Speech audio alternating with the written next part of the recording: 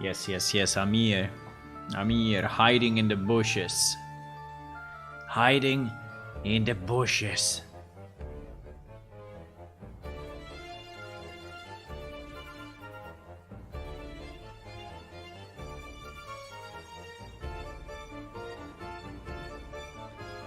Hiding in the bushes, hiding in the bushes.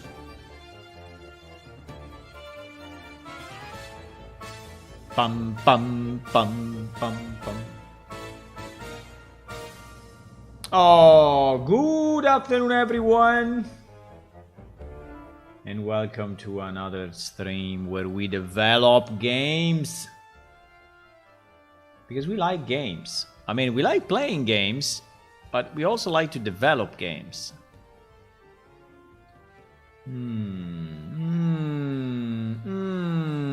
Hello.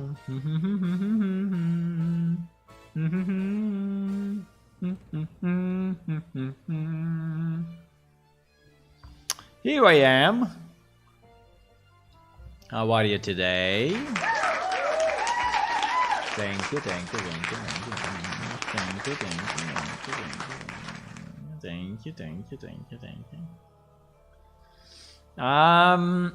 So we are working on factions,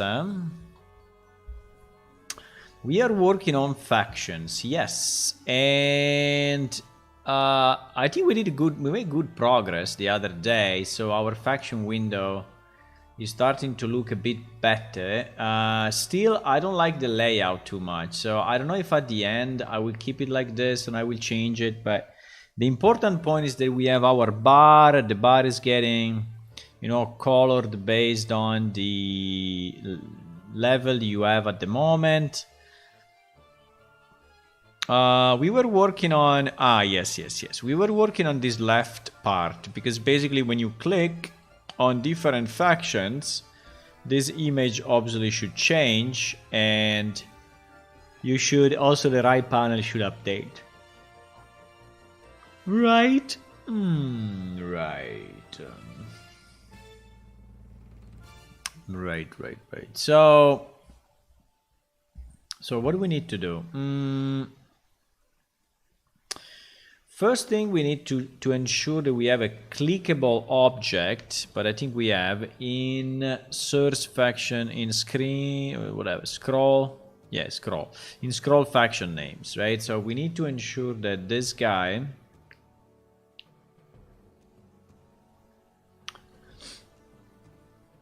is actually somehow clickable, right?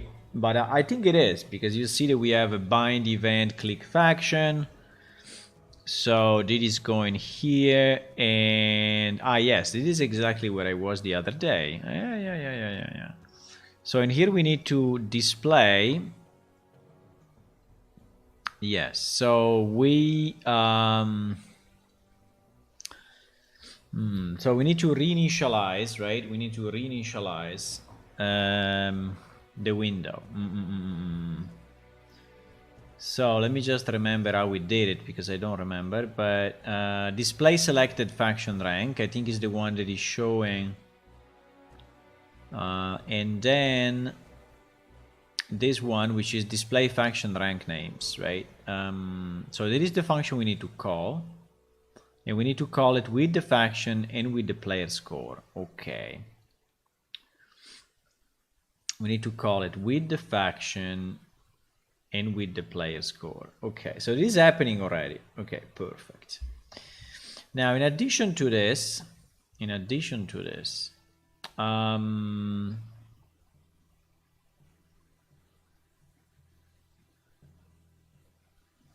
so pretty much here, right? Pretty much here in between, right? I need to change the image at the top, right? And I need to change the image at the top, and I also need to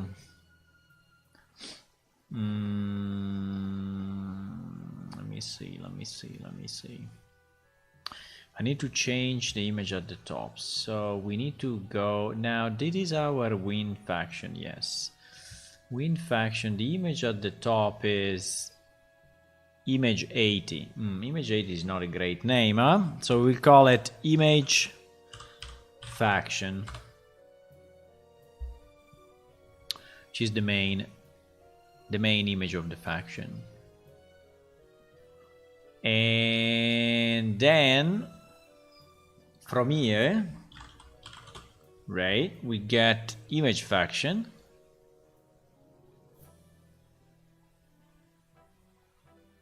And we do what? We change it. Do we want to have a function that does this, or do we want to do it here directly?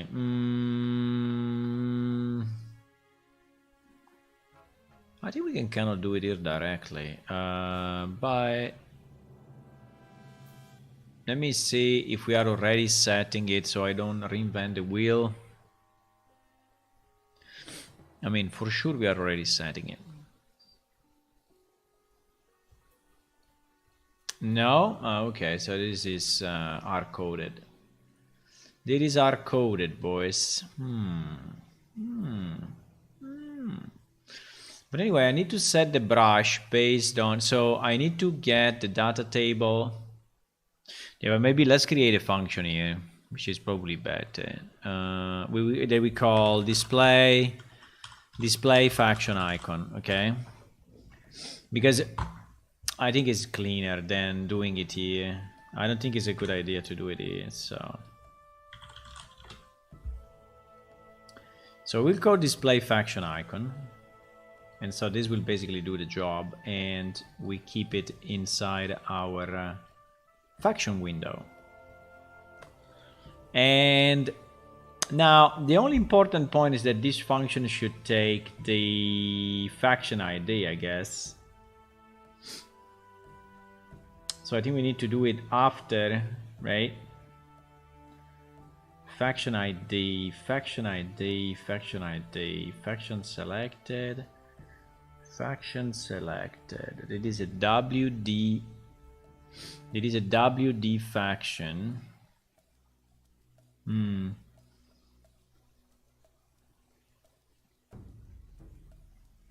We have the faction ID, but do you think that this ID is the same as... Do you think that this ID is the same as our faction ID? Unlikely.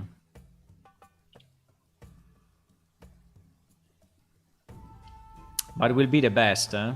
Because then I will get from data table, right? Yeah, that's probably the best. That's probably the best. So we will add a new parameter, right? And we call it faction ID. And it's an integer. And then here we do something like get data table row, right? And the row name is nothing else than this. And this is this. And the data table is faction data table, yes. And the outro will be simply my XY and what? Mesh? Why mesh? What do you mean by mesh? No. Mesh, no. Description, X and Y.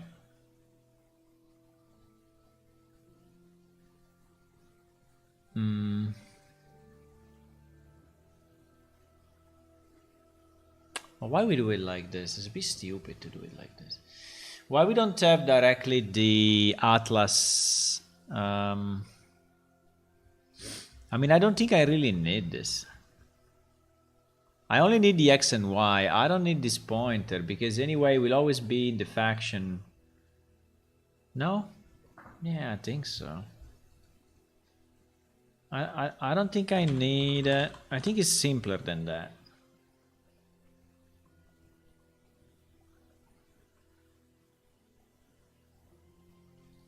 I think it's simpler than that. But I need to create... but I need to do this.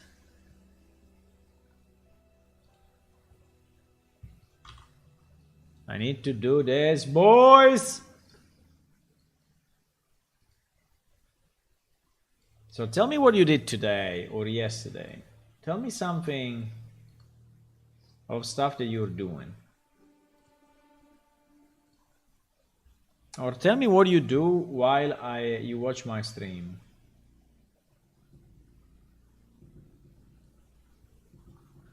Tell me what you do.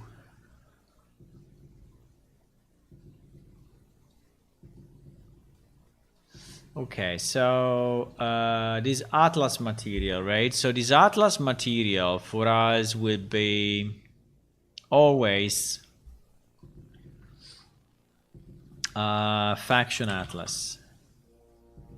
Yes.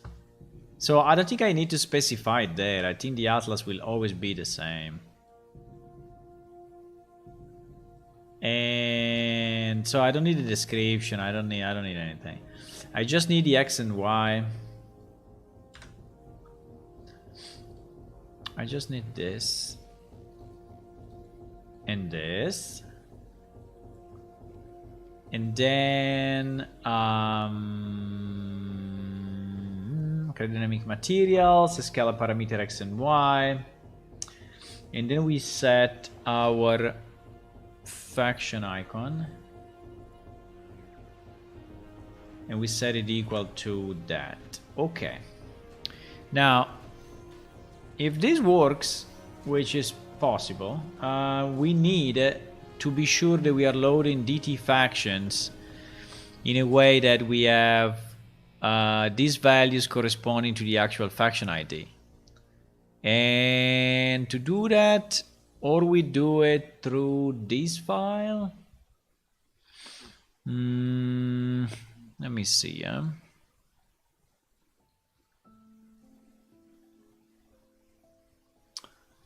Let me think about it. DT faction CSV. We actually have a CSV.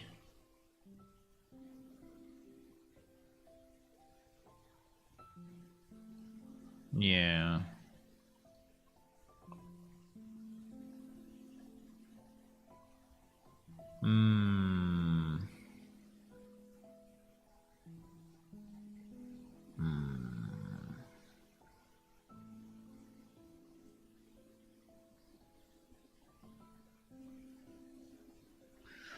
No, I think it's fine, but I need this ID.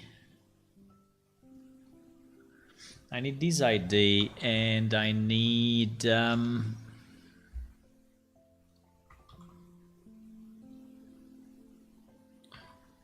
by the way, the faction will always be the same, so well, I mean, not forever ever, but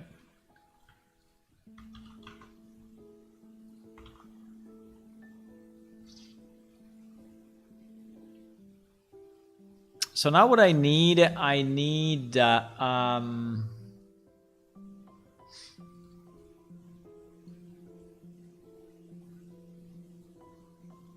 but I cannot spoil it too much because I still want to post a video with all the factions, right? So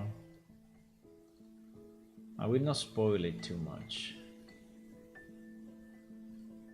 I know you have seen most of them, but you didn't see all yet, right? So I want to have a bit of a preview in one of the videos that I will be posting on Patreon. And then after that, I will publish it for everyone. So I just want to have a bit of a, you know, advantage for the people in Patreon. But so order of the Keen Edge 00, correct. Wars Miters. Ah, they are not in the same order. Holy shit. Okay, they are not in the same order, unfortunately. But it's okay. So this will be 0, 1, 2, 3, actually. 3, 0. Rangers of the Dome is 2, 0. The Indomitable is 0, 1, 2. No, there is 1. 1, yes, 0, 1. Because it starts from 0. Okay, so we finished the first line. Then we have the gods. Let me remove this once because it's just confusing me. Then we have the gods. So, Cabal of Whispers. Cabal of Whispers is actually 0, 1. So is in row 1. Now let me start from this one. This is in row 0, 0, 1, 2, 3, 4. Okay, this one is 4, 0. This, I'm looking at the other screen because I have the picture on the other screen. So I'm trying to match, you know, what I see on the other screen with this. Okay. Then we have the iron end, which is 1, 0. Then we have the Xeosia guys, which is 1, 1. Then we have the Keeper of the Veil and the Cabal of Whispers. I always confuse the two. Wait a second. The Keepers of the Veil is Dacro, eh? Yes, Keepers of the Veil is Dacro. So Dacro is 1, 2. And this one is 1, 3. Okay, so we have 0, 1, 2, 3. And we are missing the 4 because the 4 is actually the Crystal Order. So Crystal Order is 1 and 4. Then Blue Order is 2 and 0. Then Azure Order is 2 and 1. Okay, then Brown, no, Brown I don't have it here, is Red first. Red is 2 and 2. Then I have Dark, which is 2 and 3. And then I have Brown, which is 2 and 4. Okay. Then we have Applied Knowledge, which is 3, 0. Then we have Culinary Disciplines, which is 3, 1. Then we have the Essential Trade. This one seems to be in order, which is 3, 2. Then we have no, the Caretakers is in a completely different place. Then we have the Artist. The Artist is Fine Art and Crafts, yes. Which is 0, no, which is 3, 3. And then we have the Octarchy, which is 3, 4. Okay, so we finished the line number 3. What is going on? Why sometimes? Why this pops up? Don't understand. What the fuck? Why the screen is switching by itself? Wow, never seen that in my life. And it has been a long life. Then we have the Weaver's Tree. The Weaver's Tree is, no, wait, before the Weaver's Tree we have the 13 Ward, which is in row number 4, and X is 0. Then we have the Alchemy guys. The Alchemy guys are the Caretakers, I think, right? Yes, they are the Caretakers. So this one is 4, 1. Then the Eternal Forge, which is 4, 2. And then the Waiver Tree, which is 4, 3. Okay, so this should be the list.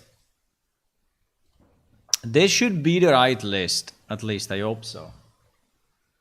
I hope so. So what do we do? What? Come on. Okay.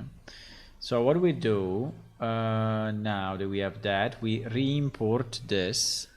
Boom, and you see that now it looks like that. We check out. Yes. We check out and we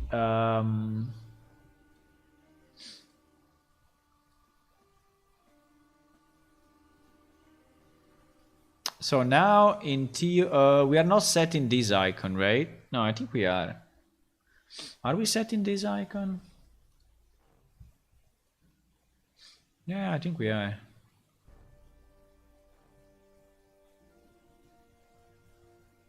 Okay. So that in theory is done. I think the only piece that I'm missing is when I start...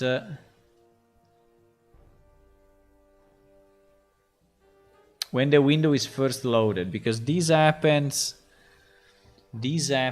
when you click on one icon, on one faction. But I think there should be also an initialization at the beginning.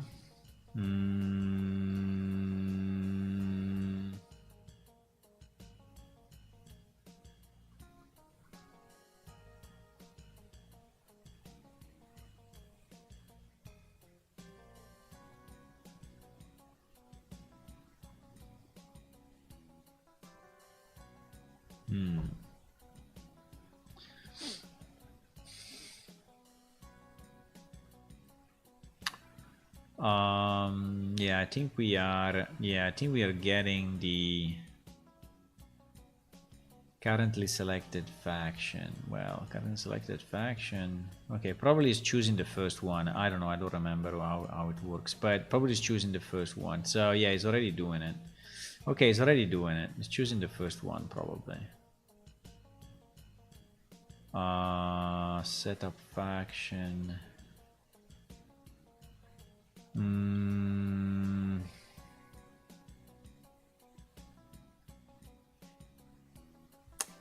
No, but this one is setting up one row. The one is setting up one row below the below the image. I need to understand how to set up faction, because here setup faction we don't have it, right? No, here setup faction we don't have it. So I think at the beginning will be, at the moment it will be empty.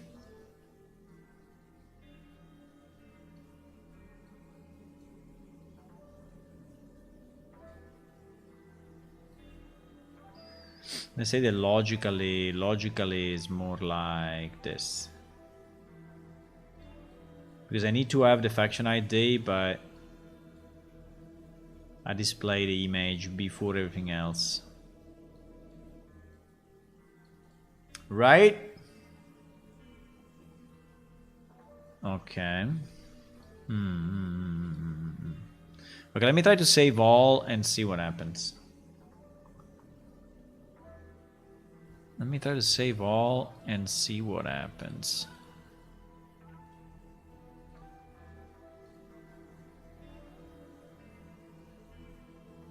And maybe you will be able to see some new symbols. I don't know, because I put randomly the factions that I put in are random.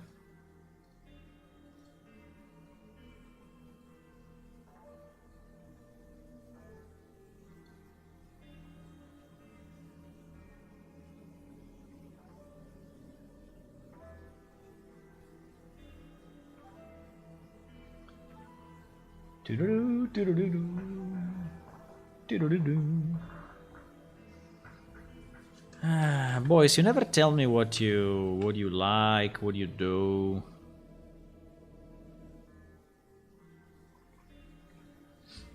Tell me a bit more. Okay. Because I restarted my PC and I think that we don't have the database running.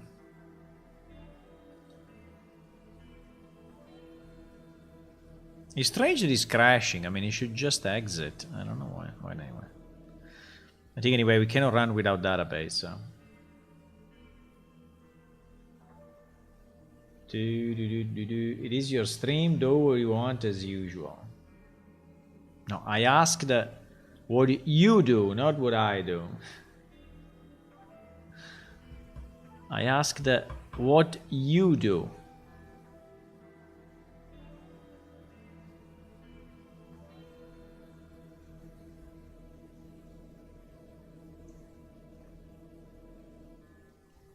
Wow.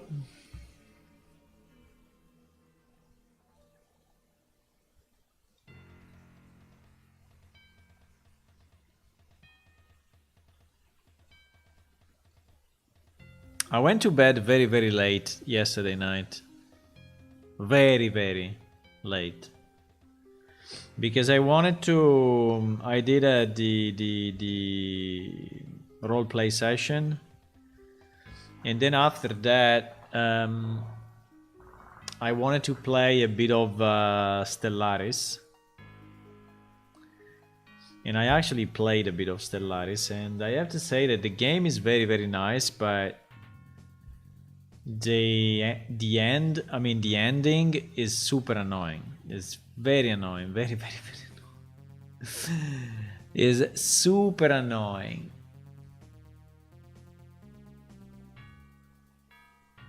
I don't want to spoil it to you, even if it's an old game, but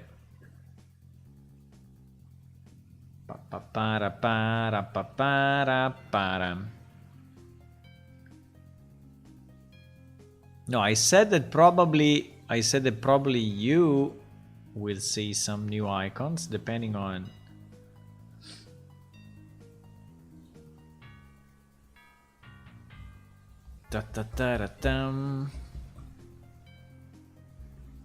No, but I will not show more icons. I mean, not the full set. I want to make a video of it. Ah, very nice. Now, the one that is selected, you see double, and I think it's kind of bad. So I think we should hide, because, you know, this one is the one that is selected at the moment, and is kind of double, right? And I don't think it's good. I think it should be removed, right? Should be removed from this list, and then when you click another one, is...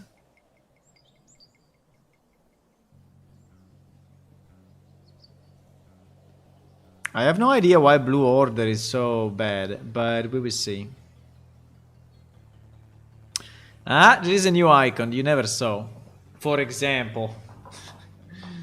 For example. Stellaris is like all the other, you can only win or lose, usually you lose. I was in a very good position. I was the largest federation in the planet, in the universe. So I was in a very, very good spot. But then the freaking ending came in and destroyed everything, right? And that's bad. I don't know. I mean, I would not have done that ending. Really, the ending is super stupid. I think it's randomized, but I still think it's very stupid. The way they did it is not fun, you know. Until you reach the end, is fun, is interesting, and I liked it a lot. But then at a certain point, you know, aliens come in and destroy everything, and that's super stupid. But anyway, I'm still alive in that game, but I don't know. I don't think I will play it anymore. I think I've seen it, and it's anyway not a bad game. Okay, let's hide this symbol. Do you think at different resolutions? Yeah, because they will become smaller. Huh? This will become smaller unless you go full screen. I think it's very nice anyway. I like the symbol. I don't know if I want to make it even bigger, but I don't think so. Do you think that this is 330 by 330 like we said? Or is smaller? I have no idea if that I have no idea if this is 330 by 330 at the moment. It seems to be a bit smaller than that. Autofill. No, I think it's 200 by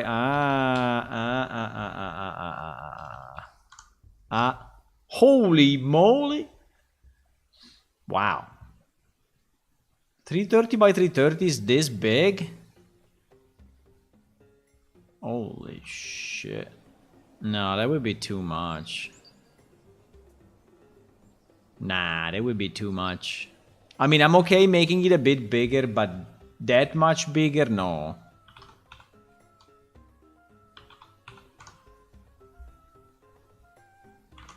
I think probably like this is okay, by the way. Okay, let me try to increase it a bit, and let me try to...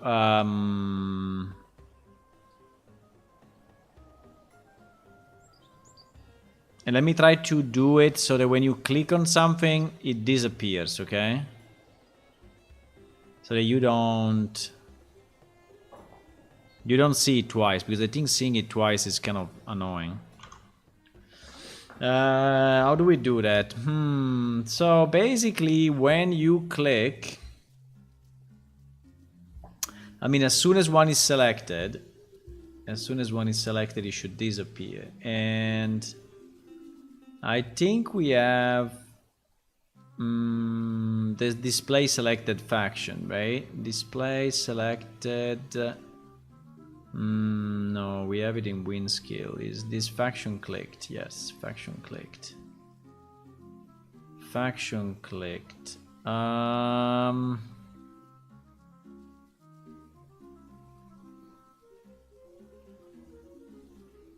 I know which one is it. So easy. So easy then. So I can't... The problem is the next click, because I have to show it again.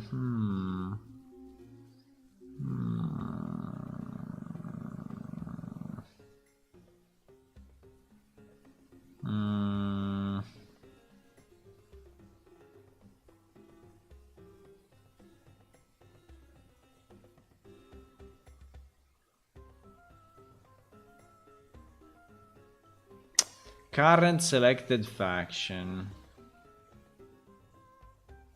If it's valid, do the click. If it's not valid, don't do the click.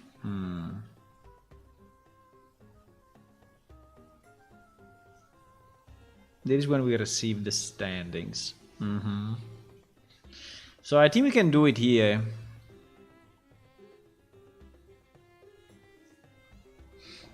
I think we can do it here. So when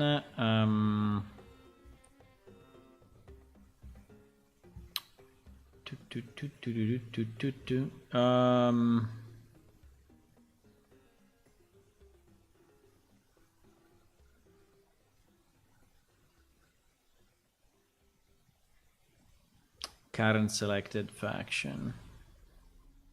I think we need to keep a variable of the previously selected, otherwise we don't know, right? Yeah. I think we need a temp prev selected faction.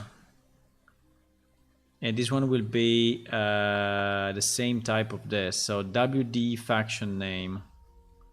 WD faction name, exactly. Okay. So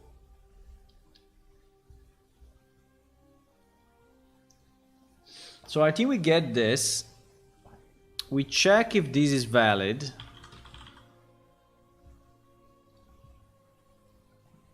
And if it is valid, we hide. If this is valid, we hide. We set the visibility to collapsed. Right? And then we go here. If it's not valid, then we don't do anything. And also, But let's say in both cases, we set then this guy to be, you know, the newly selected faction. Otherwise, will never work. Otherwise, will never work. Right? So we set the temporary previous selected faction to the current selected faction. So the next time, in theory, it should pop up again. Now,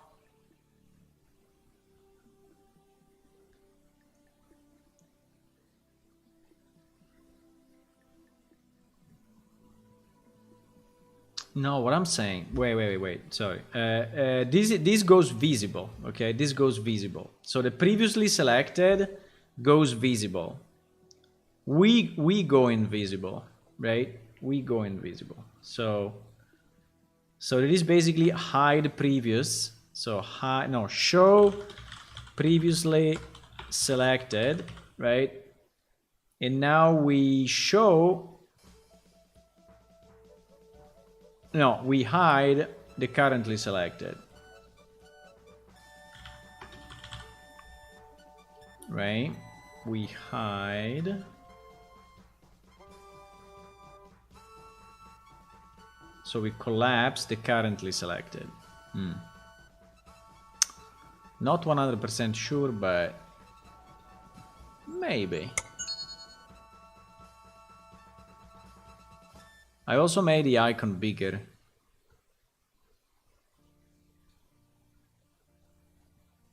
I don't know if it will look better or not.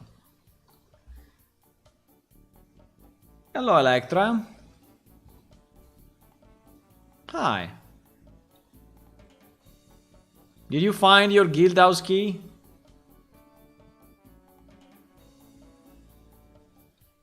Uajet told me that he found it.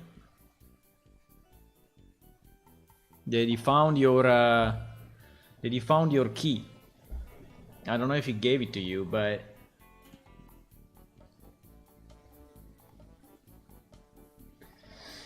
the Battle of Westnot. The Battle of Westnot was in the game, in the free game alliance with us when I built it a long time ago. You remember the free game alliance? I built a free game alliance, which was a website and Facebook pages, and I put together 5 games. Each one by genre, right? So there was like 1 FPS, 1 MMO, 1 simulator, 1 strategy game, and so I contacted all the teams at that time. I contacted all the teams and I asked them if they wanted to be part of the game alliance and the free game alliance, and Battle of Westnot was one of them, and they said yes, and so they were part of the initiative.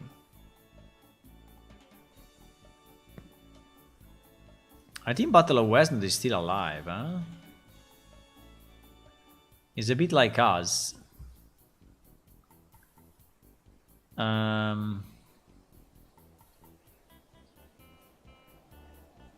It didn't disappear at all. Why didn't it disappear at all?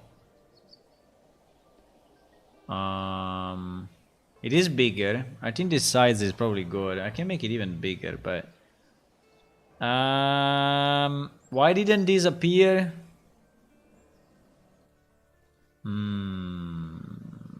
Temp previously selected. Show previously selected. Because this is done only at the beginning. I'm a bit stupid. No, this one I need to do it every time you click, not just at the beginning. At the moment I'm doing it only at the beginning, but I have to do it all the time you click. But I need to be sure that I set the previously selected.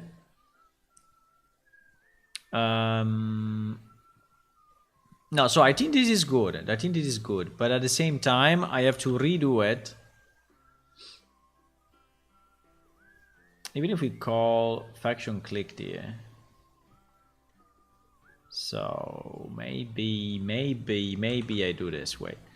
Maybe here I only set the temp previous. I don't do this here. I do it only on the click. And I just set the temp previously selected to this one. And I assume that at this point is still visible, so I don't need that. And I do this piece, so I only set the previous, okay, so that it works the first time. And then this piece, right? This piece I do it inside of here. I do it like in the middle of this, right? So I'm checking if there is a temp pre-selected faction. If it's valid, I'm going to set the visibility to visible. If there is not, then I'm just going into this. La la la la la la.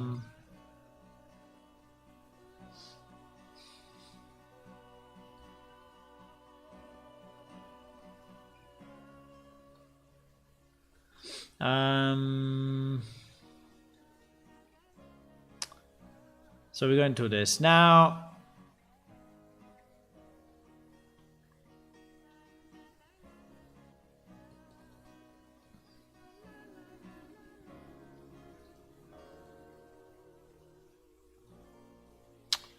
Now the temp previously selected faction is set to the currently clicked, yes, and the current one get collapsed. Okay, I think now is better. I think now there is more chance.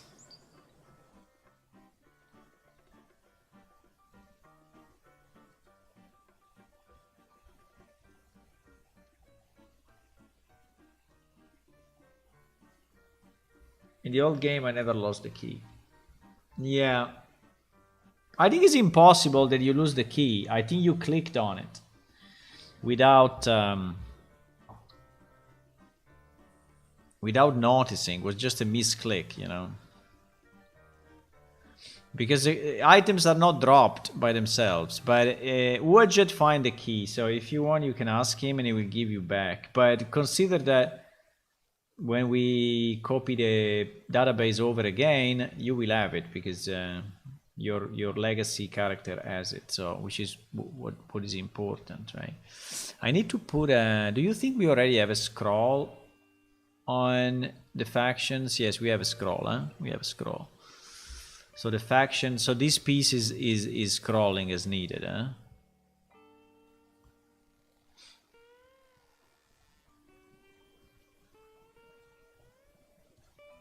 I mean, this piece. Yeah, is a scroller already. Okay.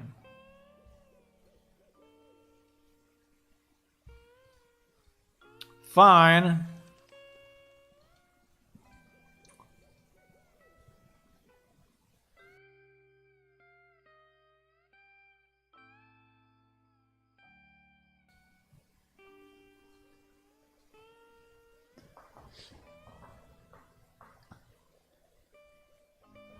I mean, we never had the reports of items dropping by themselves, so.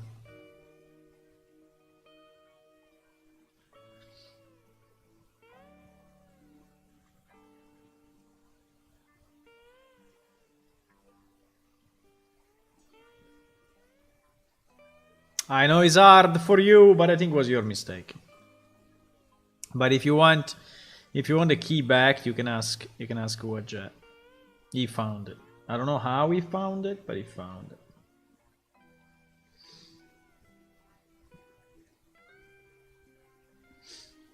How do you open the winch gate from the inside? You just click on it. If it works, you just click on it. If it doesn't work, it's a bug. We need to fix it.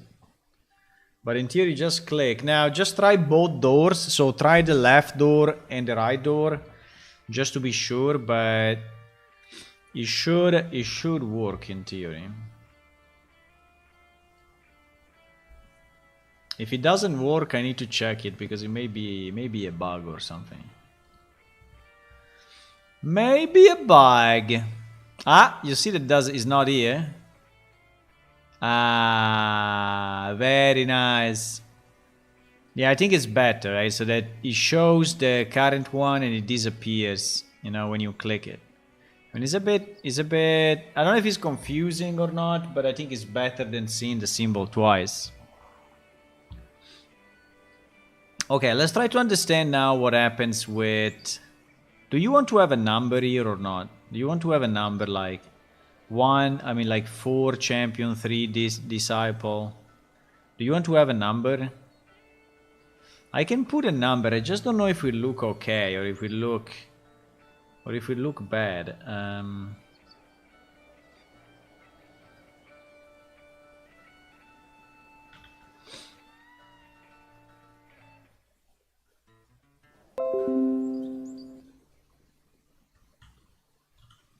I don't know if we look okay.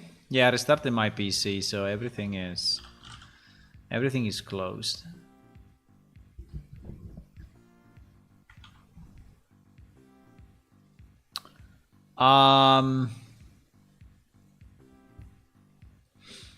So let's imagine for a second that this is not like that. Oh, okay, I can fix it somehow. And and let's imagine that there is a number, right? Like 8 with the same font. I mean, it will be the same font.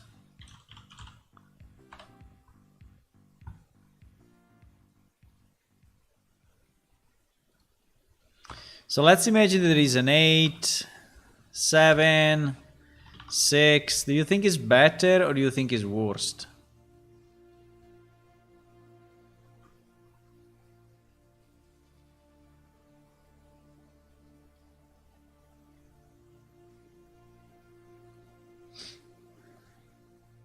Again, the Stellaris music. Stellaris music, boys.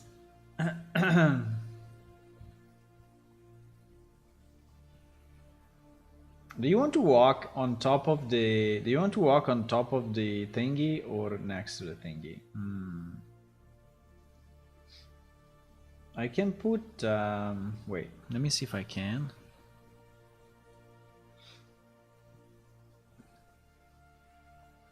I just need to understand where is it, but in theory I can put here a blocker.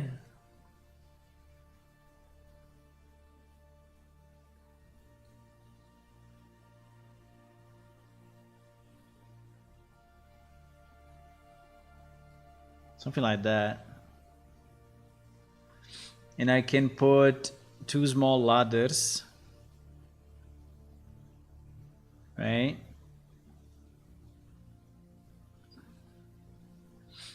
So that you basically walk up.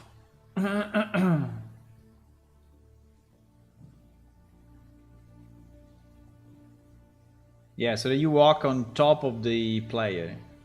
Huh? Beautiful, huh? Ah, I like it. Ah, I like it. Ah. Okay.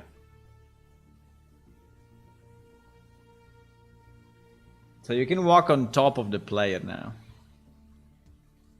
Very nice. Very nice.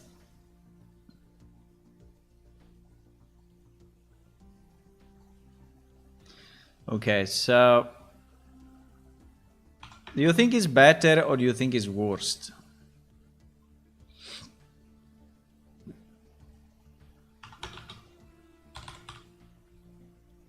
And do you think I need a number with the dash or just the number?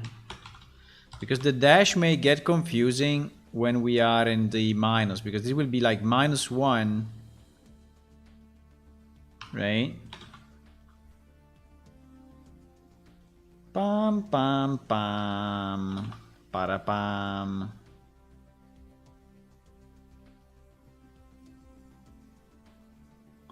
Because here it will be red first of all, and then it will be like -1 dash. I think -1 dash looks stupid,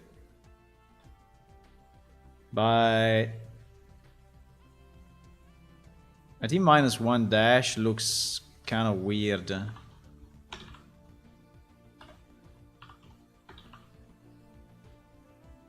No?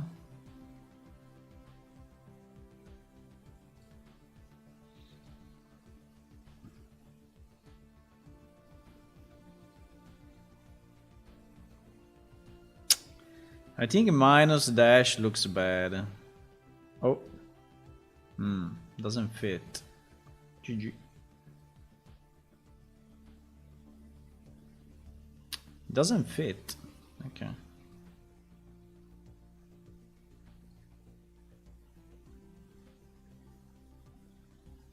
Wow, still doesn't fit. Come on.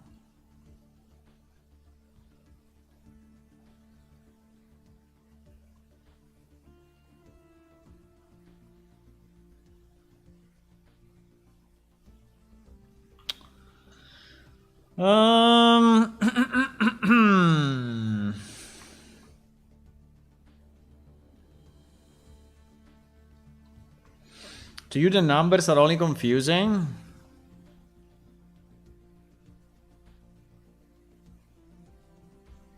Probably, huh? But you know what? I don't like too much the fact that we have the question mark, you know. Maybe I should not put the question mark and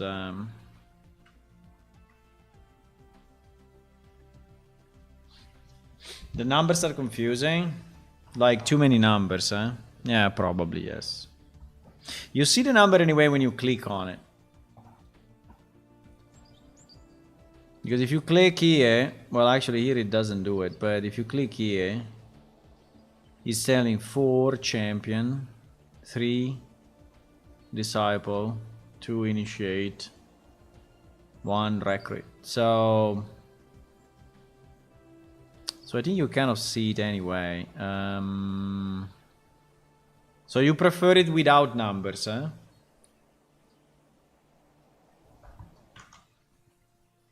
So you prefer it this way instead of this way. Okay. Okay, let me try to understand what is happening when we go blue order, okay? Let me see why nothing works, because there seems to be a problem. So blue order, I said that blue order I have -2. Wait, I don't have the DB open. They don't mean anything to the player. Well, it's kind of a progression though, because every 10 points, no, every 20 points, you get a new level. So if you are... by the way, if I click this, it doesn't work. I have to click this. So if you are like here, you know, enter darkness. Now, by the way, there is a problem. Wait. Now, for example, here you are a champion, right? You are a champion level, and you have 50 points out of 70. So this means that it will require you 20 points more to get to the next level, I guess. I don't remember how this bar is actually built.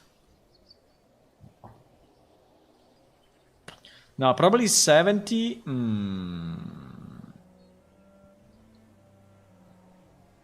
Probably you have 50, including all the one below. Yeah, you have You have a total of 50 points. In this faction. You have a total of 50 points in this faction.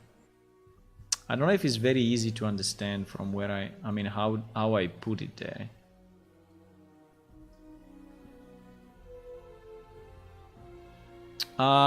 Faction ID number 1. So let me see. Faction ID number 1, we have 60 points in reality. I don't know why it's showing 50. Why is showing 50? 60. We have 60 points in this. Anyway, we have 60 points in that. We have 20 points in number 7. Number 7 is the Cabal of Whispers. So we have 20 points in this one.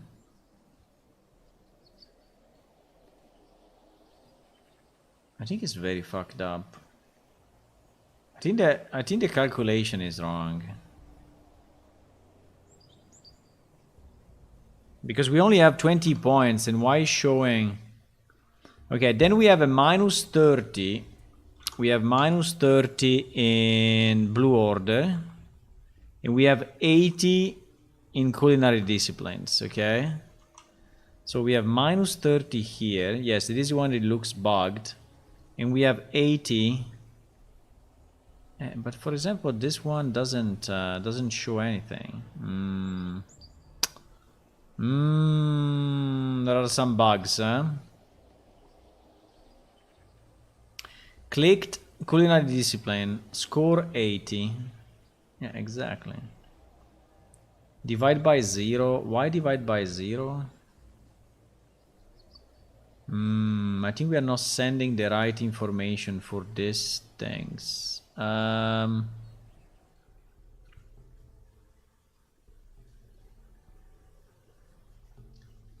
Let me just ensure that we have the data.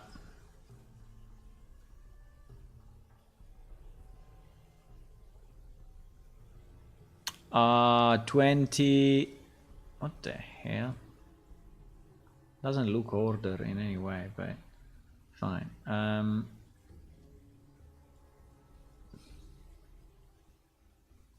Why if I order by ID is not doing anything? Interesting. So 11 Blue Order, 21. Yes, 21 Culinary Disciplines. Now, I don't know if I have all the ranks. Maybe I don't have all the ranks. Let me see. Faction ID 21. Do we have all the ranks? Wait. We're faction ID. Probably we don't have all the ranks. Ah, that's why. Okay. So there is a missing information in the... Okay. Okay, that's why. That's why it's bugged. Fine. So I think what we need to do...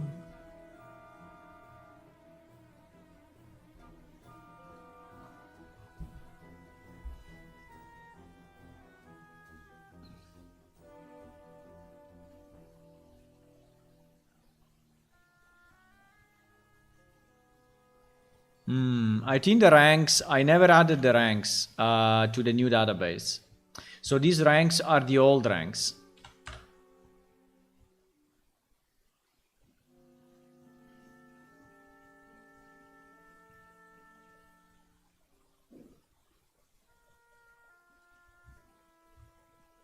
In fact, yes, because we have crafters and we have gladiators and fighters. So yeah, these are all old. So okay, so we need to delete from faction ranks, reset ranks to new factions. And so we delete from faction ranks. We delete from faction ranks. Let me just see one thing, 1 second.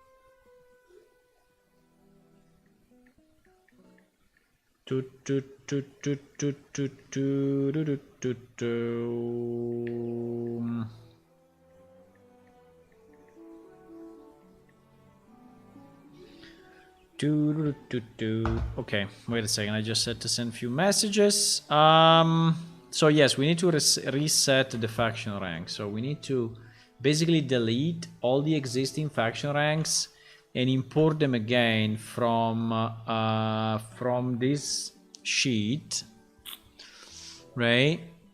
I need the titles though, and I need the description. Otherwise, we are in trouble. And faction points. It may change based on... okay, the faction points are defined here. Wow, there are so many missing. Oh my god. Oh my. Oh my. Hello, Morango. Hi. We are working on the faction window and we are making it look nicer, right? Like this. And we are now checking why some of the elements are actually not working as expected, but it's because they are missing some of the faction ranks. So let me see. Give me a second because I need to do something. I just want to take... wait a second. Wait a second.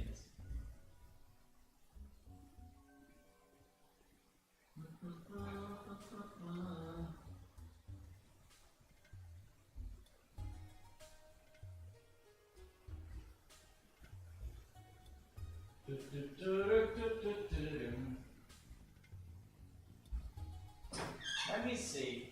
Yes, I have that. I have that. I would like to eat...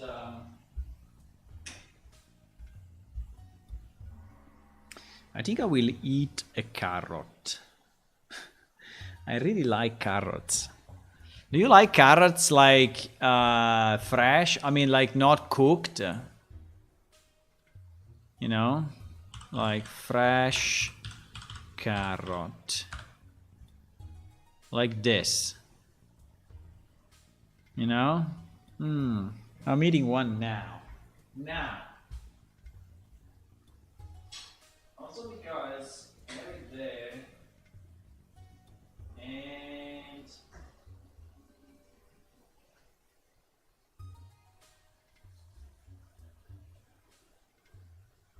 the only problem...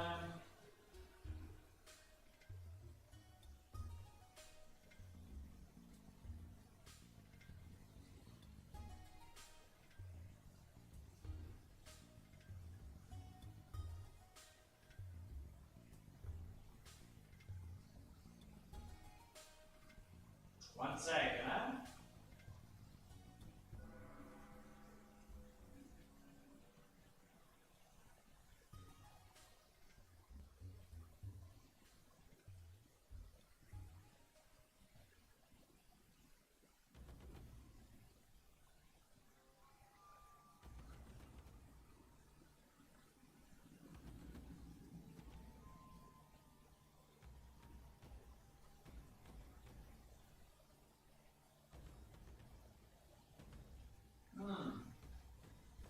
Okay. We have the carrot without the skin, or without the, how do you call it? The outside. A tiger that eats raw carrot. Yeah, it's a bit strange, huh? Do you think a tiger can become sick if it eats a carrot?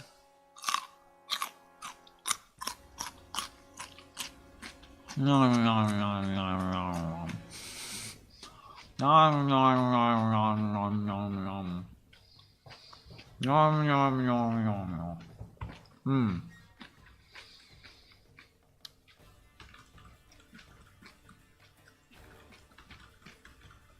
So we need to put names. You mean that Enki are not eating vegetables? I think they are. I think they are. We need to put in all these names, boys.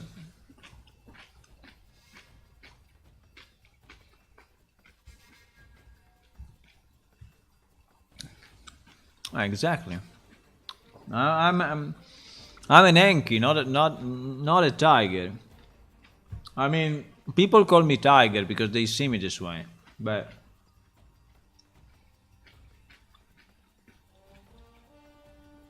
I have a body that is like, you know, like the one of see? You see, I have a body. I have a body, and I also have hands. You see? I have paws. See?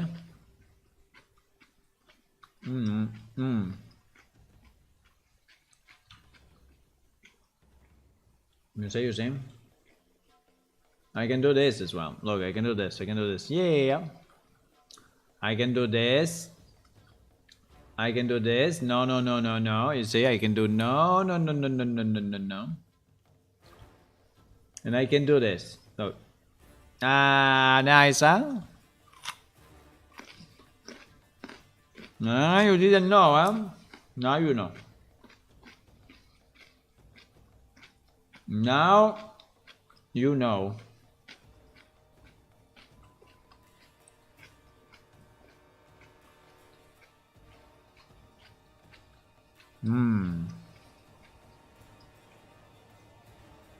Someone called me fish, huh?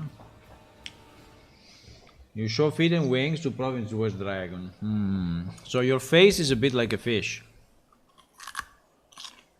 It's okay.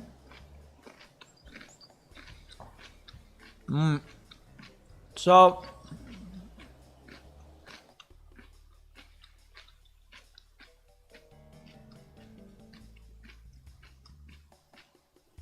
we need to invent all these names, boys, and all the descriptions.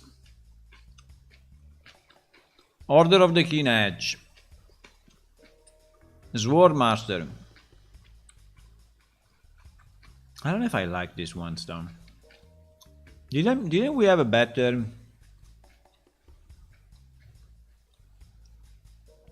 No. We didn't.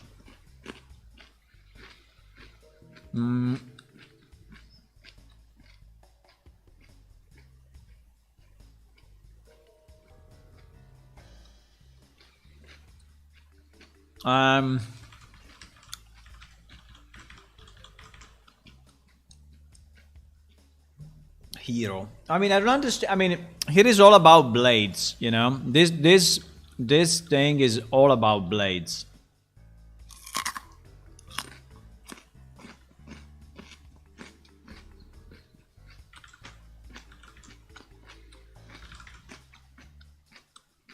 So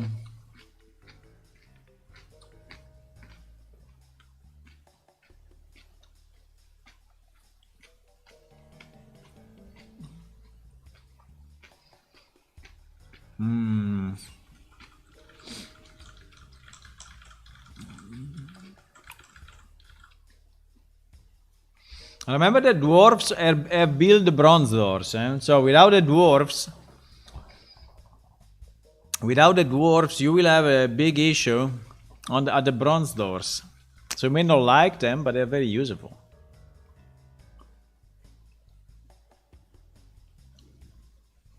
Okay, hear this sound, Hear this sound.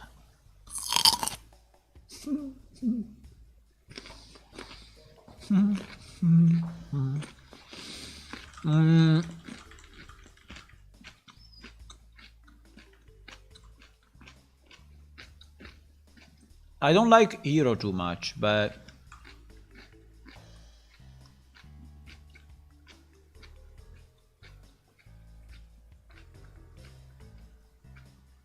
nom nom nom nom nom. Nom nom nom nom.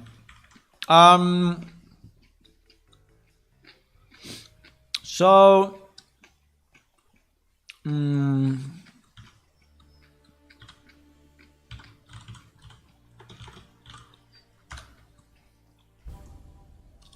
mm, mm, mm.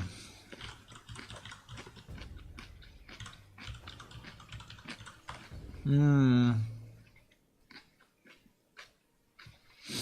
Mm.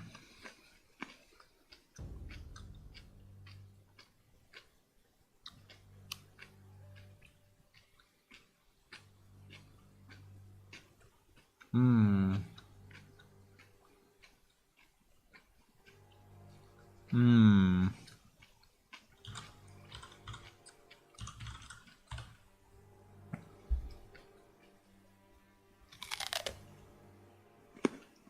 Mm.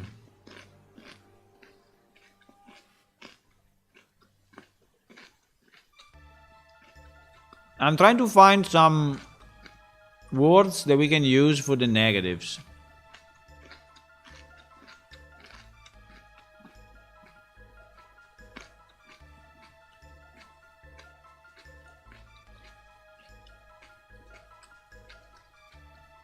But I think we can go with default ones like hated, disregarded.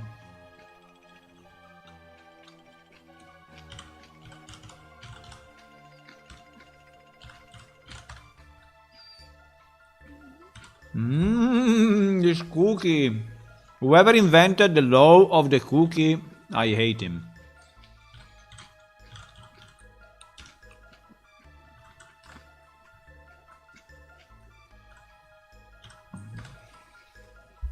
Can you say of someone that is disregarded or?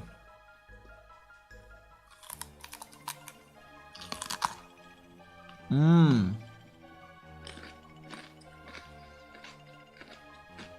Mm. Mm.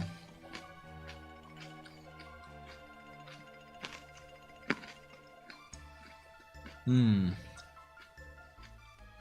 Mm.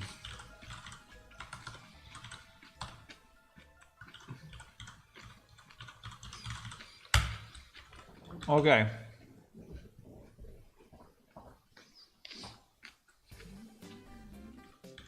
We go with these three, okay? Ignored, disrespected, and hated. And for now, until we have a better one, we will use them everywhere. Until we have better ones.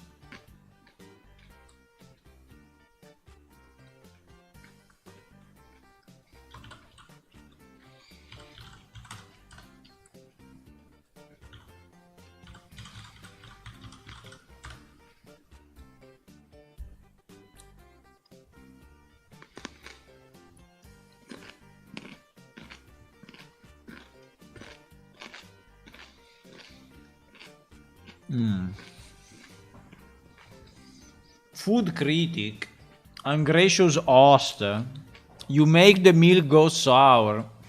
Who invented these things? Who invented these names? I mean, not me.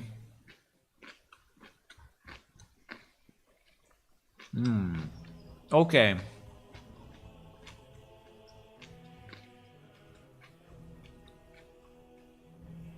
We are missing all these ones. Ranger of the Dome is the one about bows, crossbows, spears, everything that you can throw. Piercing damage. Piercing damage.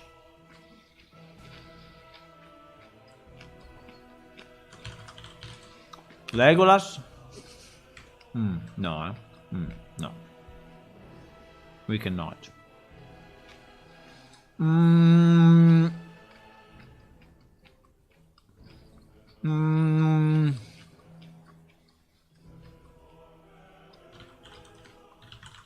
Bowmaster.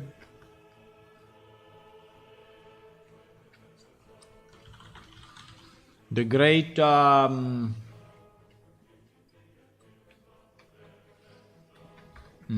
don't know. The Swift.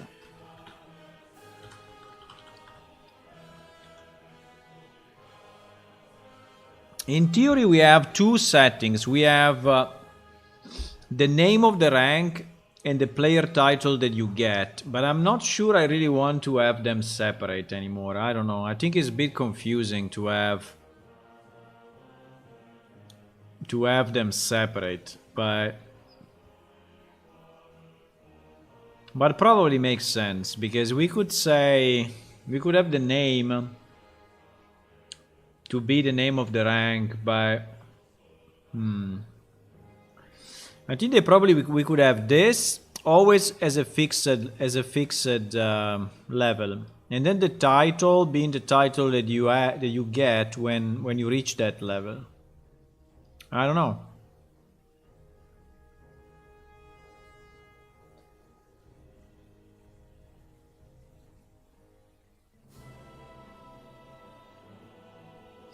Because I'm thinking if we use the same, imagine that we use the same list, right? Like hated, disrespected, ignored, and then we use, initiate, adept, whatever, acolyte, whatever you want to put here, right?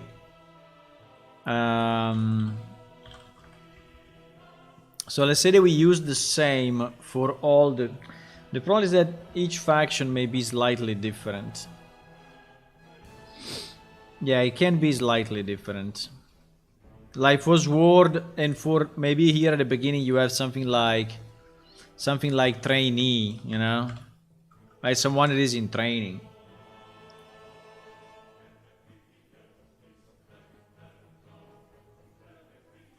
And then because it's something that you do, I mean, it's something that you train up, right? So bow is something that you train, while maybe for other things it's good to have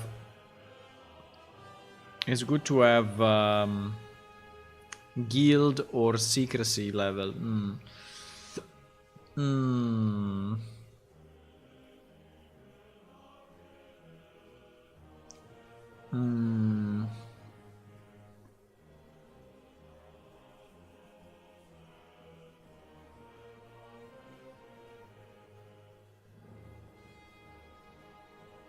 Yeah, but I think, for example, if I look at this one,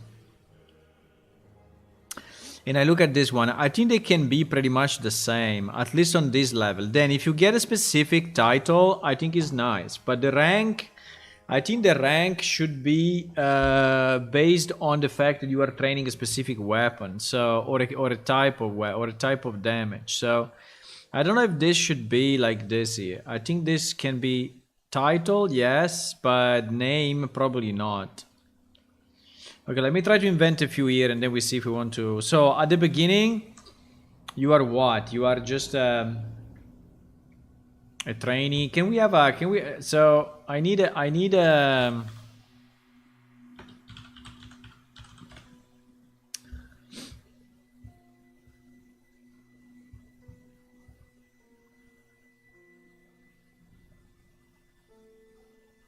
Yeah, I need synonyms of trainee. Because, for example, I can say no,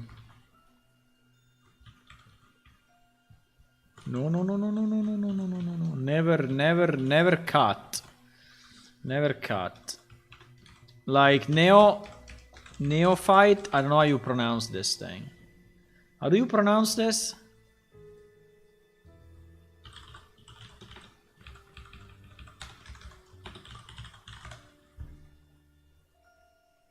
Neophyte. Neophyte. Neophyte. Neophyte, huh? Neophyte. In Italian is neofita. Neofita. Very similar. I mean, pretty much the same. Is PH becomes an F and is the same. And is A at the end instead of, but basically the same word. Neophyte. Okay. Neophyte, I think is okay. Recruit, I like it as well. Right. Recruit, I like it as well. So I think we can use recruit. And then trainee. And then novice, rookie, starter. Rookie and novice, I think we can have it on the other ones. They are very good.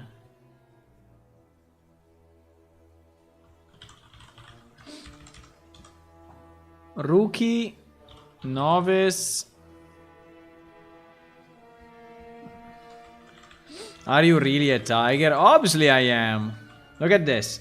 Ah. Ah.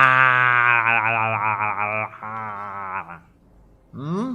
What about now? Am I a tiger or not? Obviously. I have a tail as well. Easy tail. Okay, now I need synonyms of something a bit better, right? Like apprentice, beginner, yeah, apprentice maybe, but apprentice is also very low. Let me try to go expert and see what they say. Expert is like adept. But adept sounds a lot like a guild. Professional, artist, graduate, guru. How do you say guru? In Italian is guru. In English? Guru, eh? Guru. Guru. Guru. Guru. Guru. Guru. Guru. Okay. We go with what? We go with wizard, hotshot. Expert. I think we can use expert, but expert ranger. You like expert ranger? Trainee ranger? Is Rangers of the Dome. Even if ranger probably means something else. Now let's go expert. Advanced. Yeah, advanced is very nice. Advanced approved, Hula. You just contributed one word to the game. Thank you.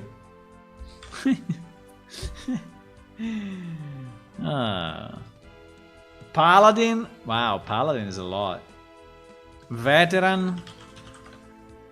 Let me see veteran. Veteran is... But usually veteran, you know, is more like old guy. I think veteran can be good. What did you say? Paladin? No, paladin is... We cannot have paladins. We don't have paladins in our world, you know. We don't have paladins.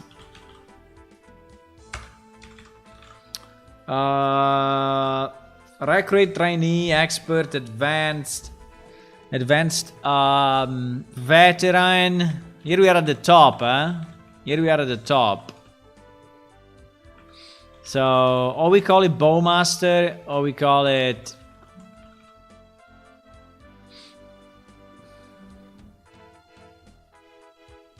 master. Let me see synonyms of master.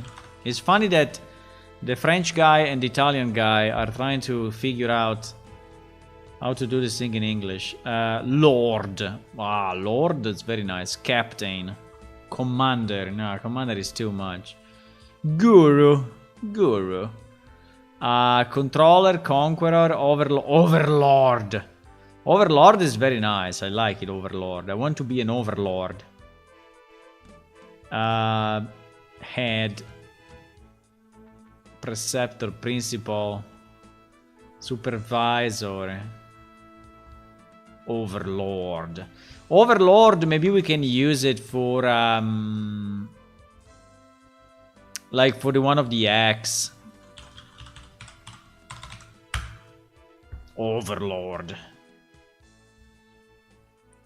But we can use Master, Captain, Chief. Chief. Maybe you can use Chief.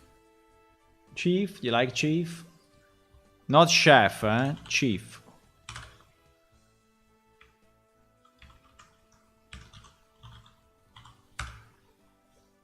We can use Chief and Bowmaster. Or, I mean, something that is related to bows, arrows, spears, and... Huh, I don't know. Okay, let's say Bowmaster. Let's say Bowmaster. Here we can use different ones, but we can also reuse these ones. Like level 4 is Expert. We can reuse Expert here as well. We have Veteran at 6. I think we can reuse pretty much the same. Then if we want to change them a bit, let's change them a bit, but... Who cares? Rookie, Novice... and Trainee, we said. I think we can go with similar one and just change it a bit. Maybe we change the last one. You know? So it is not too bad.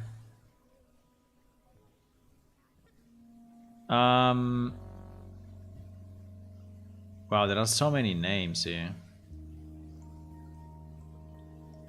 Wow.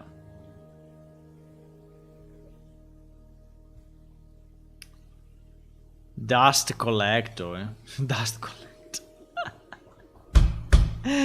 Dust collector in applied knowledge is super fun. Dust connect. Because the book, you know, there is people that are reading books and Dust collector. I don't know who wrote Dust collector, but it's a very good idea.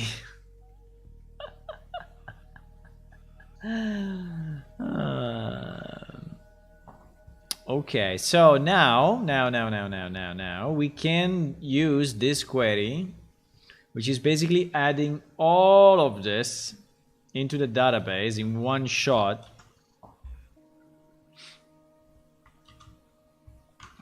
Is adding all of this in one shot to the database. Boom. Look at this. Now the only problem will be, as usual, yes, there are issues. There are issues because some of these are unfortunately containing quotes. Can I search quotes only in this range? No, eh?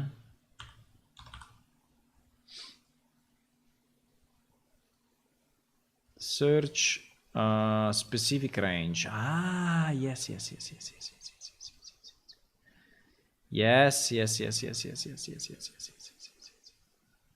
I can even replace it automatically. Should I do it? Do you think it's risky? In this range? Do you think it will do a mess?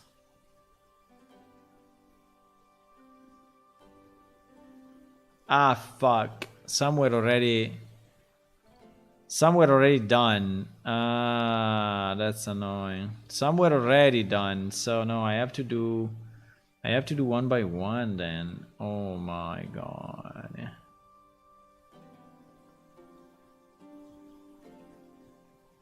Like here.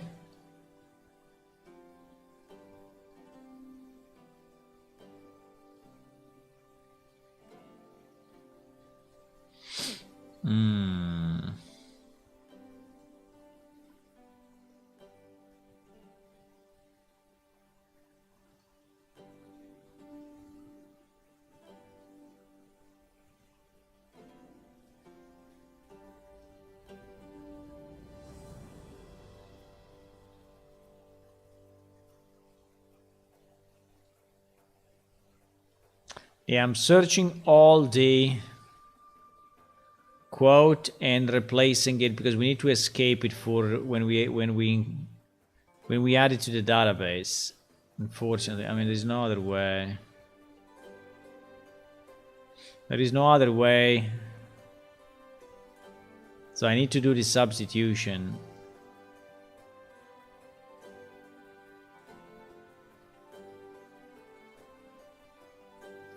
I think I did it already, but okay, I think we got them all. Or not. Let me see. We see it because when we copy the SQL in Notepad++, since he's a smart boy, it's telling us if there is any issue.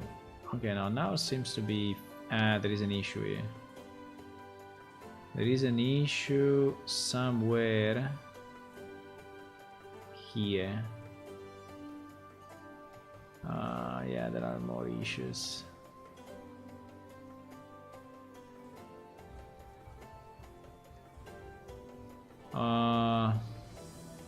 Yeah. Line 5.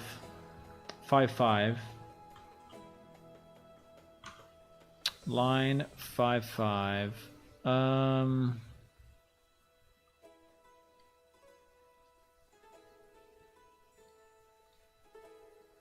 Where is it? Yeah. Because it's the name that is. Wow. It's the name. Yeah, so I need to fix all these quotes until they actually are okay. Or we cannot put it in the database. So give me a second, I'm doing this. And we see if I manage to... no, there are more. There are more, boys. Administrator assistant.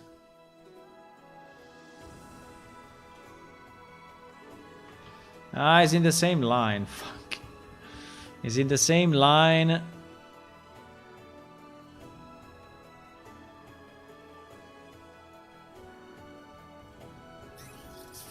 Wait a second. Why there are 2-5? Uh-oh. Uh-oh. The faction ID are wrong.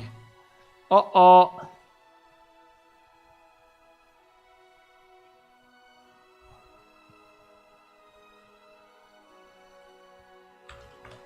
The faction IDs are not correct. GG! We need to put them back. So let me see, Order War Ranger Indomitable. Order War Ranger Indomitable. Okay, and there should be 1, 2, 3, 4. Okay, that's good. Then we have Octarchy. I don't know why we have the Octarchy there, but Octarchy is actually 27. Holy fuck. For sure not 5. For sure not 5. Then we have the 13 ward, which is 20. I mean, these are all wrong, boys. These are all wrong because they come from the old system. And then we have magic, which start with Azure, which is 10. We have Azure, blue, brown, crystal, dark red, blue, brown, crystal, dark red. Okay, at least these ones are in sequence. And they are 10, 11, 12. But then there is a 9. 10, 11, 12, 9, 14, 13. Okay, these one are correct. These one are correct. Nice. Cabal of Whisper, 7. Yes. Conclave of the Glyph, 5. Yes. Iron Hand, 6. Yes. Keeper of the Veil, 60. Seed of the Wildwood, 8. Yes. Fine Art and Craft, 64. What the fuck is 64?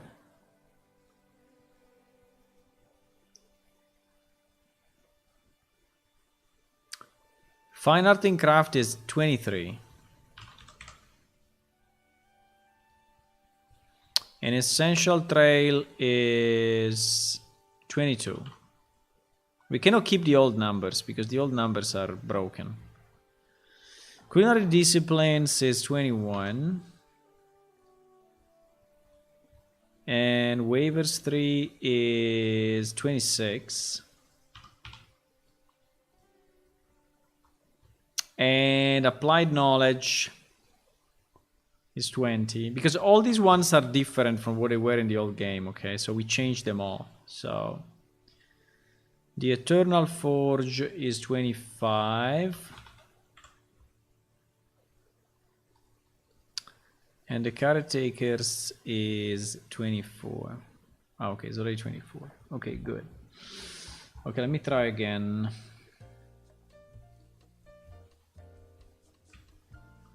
Maybe let me try in blocks, because anyway. Let me try this block. Yeah, it's already fucked. Bankroll's Mace.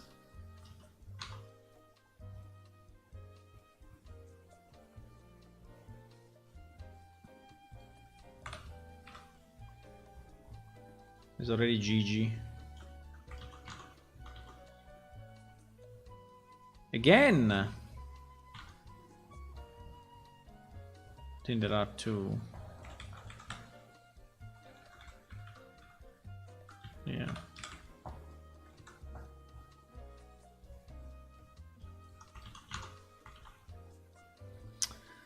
I'm trying to go quick, but this job is not quick.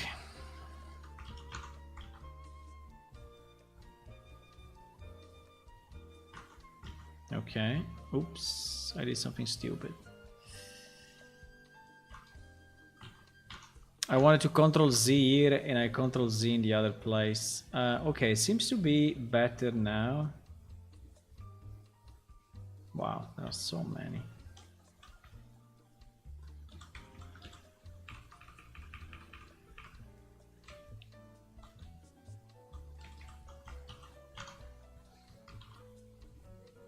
Nah, teacher assistant 24.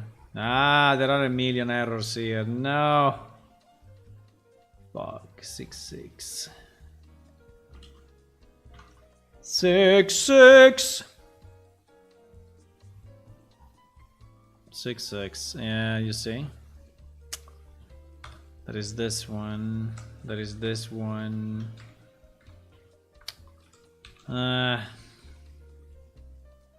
There is this one.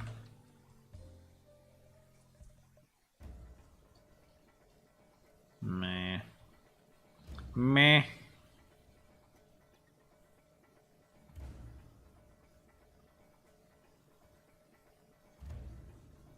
Meh.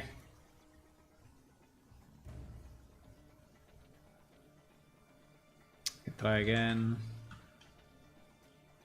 I think there will be more because this thing has been edited multiple times and yeah, 24. We said 24 already, but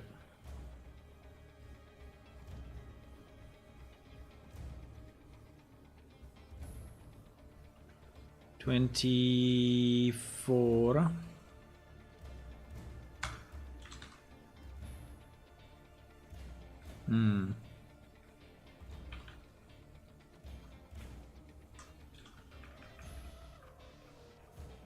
I could do a mass substitution at the end, but the problem is that I already have some of them, so I prefer to have them right.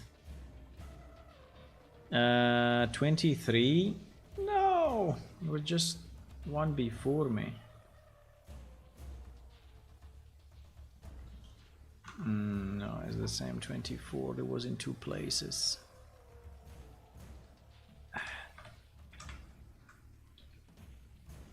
Okay. Golden arrow or silver? Golden arrow is not bad. Golden arrow, I think, is nice. Maybe we can use that. Okay. 66. Fuck. 60.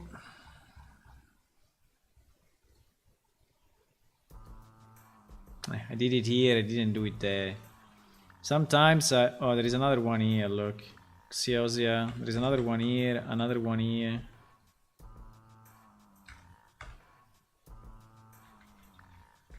GG.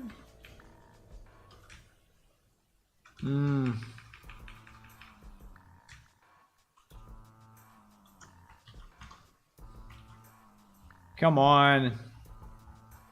Finished? Okay, I think they are finished. Luckily. Holy moly. Okay, so now we have all the ranks. So what we can do, we can we can take all of this and execute it as a script, right? In the database, assuming that he's using the right database, because sometimes he's not. But I can create a new, wait, I can set default. And no, not open SQL script. SQL editor, new SQL script. Yes, exactly. Okay. So we execute this. Nice. 500 rows. Holy moly. 570, boys. 570. Okay, so we just have to restart the server. We don't need anything else.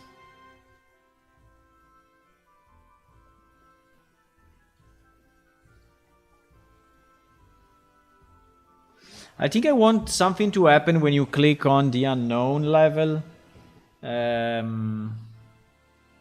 Like if you click on the one with a question mark, I would like the game to tell you something. I don't know what, but it should tell you.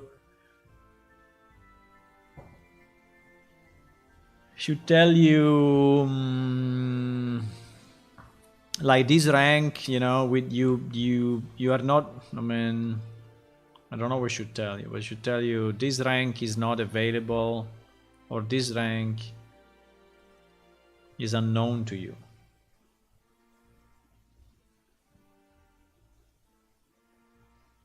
This rank is unknown, right? What do you want to say? While it's loading. So when you click on one rank that actually has no information,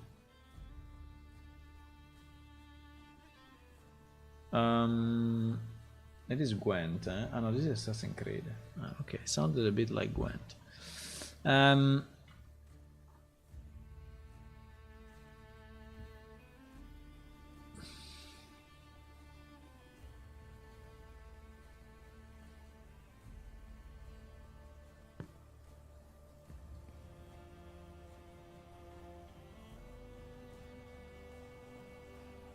So we should check if now the blue order.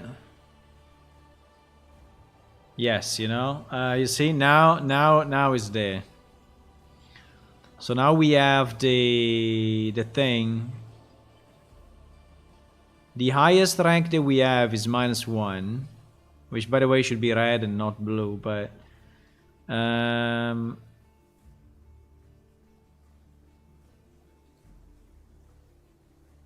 so basically what this is telling you is that you already fully completed -1, because actually this should be, I think this should not be blue, this should be red. Like you fully completed this going down, because here you are going down, and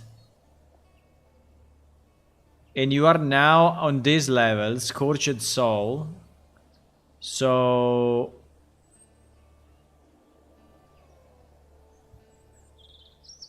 now I only want to be sure that you understand this number, okay? Because this number, what this number is saying is that you are, yes, because this is the minimum and maximum for the rank.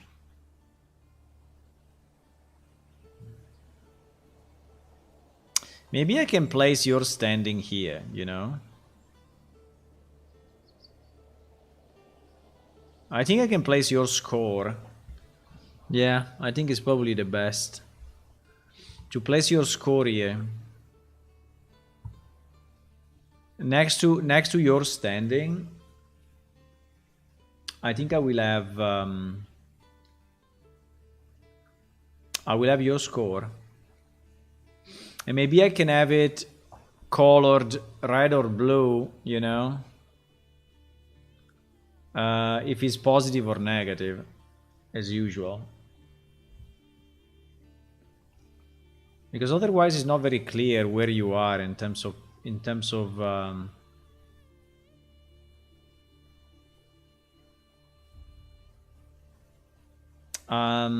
okay, so this field, yeah, I'm just saying this field I think is never used. Yeah, it's never used because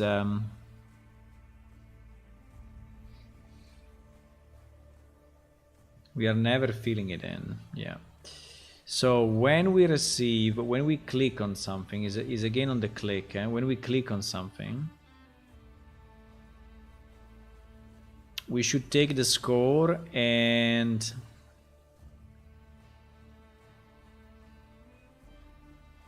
actually take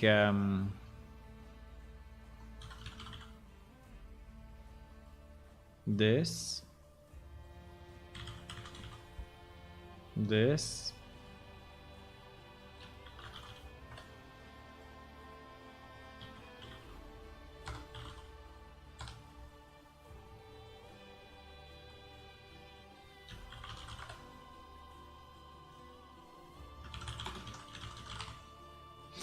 how do we want to have it? We want to have it like you're standing and then the number. And maybe, and we want to color it in blue or in green, depending on the score. So if the score is less than 0, we are changing this.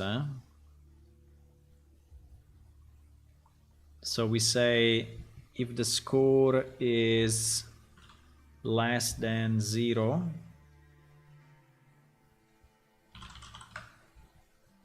we change the color.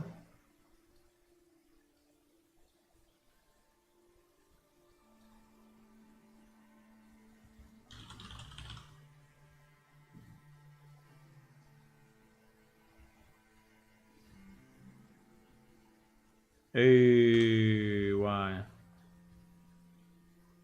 Color and opacity. Can I just set the color without color and opacity?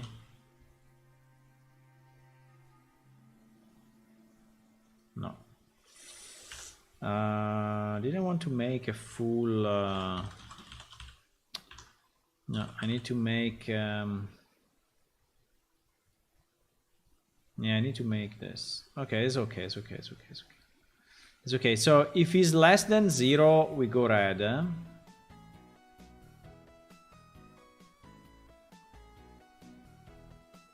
If it's greater than 0, we go blue.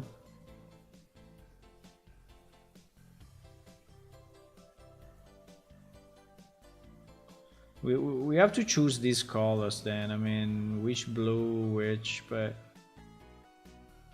it is something I can do at any time. It's not. Okay, so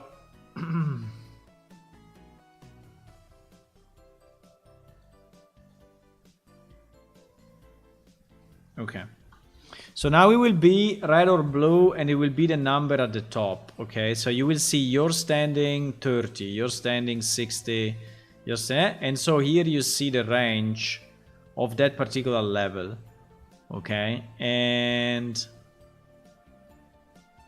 also I think that when you visualize it, if we could have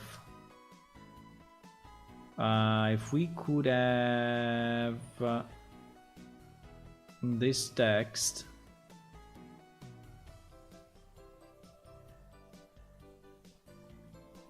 centered. Can I center this thing? Yes. If I could have this thing centered somehow, and if I could have it with a different color based on the plus or minus.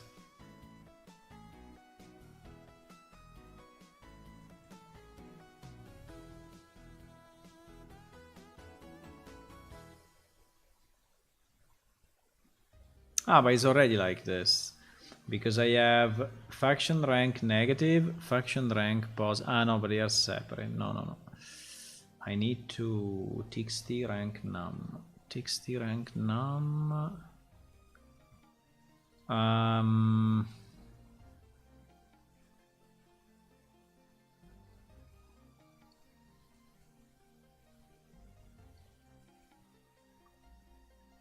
What a mess. What a mess. What is this mess? Oh my god.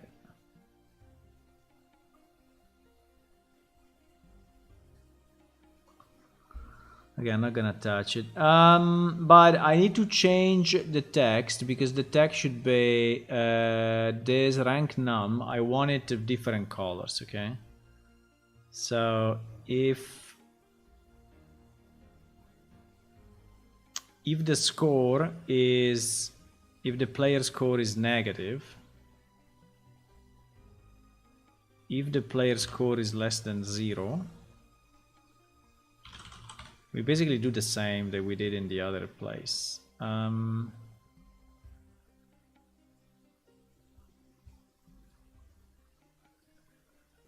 don't know if I should copy it or I should just make a function that is changing.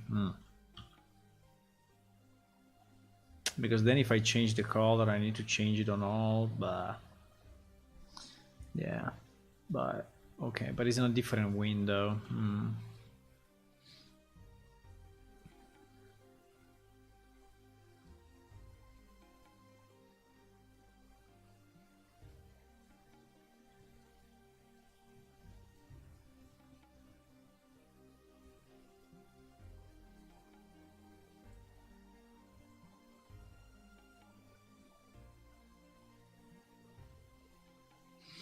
Okay, so if it's positive,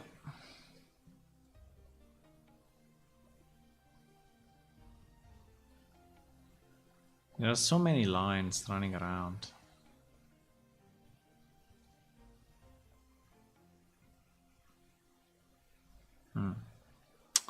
So many lines.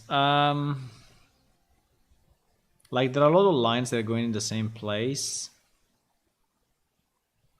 But okay, so yes, so we go here and we go here.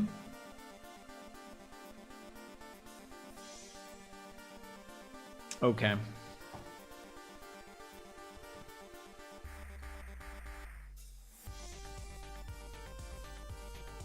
Para-pa-pa-pa-para-pa-pow.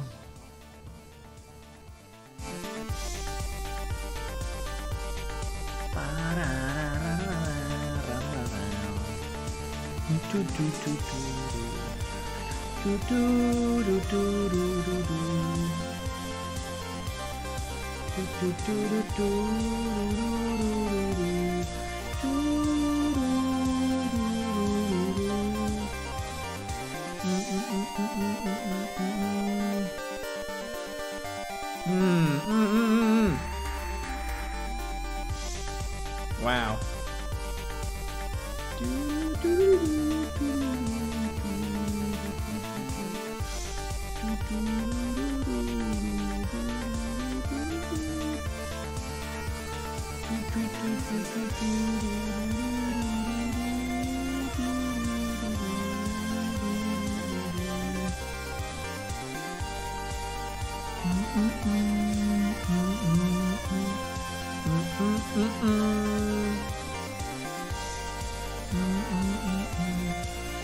Okay.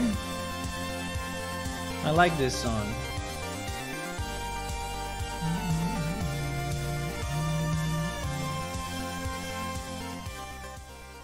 Very nice. Very nice song. Why the green? Ah, because it's green in the middle. Ah. It's green in the middle and so you don't see it because it's black is the color of the... I see.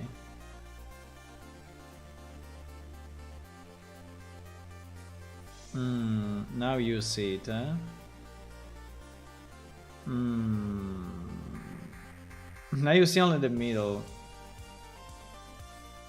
Para-pa-pow. They're still too big for me, huh? And the problem is my nose, because my nose is in the middle of the thingy. How can I... maybe like this. Help!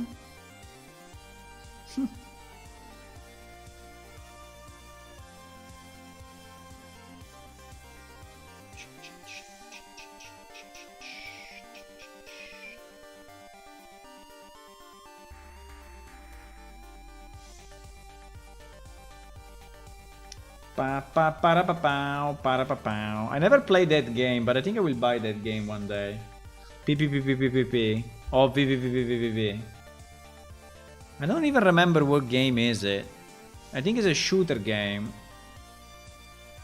How many P? P, V. PPP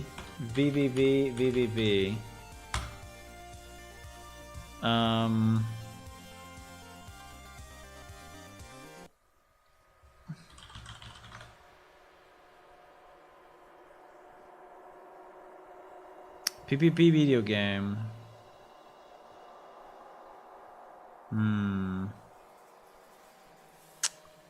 PPP video game is not very easy to find.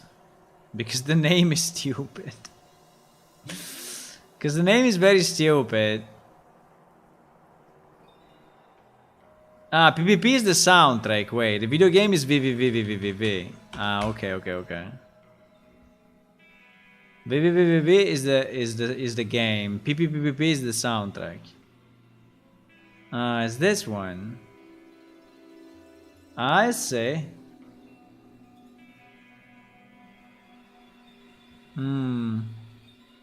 The soundtrack is insane anyway. It's absolutely insane.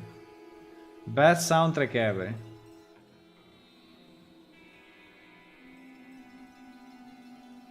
Best soundtrack ever. Well, one of the best. I mean, best, I don't know, but one of the best. What happens?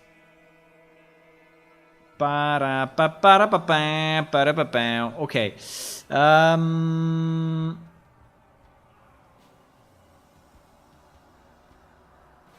So let me. Do I want to do other changes? So we did this change, we did this change. Yeah, the other change I want to do is when you click on one of the unranked, I mean the one that you don't know. When you click on one of the one that you don't know, I would like this thing to tell you something, right? I would like this thing to tell you something like, you don't know this rank, and so you cannot use it. I don't know, you cannot. Like this rank is too far from your current rank. You don't have knowledge. Something like you don't have knowledge of this rank. Something like that. Okay, let me close it because anyway, I don't need it open at the moment.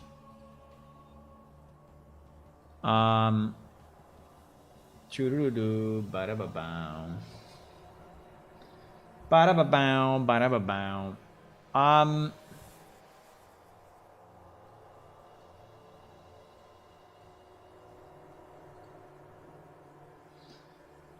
So that happens when you click on one of the faction names. So in theory should be get faction name by standing. There should be the dispatcher, no? We said that we had the dispatcher somewhere. The dispatcher for the rank name.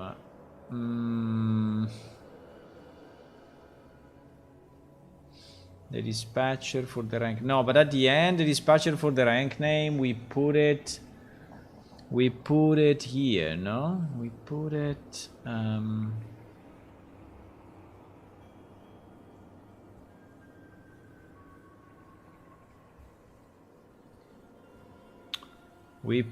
yes, exactly. We put it here. This is when you click. And so we call display selected faction ranks. Okay, so that is the one that is actually display selected faction rank. Okay, so it's creating the faction rank widget and it's calling setup. Yes. Now, how do we know that that particular rank is unknown. Should we have a boolean, or we can just read the question mark? I mean, I think it's a bit stupid that we read the question mark, but I can have maybe a boolean on it, because, by the way, do I have the faction name?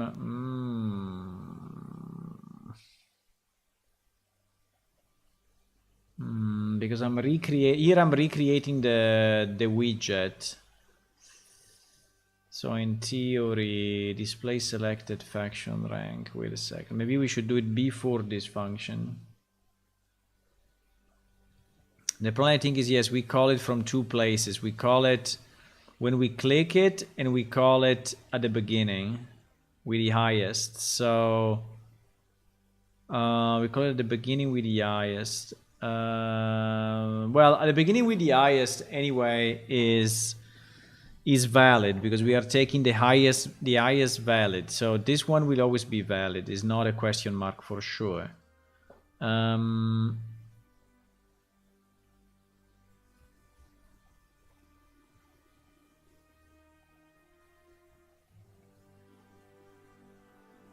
I think we can check probably the name, because faction will be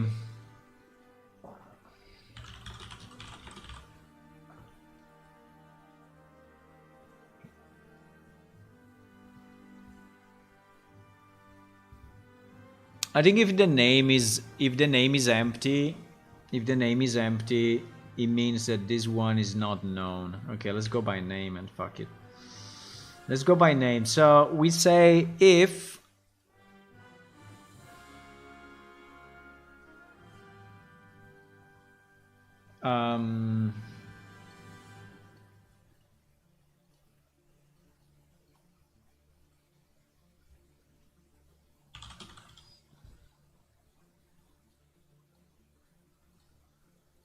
so we say if the name is empty. If the name is empty, what do?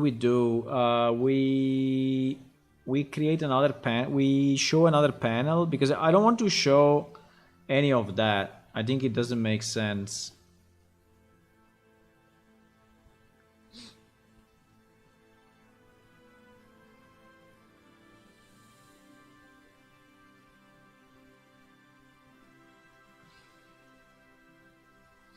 I mean, this one we have to do anyway, because this one is the one that is clearing up the panel. So yes, this one is clearing up the panel. So maybe we can add a child, which is just a text. Yeah, that probably would be the best. So if it's true, can we create a widget of type text? We cannot, obviously. No, we cannot. So I need to define a new panel. Okay. I need to define a new panel, which is empty widget or something.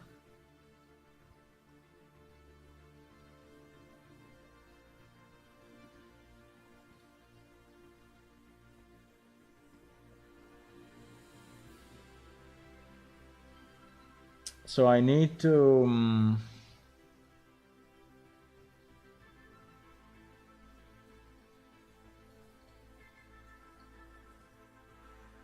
so we'll have a widget. We already have a million faction widgets, but we need another one. We need we need one that is called empty rank.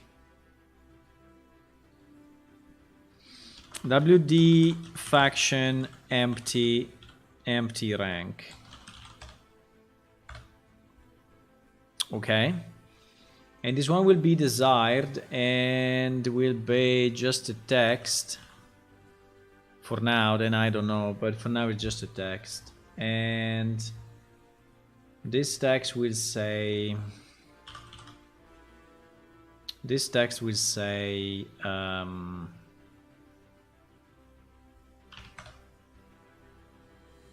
what do we say when we don't know the rank? We say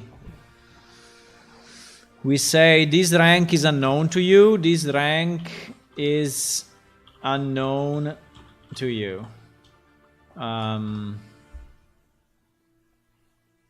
Even if, you know, you may have been in that rank and then went away from it, but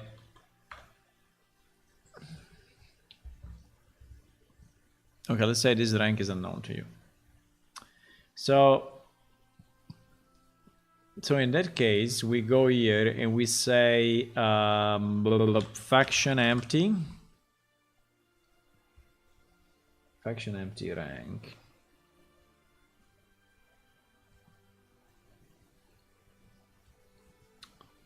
And faction empty rank. And we do what? We add it as a child. Yes, we add it as a child. And if it's false, then we go the usual way. Right? Okay.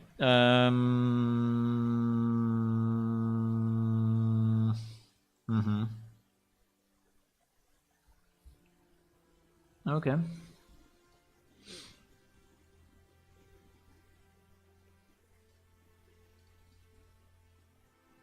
You know what is the problem? The problem is that what I don't like that if you already been in a certain rank and then you go away from it, it will show as unknown, even if you've been there already. That is a bit, I mean, that I really don't like too much. Hello, Piak Nashin, hi. Good afternoon. Or evening at this point.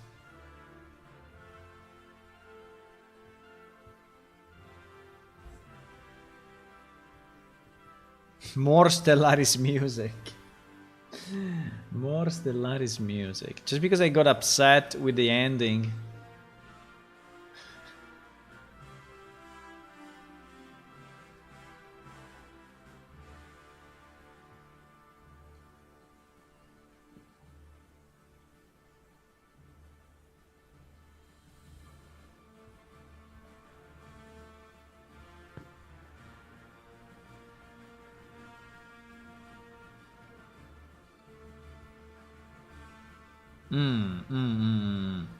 You're standing 60.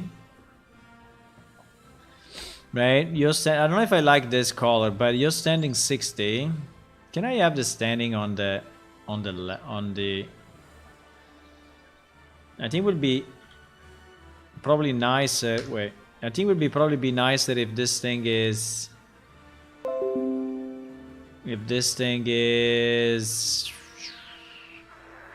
how many windows I have open? 3 millions.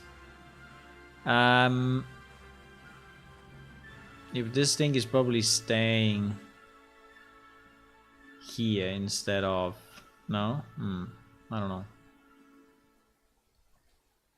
If he's aligned with this, I think would be better, because at the moment it's kind of misaligned and looks a bit weird. Even if he's aligned with this text, yeah, because he's aligned here. So the problem is that this bar is not aligned here. Why?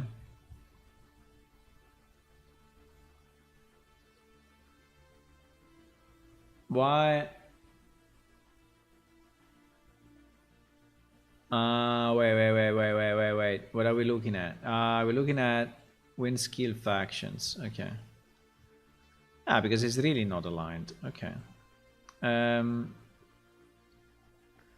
Because it doesn't start from the beginning.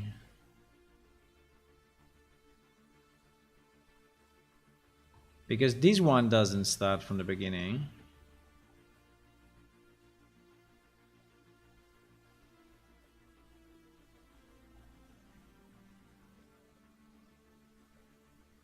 Okay.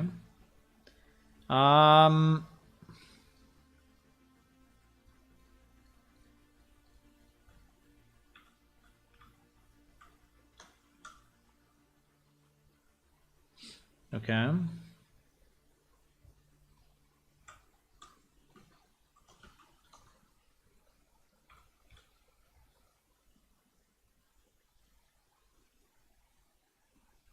Bro, please. Ah. Okay, anyways, nearly correct. I mean, it's not really correct, but I think it's correct enough. Okay. So now it will be aligned. So now this thing will be aligned here on this bar. I don't know if it will be too close to this part, but so if we go negative, that's not nice, huh?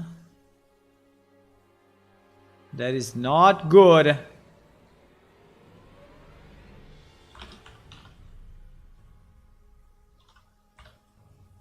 Why? Why you do this? Why?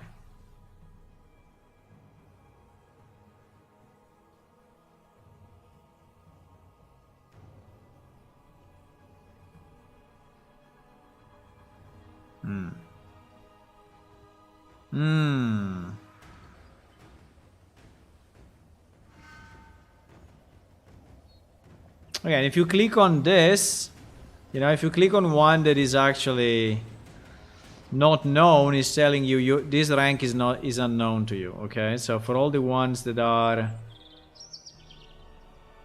unknown, you get that. Otherwise, you get this. Now we will rework probably this window as well. Okay, so I don't like it too much, but at least now this part on the left, I think is nice. This part at the top at least is standing still. This is fixed with the fix I did. The bar, okay, let me see it again with the fixes. I think it's a bit better. The music is barely hearable on the stream. Okay, it's a bit too low.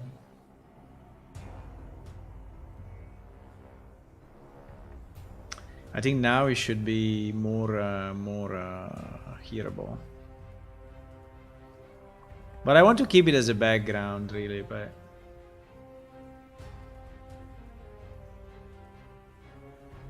Bam bam bam! This is StarCraft, huh?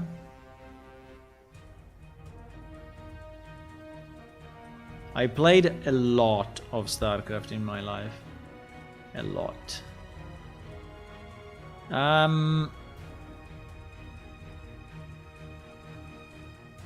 Did we save all? Yes, we did. We are still working with production data, so I'm actually loading all the NPC of production and all the stuff of production, so maybe it's not really needed, but it's what we are doing.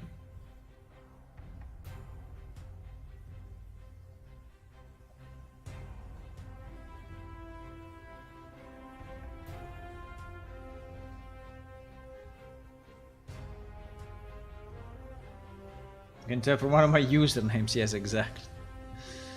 Exactly.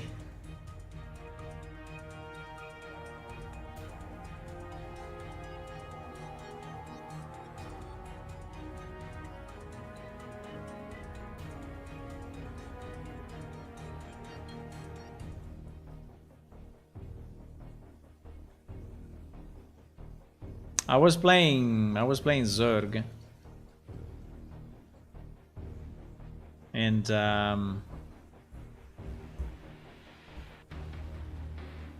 in terms of rank, I was about platinum. Platinum was my rank pretty much all the time. Never made it. I think I never made it to diamond.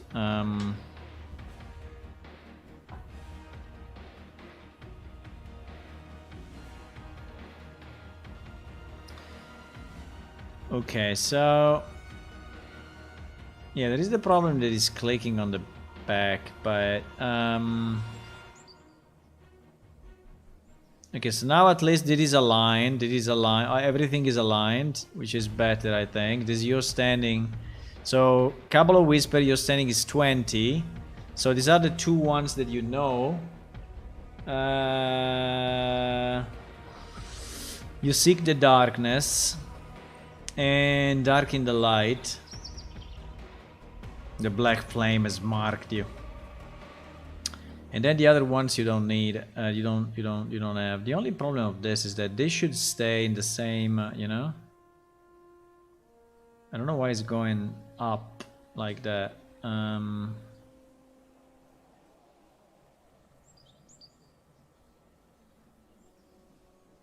I think it should go down 50. I mean, if he's in the same place, I think it would be nicer. But I don't know exactly how to do it because it's a completely different widget. But I can do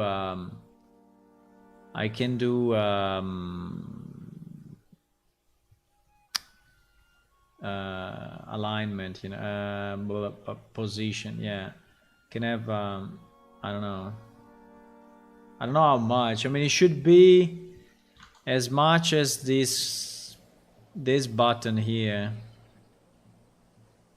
as big as that button. So I don't know.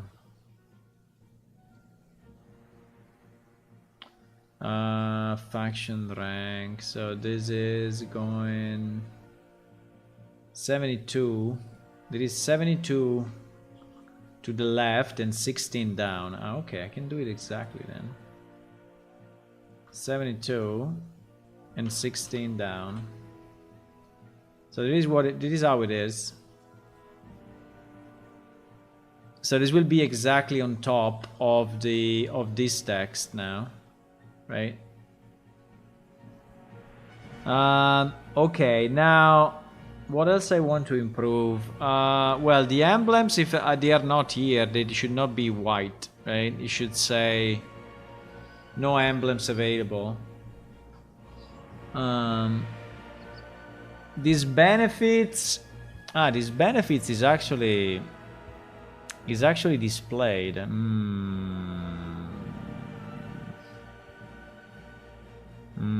don't know if I want that.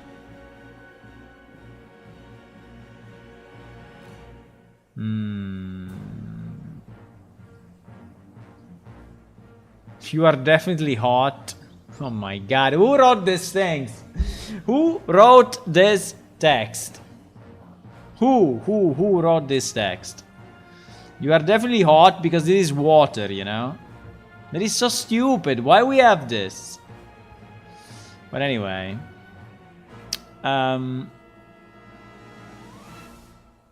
Yeah, one thing that I don't like is that imagine that you are at -30, but you were at 0 before, right? And now it's telling you that this rank is unknown to you. That's kind of annoying.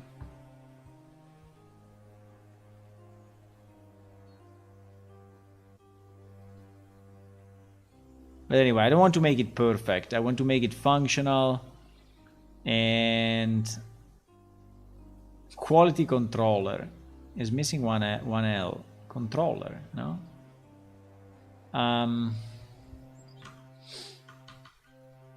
Where is it? Where is it? Quality controller. Quality controller.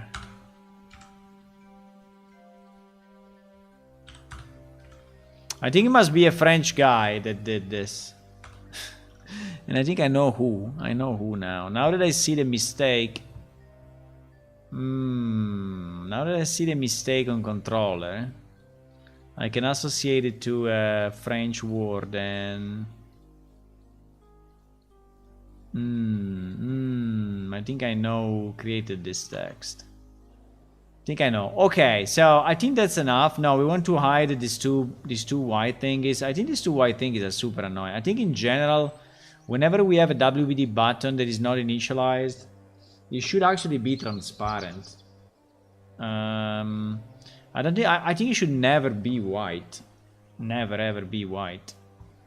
I don't know why we have it like this. I think the you know, the widget itself should never be like completely uninitialized, because I think it's annoying to see.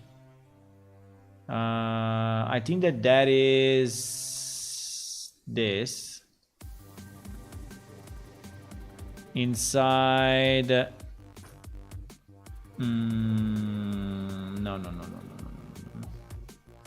No.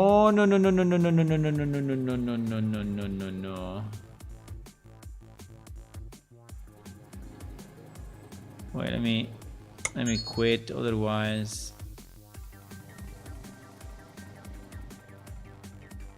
No, no, no, no, no, no, no, no, no, no, no, no, no, no.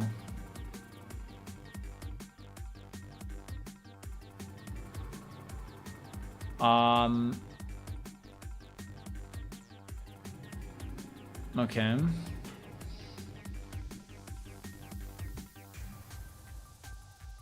I need the positive one. Wait, I have too much stuff open as usual. I need a positive one because it's the positive one that is going. Okay, so this button. Why this button by default is white? That's a good question, eh? Why this button by default is white? So this one is generated with an image. The problem is that if I change the image is just an image, right? There's a brush which is white. If I change the brush, if I change the maybe I can have a default image which is like transparent.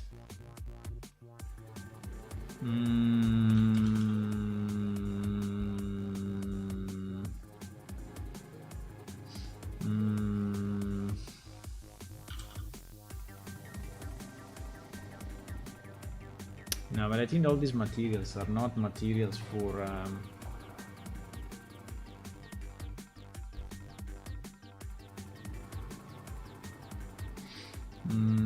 I mean, I could have it gray,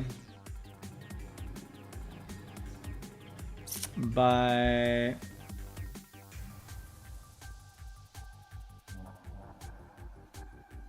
because it's a bit annoying that it's showing up as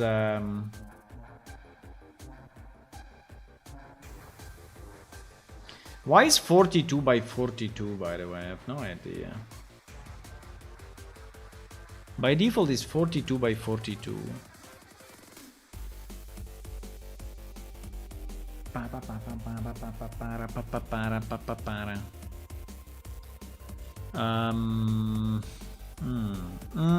Where is my GIMP? GIMP. So if you create a new image 42 by 42 and we just make it fully transparent, because I don't want to change the opacity, because if I change the opacity then I will have to reset it when I assign the new image, you know. So I think it's not a good idea to do it that way. I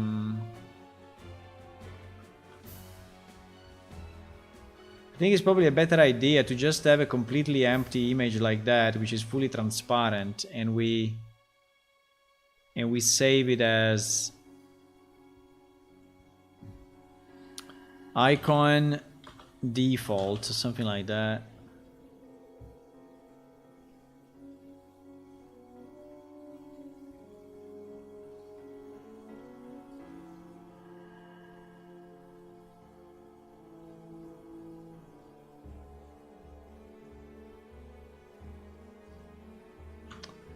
And then I would like to play StarCraft again, by the way, but it's a very hard game.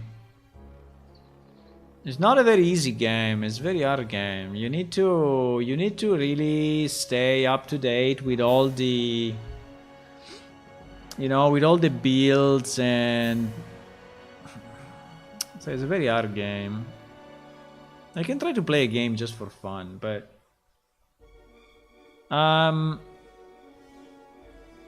there's like years that I'm not playing it. Years. I played it like, I don't know, 5 years ago, 4 years ago. 5 years ago, probably. Yeah. I think I opened it recent. I mean, like 1 year ago, maybe I opened it just to see, you know, if it was updated, but it's always identical. They didn't change anything in StarCraft in the last few years. They're just rebalancing few things, but not really.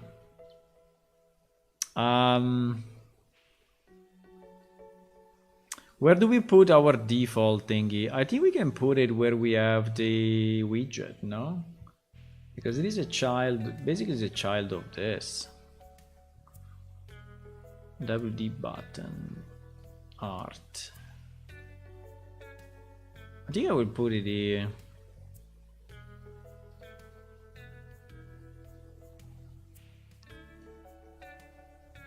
They are just changing the balance a bit in the game, but they didn't do really.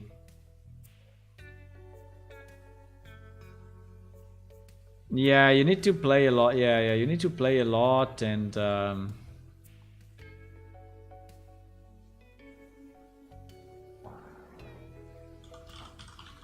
but mostly you need to read again the builds, you know, because builds are kind of changing from time to time.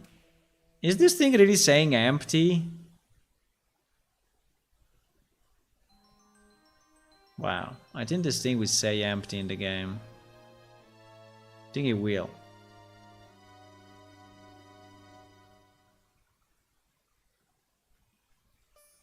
I think it will say, I think it will look like this. But probably like this is already better than the white thingy, because the white box was looking super bad.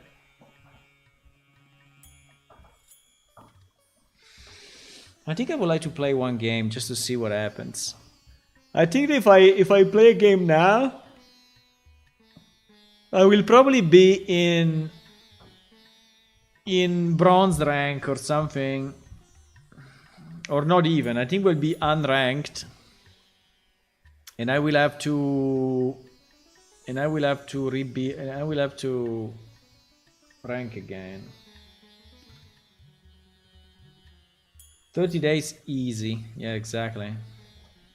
We are used to much harder things. So we are used to much more complex stuff. Wooden rank. Yes, wooden rank is a possibility.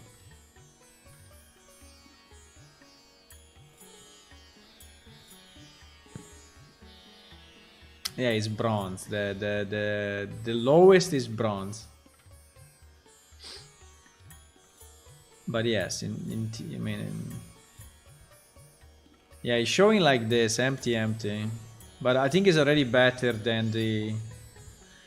Okay, so the idea is that at a specific rank, you know, you get some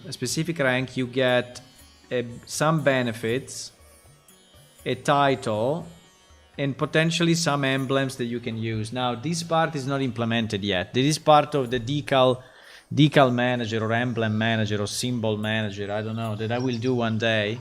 So basically, I want to have an emblem that is. I mean, I want to have a window which will be another window, another window. You know, they will probably be probably here, next to the achievements and next to the compendium. They will list all the decals or all the emblems that you have gained and that you can use, and you will be able to use those decals when crafting. So like you could put a symbol on a sword or on a shield or on an armor or whatever, right? So that is the idea. And so at certain levels of rank in a faction, you will get these emblems unlocked, right? Yeah, I think now with the standing 60 is more understandable, because you see your standing is 60 and champion goes from 50 to 70, and so that's why you are exactly in the middle. You are in the middle because you are at 60. Here we are not doing very good, huh? Here we are not doing very good. Actually, I think if he's negative, it should show the lowest, not the highest. Yeah, exactly. Exactly. I think there is a mistake here.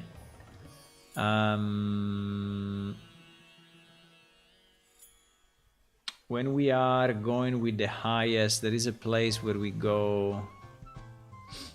There is a place where we go highest. What is that? It's not here. Strange. Yes, it's here. Temp highest, exactly. So, temp highest faction rank. I think if we are in the negative, so if we are in this part, which is the negative rank, we should take the lowest, not the highest. So in this case, it should be if my rank is greater than, is lower than, yeah, if my rank is lower than, this,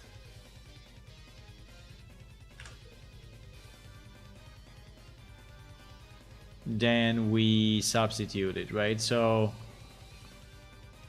yes. Yes, exactly. So that now, so because I want to see Scorched Soul, right? I want to see the second one because is my current position, and I'm going down, right? You see. So if I continue to do bad and I reach -50, I will go to the next level, whatever it is.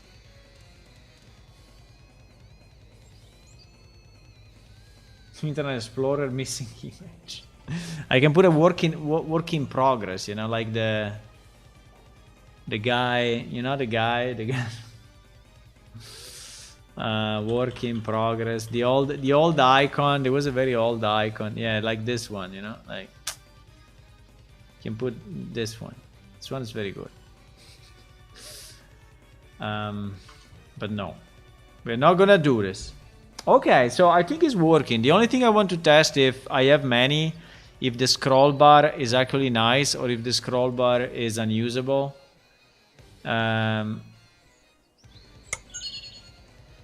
So maybe let me test that while we test this other fix.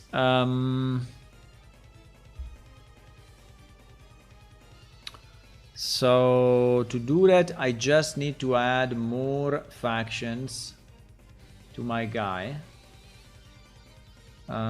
Faction ranks, character factions. Yes. So if I do ++++, and we go, you know, 2, 10. Let me try a 0. Let me try a 0 and see what happens. I have no idea what happens if we have 0 as a value. I really don't know.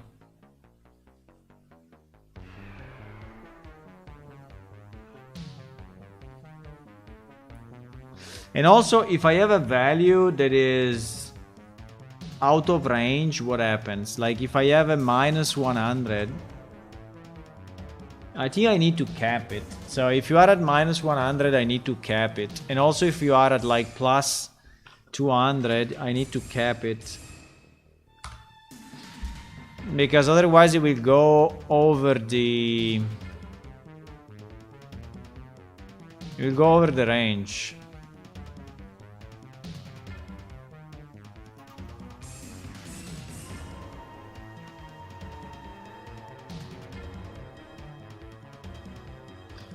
Okay, let me try like that. Is the volume too high of the music? I don't know. I hear it quite good, but I don't want it to be... Maybe now it's too high. It's already scaled down.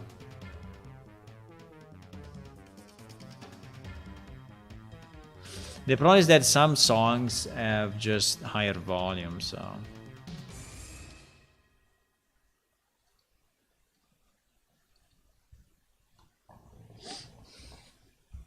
Okay, let's see. Let's see how it looks. With all the skills. Well, with more skills. Now, the big work that I need to do is, well, that I hope someone else is doing, but anyway, if they don't do, I will do, is to realign, you know, the quest to the new factions. That's a pretty big work. That's a pretty big work, actually.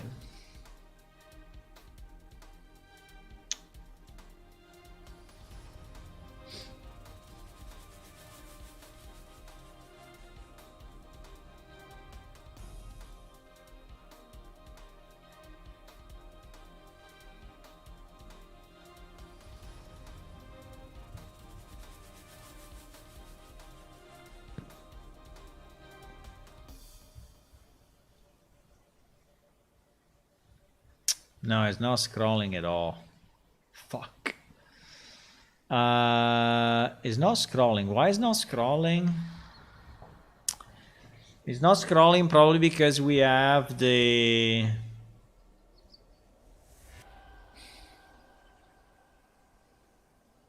You're standing minus 100. Wow. You're standing 200. I mean, it's not breaking though. Like, is... But I still think I need to... I still think I need to cap it. Bottom and top. Because here I would like to see the red, you know, instead of seeing nothing.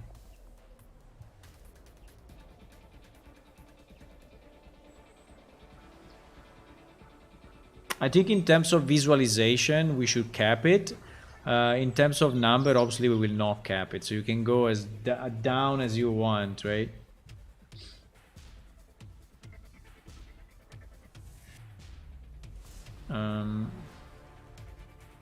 I don't know why it's not scrolling. We have a scroll bar there, but probably...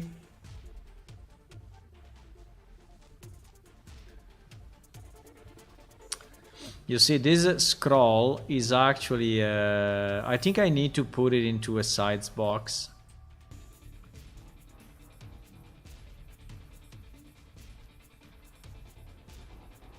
I think I need to put it into a sides box and ensure that, you know, vertically, in terms of height,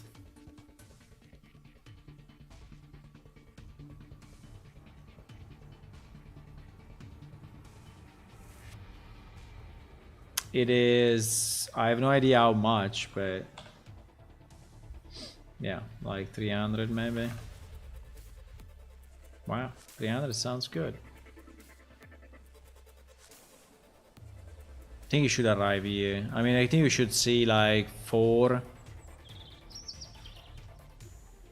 I don't want to see more than 4.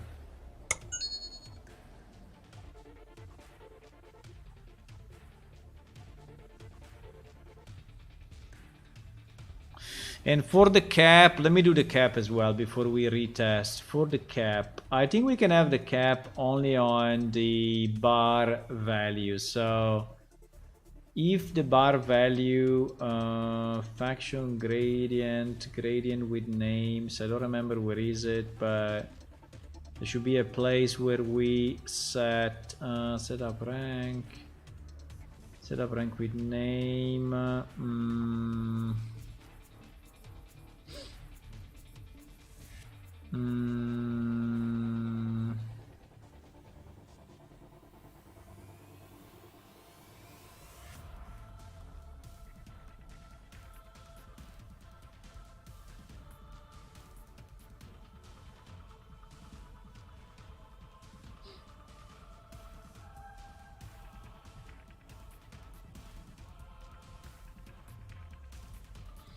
There is the percentage.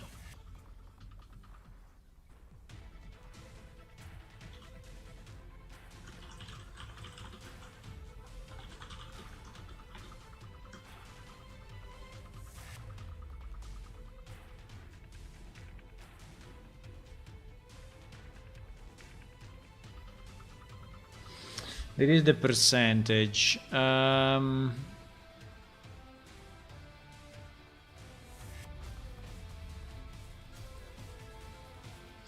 We are already clamping it. Okay, perfect. So I think I will clamp it from 0.1, you know, to 1, so that you see anyway a small part of red. You always see a small part of red.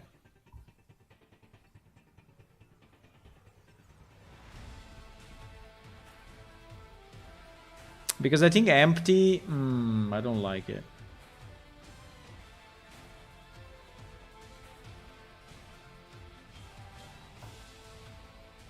Pa para pa pa pam.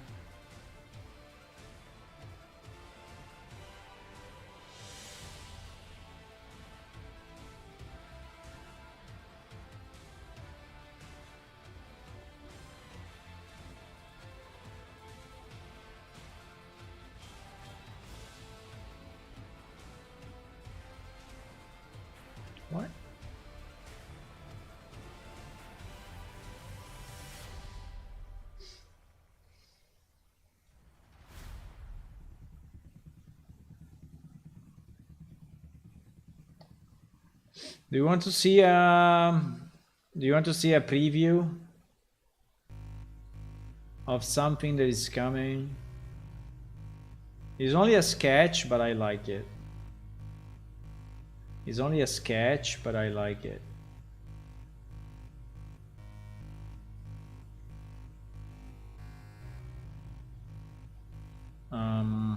Well, it's a bit more than a sketch, but it's like a layout. Like a layout, okay? I can show it to you quickly, and then it will disappear. So you have few seconds to catch it. You have few seconds to catch it. If you don't catch it, you will never see it again.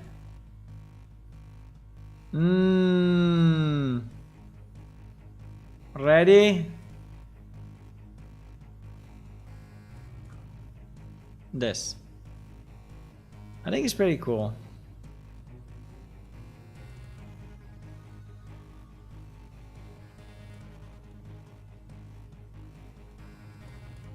It's part of the Enki Homeworld stories. I think only the face, I don't know if it's really the way, but I mean, I don't know if this part is too, you know, if you should be like this instead, but that is something I need to think about.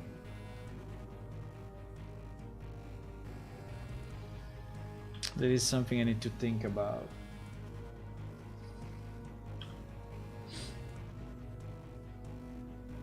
What do you mean we have a what do you mean we have a zebra? Look at me. Look at my face. Look at my head. Look at my head. Can you see my head at the top? No, you cannot. Look at my back. Do you see? You see the lines?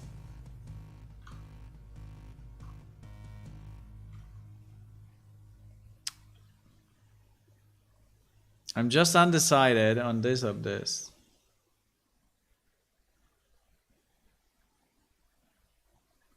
Undecided, really.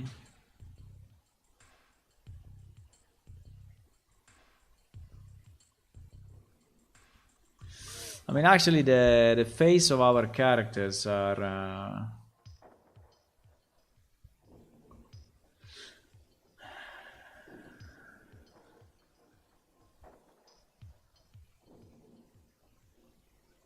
Yeah, I think it should be shorter.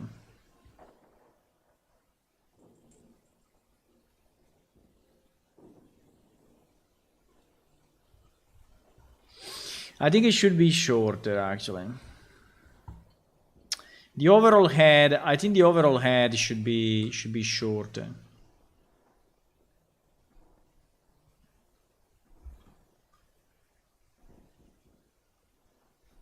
Oops.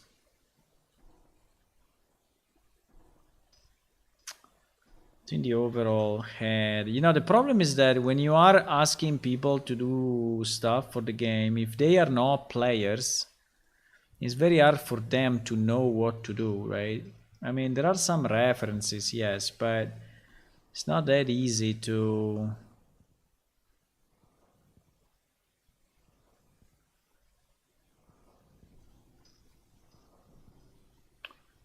It's not that easy. How much I hate when it's not moving what I want, you know? You have to cut it and you have to paste it again to be able to move it, which is super bad.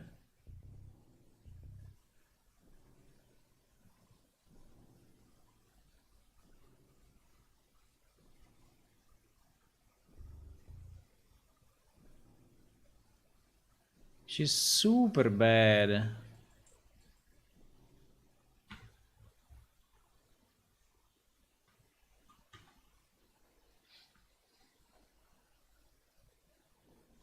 She's super... GG.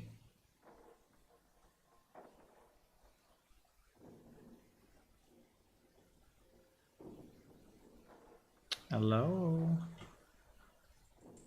Okay, well, somehow.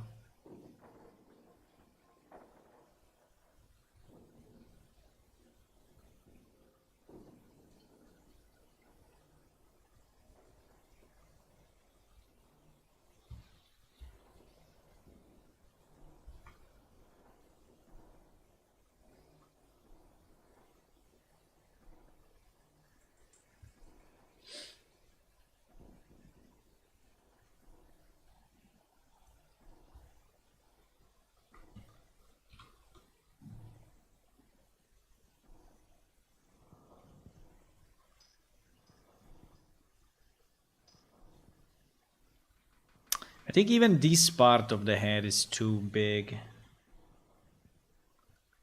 Maybe it's just me, but I feel that...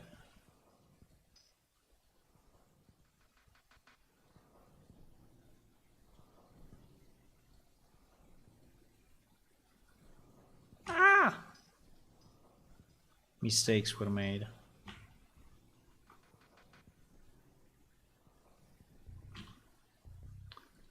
Mistakes.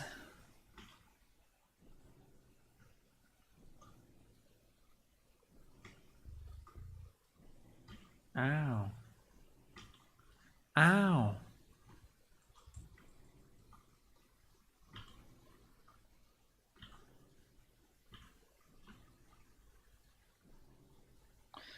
I don't know if it should be more like this or more like the original one. What do you think?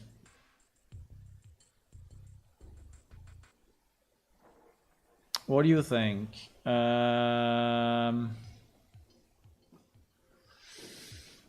is a bit more. There is a...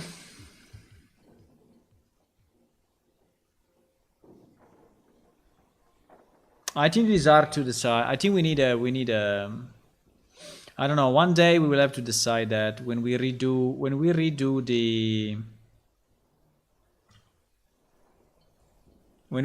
the races. I think I will have to think about it.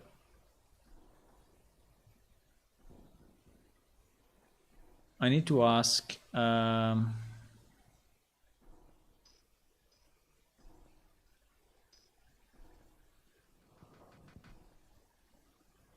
This one looks more like a wolf, right? Looks more like a wolf, in my point of view. And this one looks a bit more like an Anki. I mean, even if he has a bit of a dog into it, but...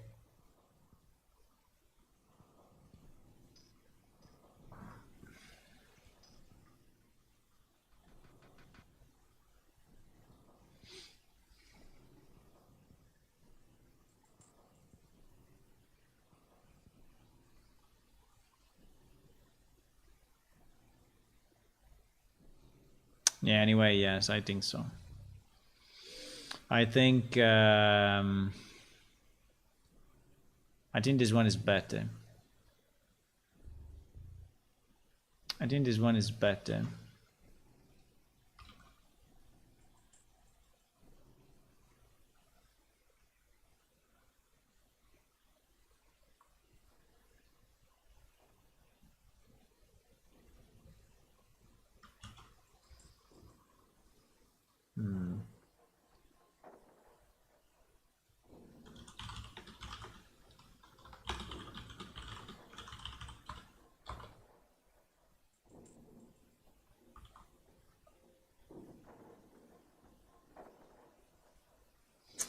I think the one on the right is better. I think overall the head, I think is still too big somehow.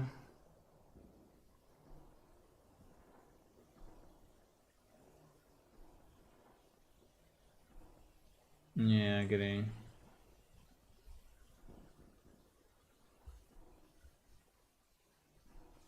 Someone is saying yes, shorter.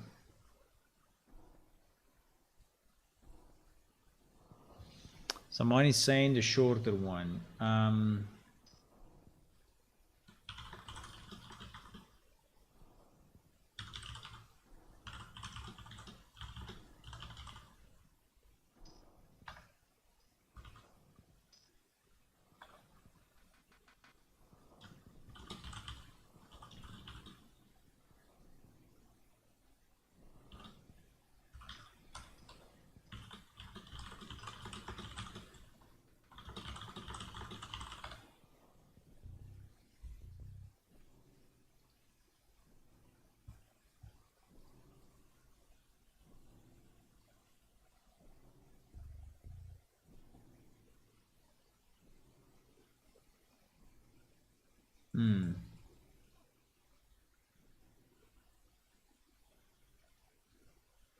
Okay. Gone. Disappeared. Oh, you saw it now? We will never see it again. Until it's in game.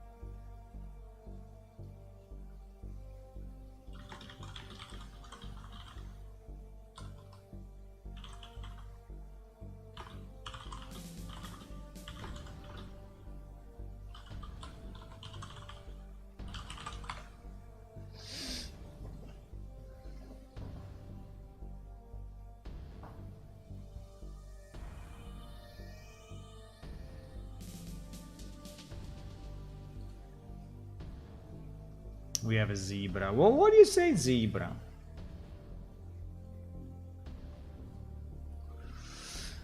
Okay. What do you want to say? Ah, we want to say. Yeah. Sorry, I got distracted by that picture. Got distracted by the picture.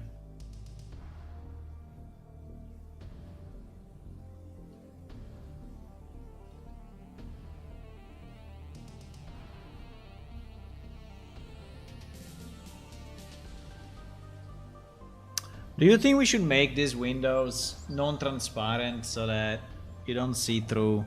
Because I think seeing through is... I don't know if it's really useful at the end, but...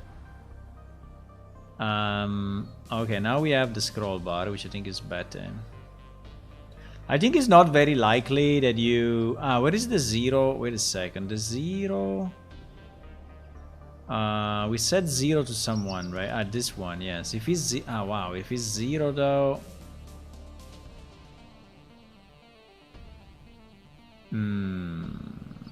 If he's 0, it's a bit of a problem because if he's 0 means that you don't, we don't really parse it in any way.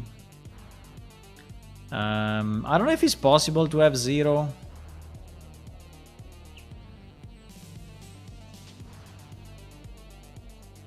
Why is doing this?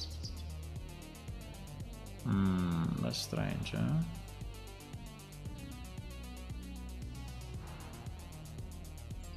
Why is not coloring it just for 0.1, which was my cap?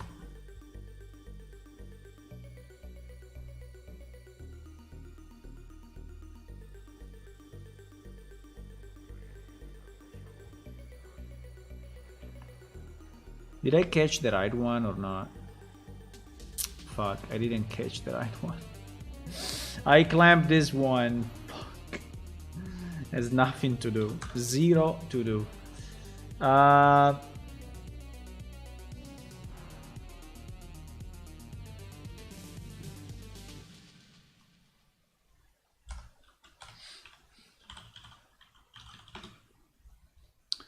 I changed something that has nothing to do with that. Nice. No, the one I want to clamp is not this one because we touched this one. It's not this one. The one that I want to clamp is this one, right? Just I need to understand who is setting setup bar, update bar, %. I think we can do it here. Faction gradient bar. I think we can do it here directly.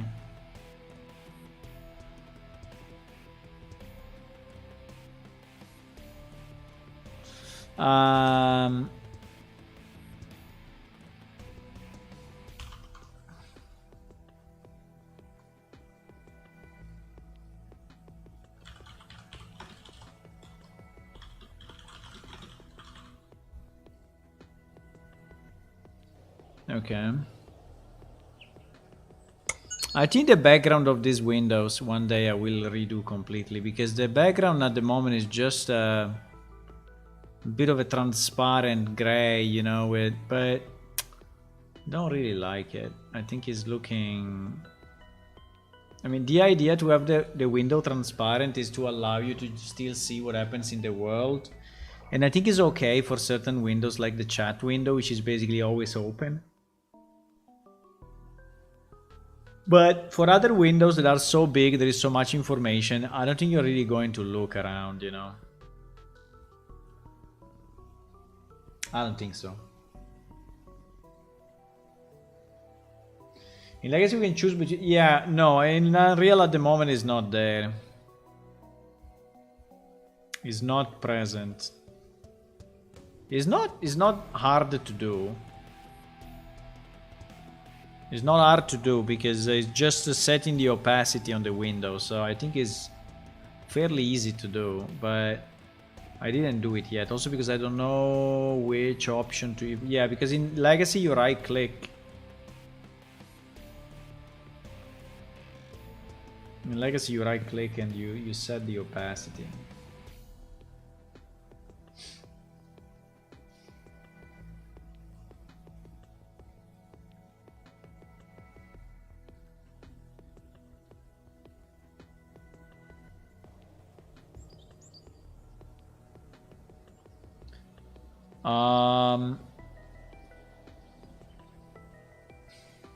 Okay, yeah, so we have... Yeah, perfect. Like, this is beautiful. I like it.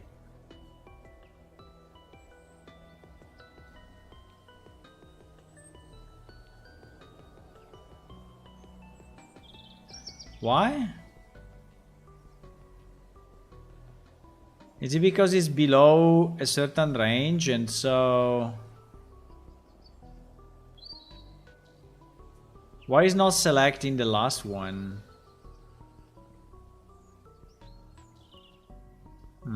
Strange. In theory you should select the last one, no?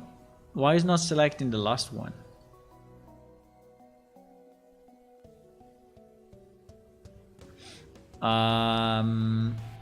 When we said highest, yes. So we enter here, we check, so we clean all the entries, yes, and we set the question marks, and then we go inside of this and we check if the highest value... because the highest value is minus 99. Yes, because my default highest value is minus something, and that's wrong, obviously.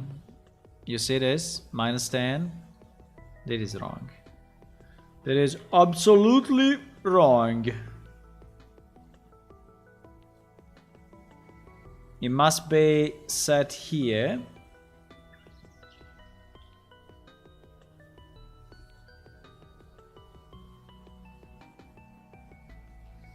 And it must be set at minus 10 if we are going positive, and at plus 10 if we are, or plus, yeah, plus whatever, you know, if we are going negative, right?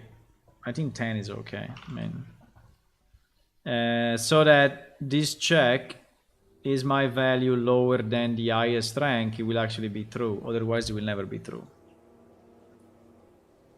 You see, we found another bug and we fixed it, which is very, very good.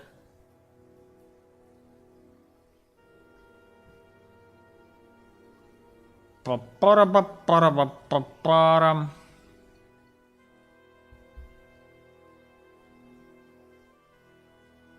don't know why, but I really want to play one game of StarCraft now. Let me see, let me close 1 million window and see if this works, huh?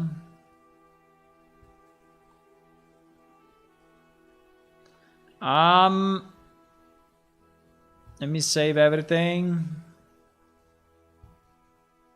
I think we are done with this part anyway. At least it's usable. You know, the important point is that we reach the usability. I'm a little afraid of the final result in game. So many new board, you mean so many new windows? So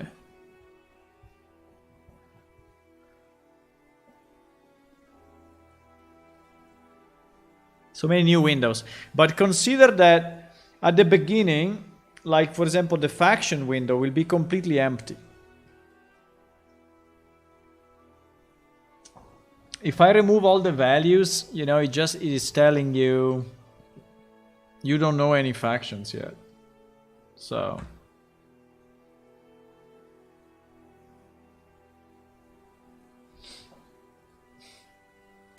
yeah, there is a lot of stuff. The game is becoming bigger and bigger and bigger. It's growing. It's growing into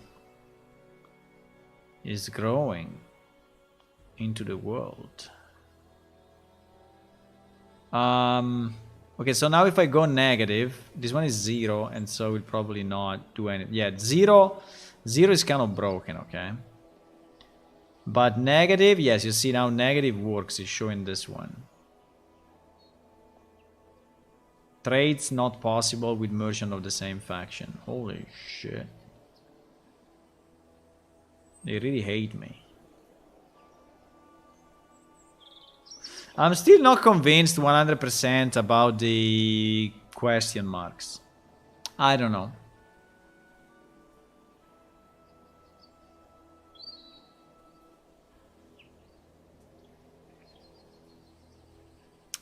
I don't know the question marks. I don't know.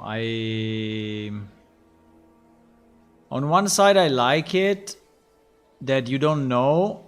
On the other side I say it would be best to have them all, you know, and but I don't know. I will think about it. Okay, I think this work is finished for now. I mean, it is working, it's looking okay. I mean, it's not super good maybe, but I think it's looking okay. We can select our faction, see our standing, and get information about each of the ranks. Now, we need to improve the descriptions. Maybe this part looks a bit weird.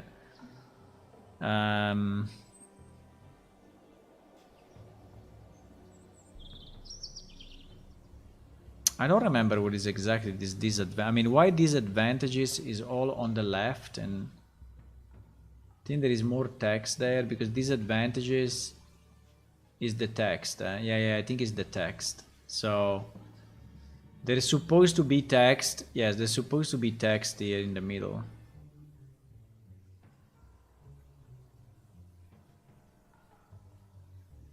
And there's supposed also to be a title. I don't know why title is not showing in this, because probably when it's negative, you don't have a title.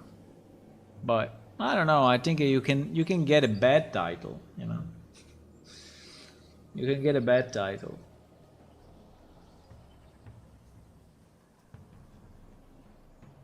I mean a negative one. Okay.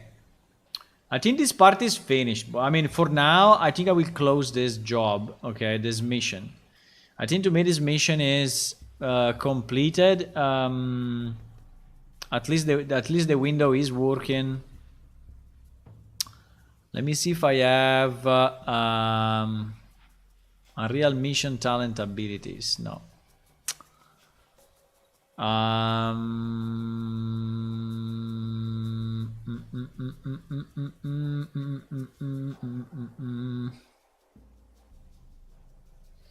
A real mission factions 3. The compendium thingy.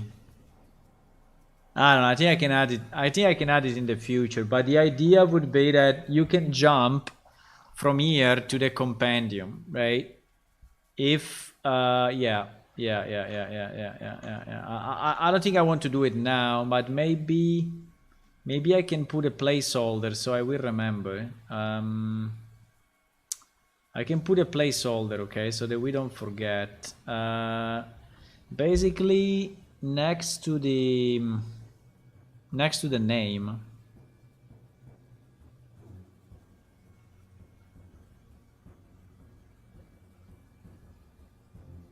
No, but I don't want to put it now because if I put an empty icon, I think it will look weird. I think I will forget though. It's a pity. It's a pity because it's a beautiful idea. To have a compendium link, I think is super good. It is really, really good.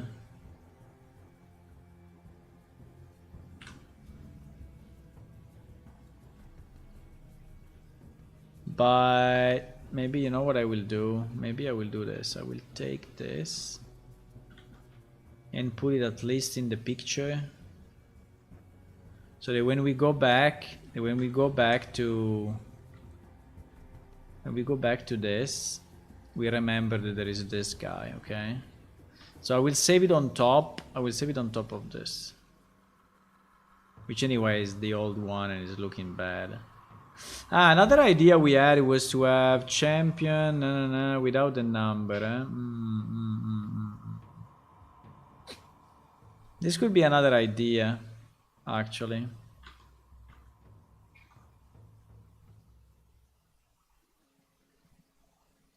The idea was like to split these lines and make it a bit more proper. GG.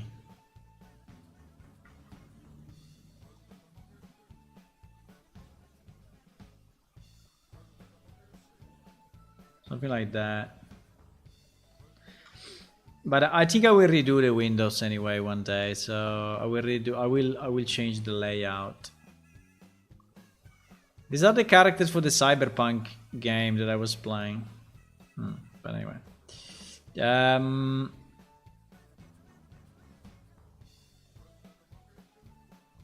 So let's put it under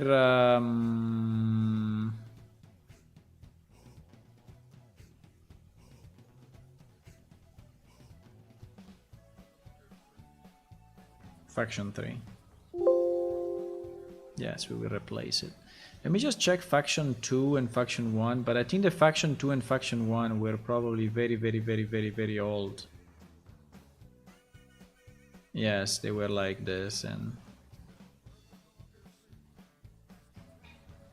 this was kind of an idea as well, but I think the one that we have now is so much better.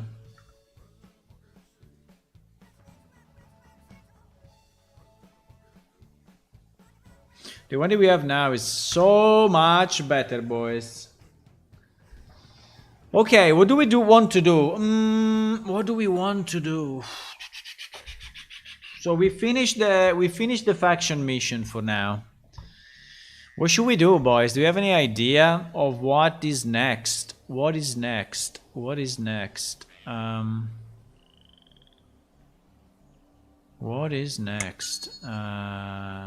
In theory, I should recalculate. That's not very easy. So if you are coming from the old game, right? If you are coming from the old game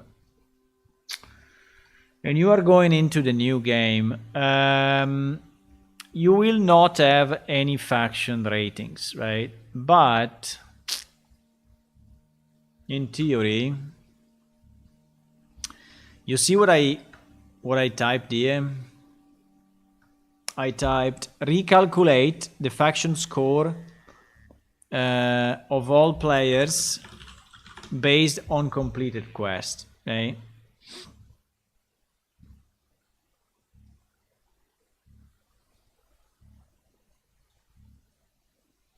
So nah,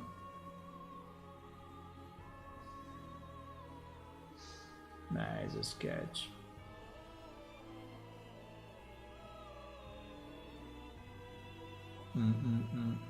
I can't tell the difference. Oh my god, what do you mean?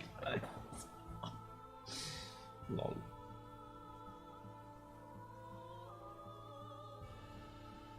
Lol.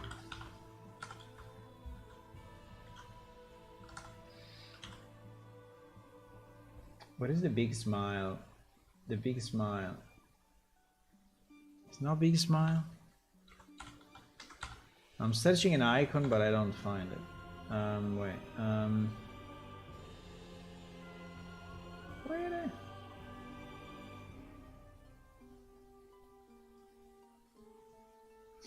This one is.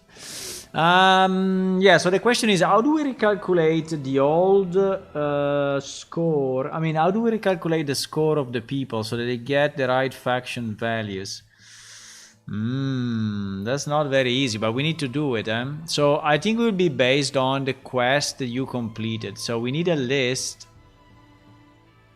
We need a list of quests that you completed, and for each one that you completed, I need to give you points.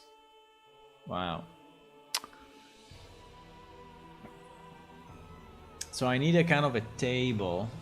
I need a kind of a table of all the quests that are affecting factions points, right? Can I do it automatically? Can I do it automatically? Hey, yes and no, because actually, I mean, it would be like a giant query, really.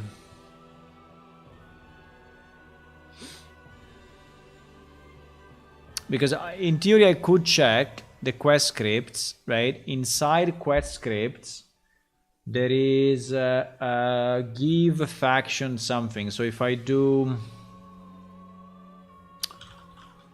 script like underscore faction something, I think I will find the one. Yeah, exactly. So I will find the ones, you know, and those ones, for example, there is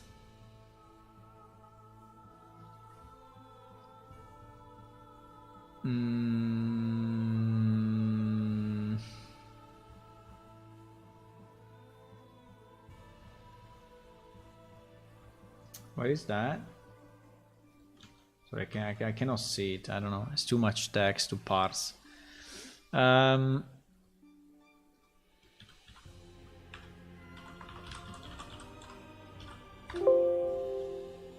nice. There is no underscore faction. Fuck. What do you mean I found it? There is no underscore faction. Okay. Fuck it.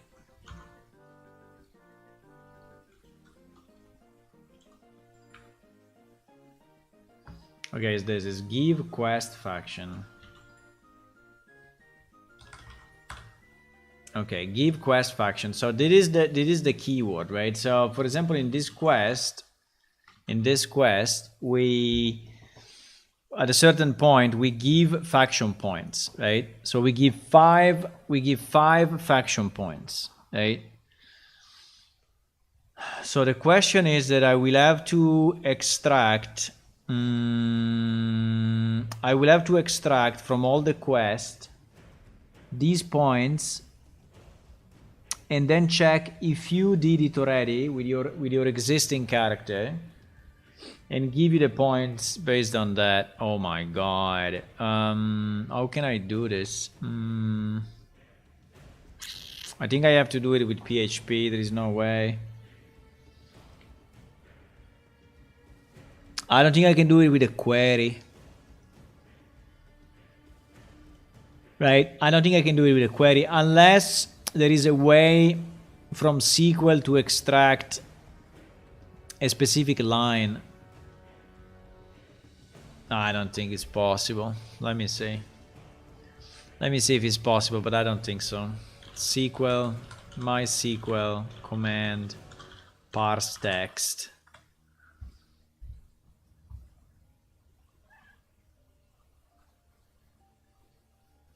I don't think you can.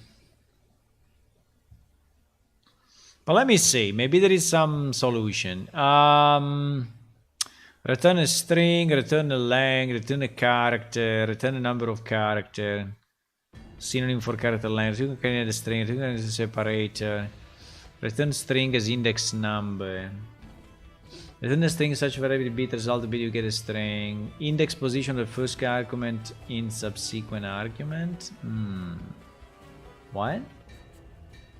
Index of first argument.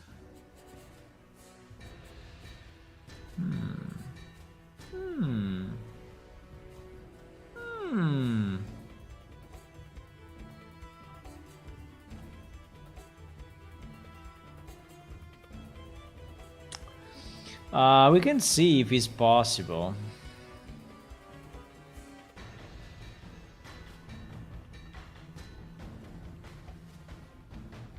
Look at this. Return the index of the first occurrence of a substring. I never used it, but... So it seems that you can left as well. So in theory we could do it. I mean, we could... Okay, let's assume for a second that with a query I can cut off the piece. I can cut off this piece. And I find... so I search, for example, give quest faction less than, right? And then I search and I cut off this string, and then I find this, and I get the number, right? Let's assume that I do that with a query.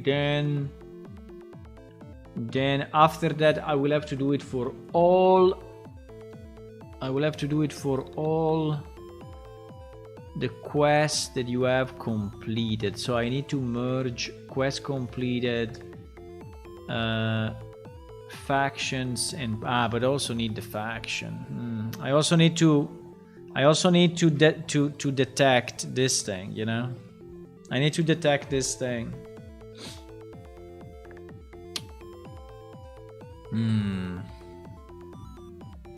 I think it's easier if I do a PHP program or whatever, or any other language program. So because the sequence is... Let me try to think about it, but the sequence is... the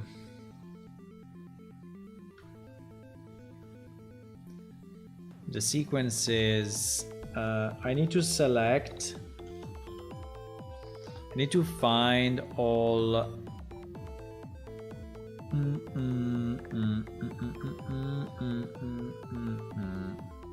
I need to find all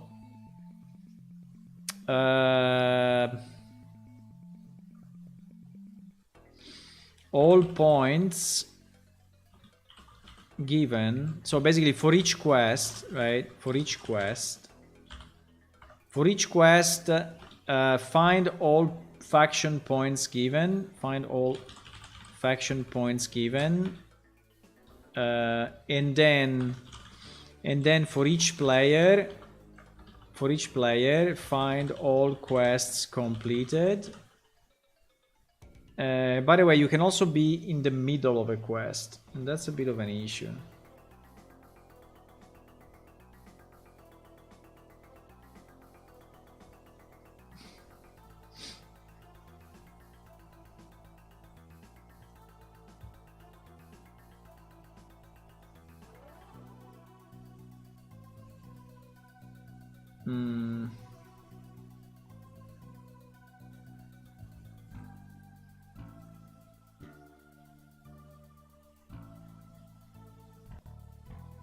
So find all quests completed, and then I need to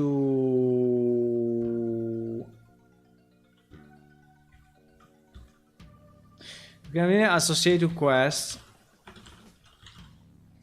and then for each player find all quests completed and give faction points, right? So I don't think I can do it with a query. I think it must be a small program.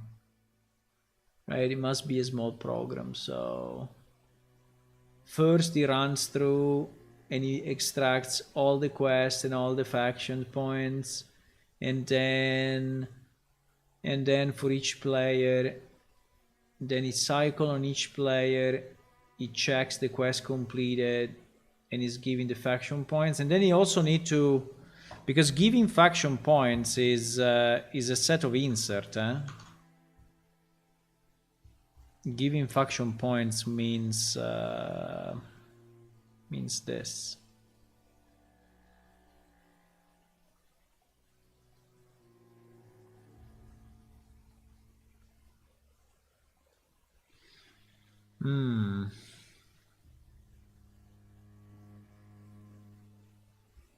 Yeah, with the total. So we should sum up. We should sum up the total by faction. So I think the best would be to go. The best would be to go faction by faction, and sum up all the points for one particular player on that faction, and then do one insert for each. Otherwise, it will take forever.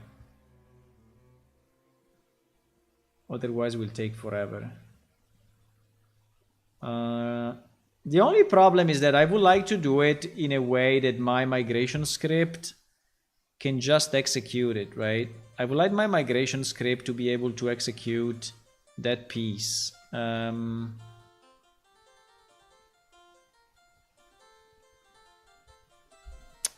you think I can do it as a stored procedure? I mean, as a Pl Sql procedure? Like, can I keep, because I think that with, you know, MySQL scripting, I mean, is Pl Sql the same for MySQL or not?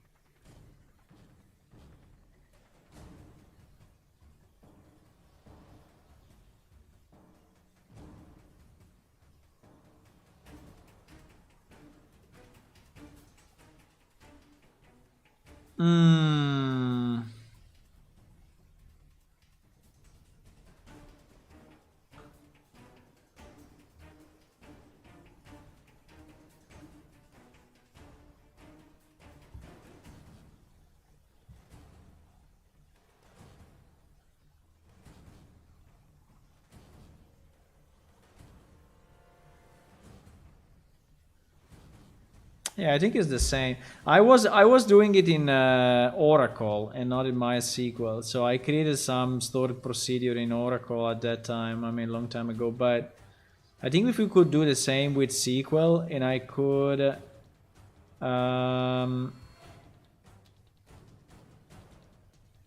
don't know how complex it can be, but in our case, he only needs to store.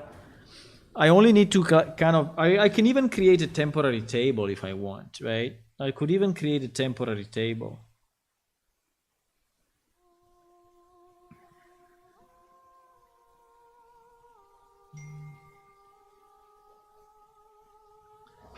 I think it's not a problem. Who said that he was good at SQL?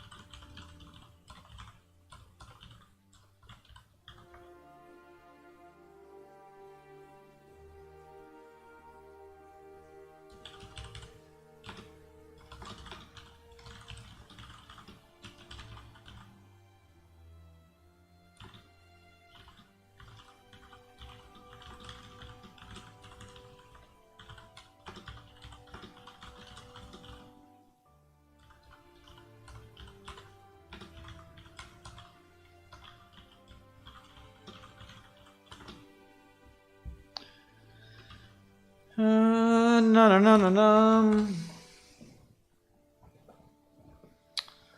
Because if I can do it with MySQL in one run, I think they would be better for me. I never did it, but I think it can be interesting to learn it. I never did, you know, a full store procedure with MySQL. Again, I did it a long time ago with Oracle, but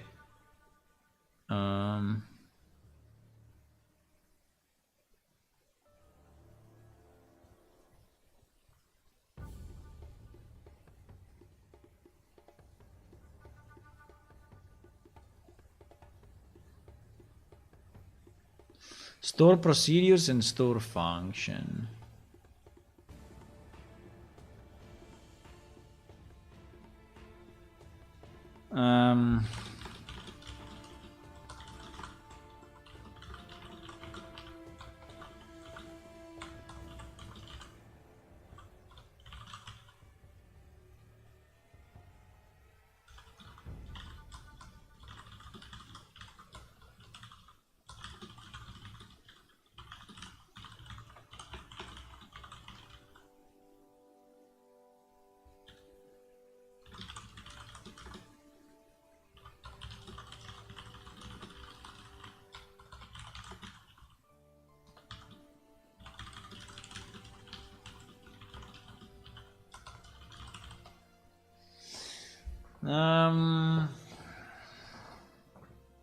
I think we can try.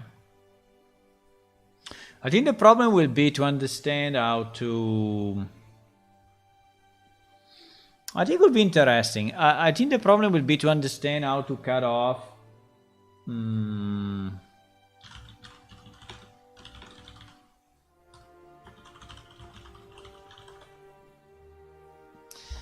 I think the first problem is how to cut off the strings so that... So how to do this in C. I think this is the hardest part. This is the hardest part because I need to get...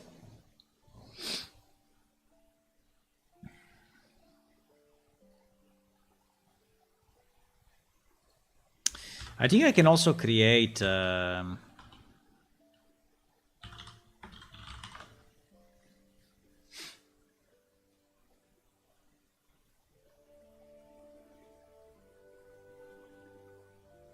Ah, fuck, no, there is a big issue. There is a very big issue.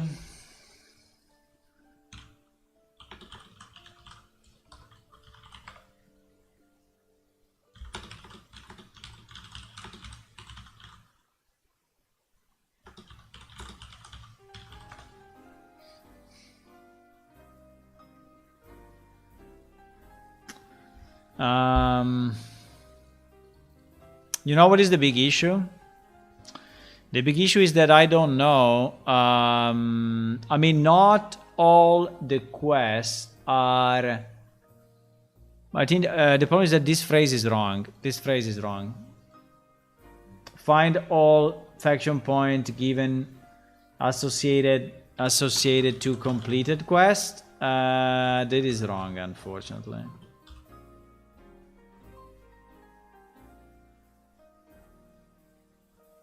Because in reality, this is the simple case, you know. The simple case is the one I've shown you before, that this quest, when you finish it, is giving you these points.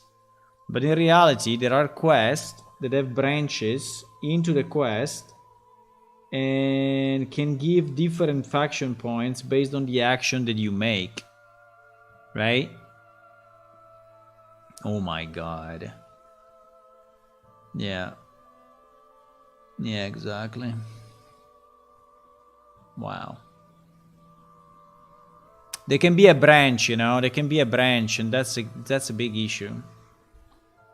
That's a big issue. So you can have a quest that is starting, you know, and this quest has maybe 2 options at the beginning. And then he has 2 other options later on. And maybe this option is giving you You know, this option is giving you keen edge plus 10, and this one is giving you keen edge minus 10, you know, or whatever, and this one is giving you keen edge plus. So that's a freaking mess now that I think about it. Because yeah.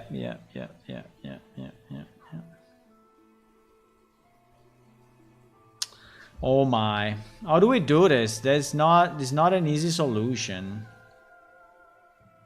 I need to check the, so actually we know which steps have been completed by each player, because in the table we actually have the steps, the sub steps.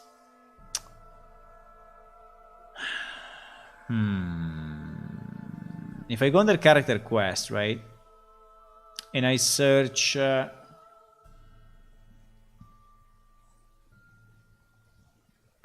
my player ID,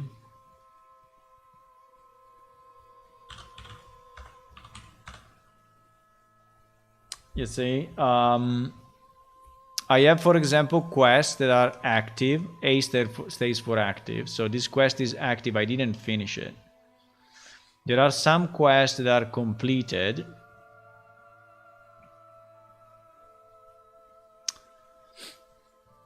and there are some sub steps that have been completed. So meaning that we know when a specific sub step has been completed. So the problem for me is that I will not only have to associate the sub quest to, so yeah, that's a mess.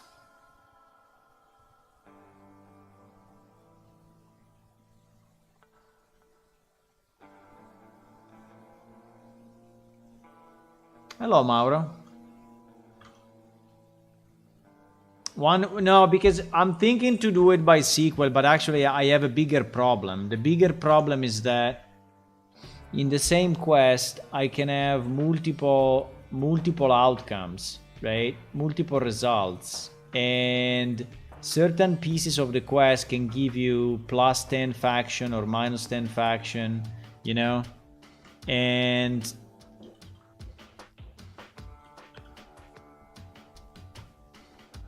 the question is, how do I check that? Because okay, by SQL I can read this quest, right? And in theory I could find this text and I could split it and then search this text into the faction table and extract this number. Okay, so I think that is probably doable. The problem is that how do I know that this one is the step number 2, right? That's the big mess. Because actually I need to create a table. I need to create a table that is... I need to create a table. Wait. I need to create a table that is like quest, sub-step, you know, faction and points, and so I will have, for example,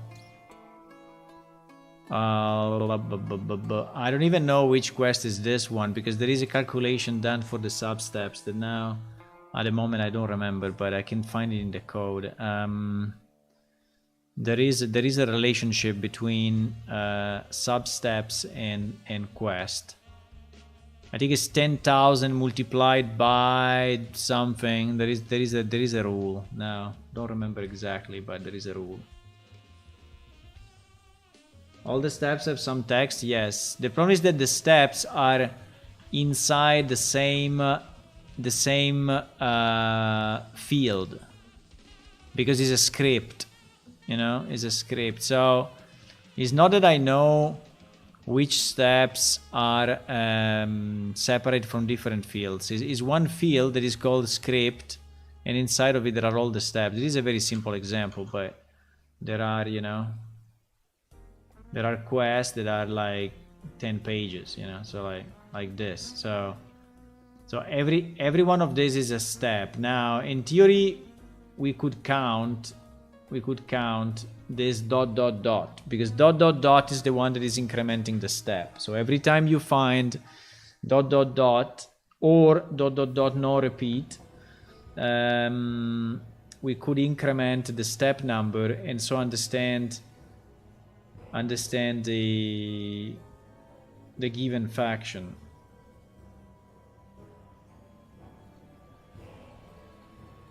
Yeah, there is a bit of a mess, I have to say. There is a bit of a mess. Hey, the problem is that, or we do it, because if we don't do it, you say, okay, fuck it, you know, you get no points. You get no points of factions when you migrate to Unreal. The problem is that it means that you will not be able to redo those quests, and your character will always be without a point. So, unfortunately, it's not possible, because, I mean, we have to do it. I think we have to do it.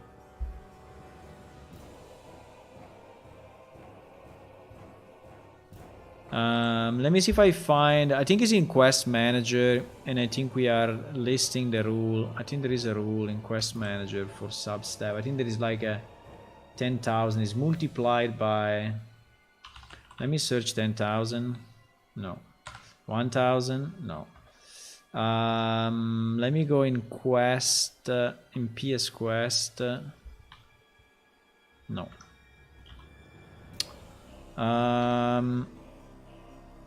I remember there was a multiplication of... To determine the quest substeps. I'm pretty sure there was.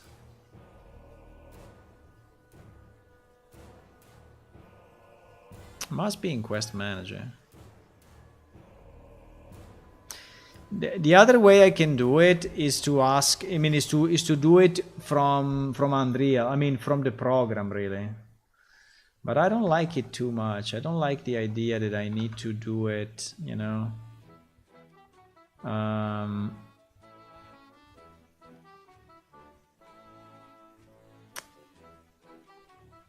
Where is the pre-parsing of the quest? Wait a sec, maybe it's here, the pre-parsing. Ah!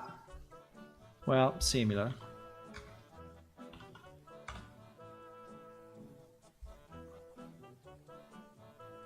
Add a dynamic quest. 10,000. Parent quest ID. Get ID multiplied by 100 plus step. Yeah, I think the rule is something like that. I think the rule is something like that.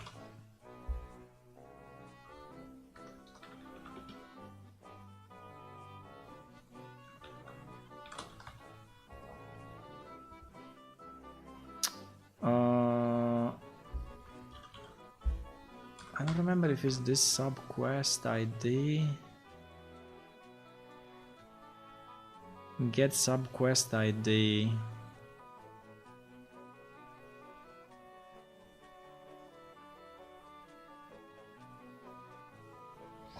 Quest ID multiplied by 10,000 plus sub ID.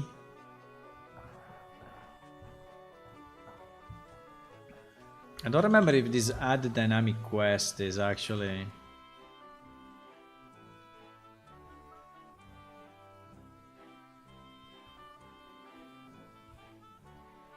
Yeah, but it's in the... Yes, it's this one. Yeah, is that one, is that one. So the rule is exactly that one. I just don't remember where you start, if you start from 0 or from 1 or whatever. Quest ID with the same text, an ID greater than the others are procedural. Quest ID with the same text.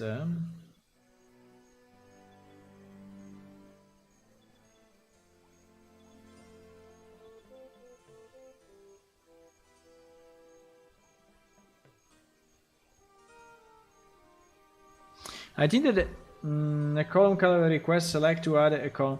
I mean, I can also create temporary tables. So it's not a problem. I mean, I can while the migration is running, I can also create a temporary table. I can do whatever I want, and then I can delete them after. You know, so it's not a problem.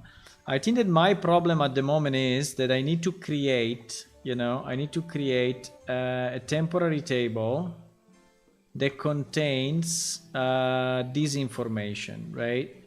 So the quest ID, the sub-step, the faction, and the points. And to create this, I need to parse text that is similar to this, right? And that is the real issue. And I don't know if I can do it in SQL. So let me simplify the text 1 second, okay? So the text can be garbage, okay, blah blah blah blah blah blah.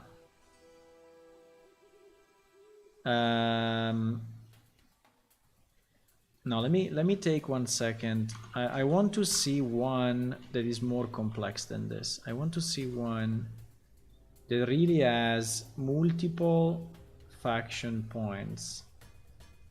Let me go a bit further. Maybe the more complex are at the end. I don't know. Because you know all these ones are very easy. They give quest only at the end, quest faction only at the end. But we are not sure it's like that. We are really not sure it's like that. Exactly. You see, there is a good example. There is a good example. There is a very good example. There is a very good example. Let me take this and I will simplify it, okay? Just for our purpose. So apart from all this text that I don't really care, you know, there is a bunch of text. So blah blah blah blah blah blah blah blah, right? And blah blah blah blah blah, which we don't really care. Blah blah blah blah blah blah. And here I have this text, okay? Run script quest give faction. This is the one that I need to find. I need to find this one. And I need to know that here we are in step 11, right? And the way to know that I'm in step 11 is because I have these 3 dots separating the steps. And for example, here you see is giving, what the fuck? And for example, here is giving 6. So blah blah blah blah blah blah. Yeah, we can delete everything else. I don't care. Right? And it is the step. It is the step 12, right? Okay, it's written here, step 12.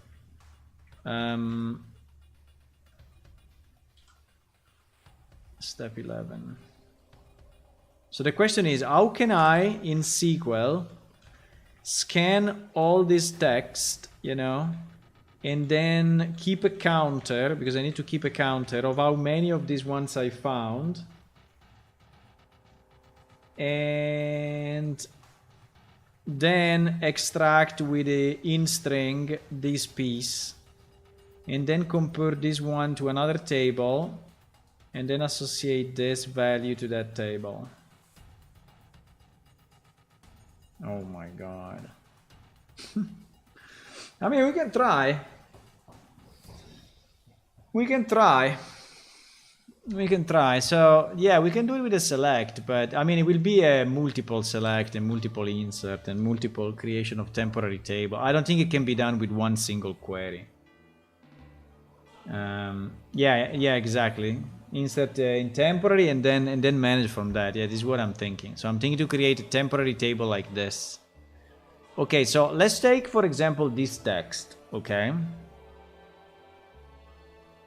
Let's take this text as an example, right? What I want to do, and one can be no repeat, another can be no repeat, right? So what I want to do, I want to check that, So let me insert it maybe in a temporary table. Let's create a temporary table, okay? Because I want to see what I can do in SQL, right? So we do new table. New table is very stupid table, which is test string, and we call it test string, and he has a new column which is an ID auto-generated, and okay, and it will have a string, okay, or a text column. So this is my script, not null, and we do it, we make it text, okay, text. Okay, this is my table. That is my table. What? Okay, sorry.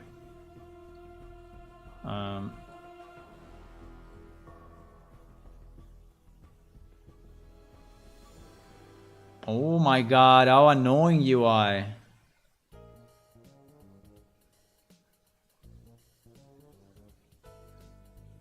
Holy shit.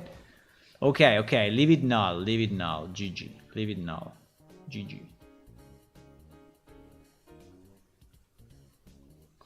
Okay, don't increment, yeah, because he needs to define a freaking, it's long to explain why is he complaining, but he's complaining because you need to define the primary key, and you cannot do it because it's in a different window, and so you have to do it separately. I mean, this program is a bit stupid. But anyway, you need just to define a primary key on ID, otherwise it doesn't save it. But it's fine, it's fine. We don't care. So we have our test string, right? So if I go in my test string and now I add, you know, my ID1 in my script, which is this mess,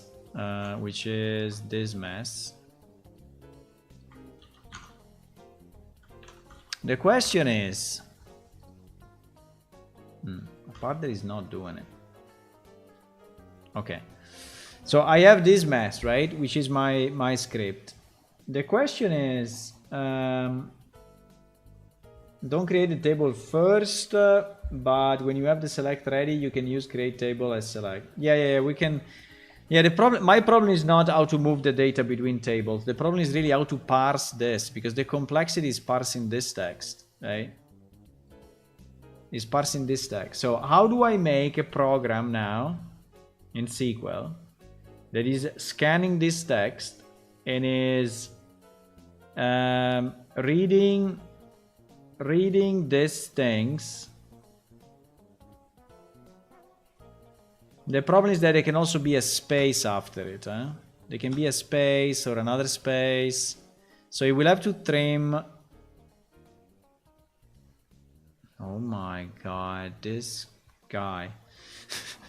So there can be a space, you know, there can be anything else. Well, actually not anything else. There can be a space. So I will have to trim it, right? I will have to trim it. So I need to go line by line. That's the point. I need to go line by line. So I need a program that goes line by line. So basically it's reading one line and then it's cutting it off. Right? Is reading, cutting, reading, cutting, reading, cutting, reading, cutting, and meanwhile is keeping track, right? So how can I do this? We said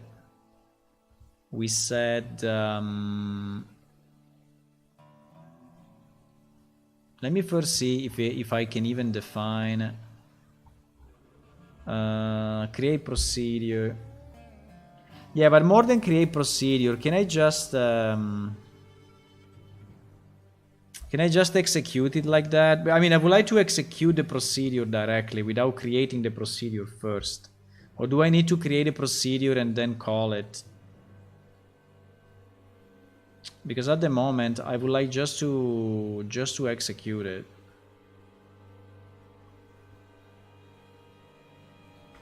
Let me see if this works or not. I mean, if I can execute something like that.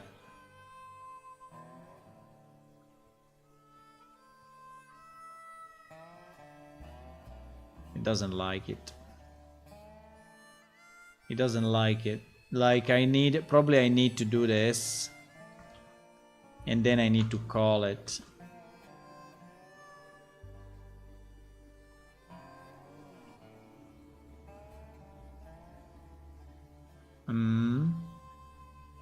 Why is not working?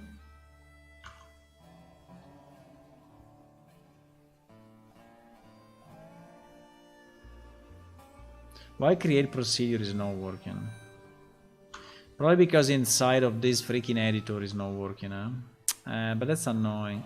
If it's not working inside this editor, it's a bit annoying.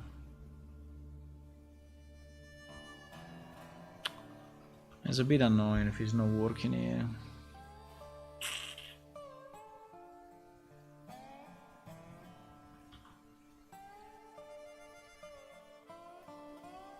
I mean, I can do it command line, but it's annoying. You can call a function inside a query instead of a procedure alone. So you prefer to use a function? I mean, to me it's the same. I just need to understand how to do it.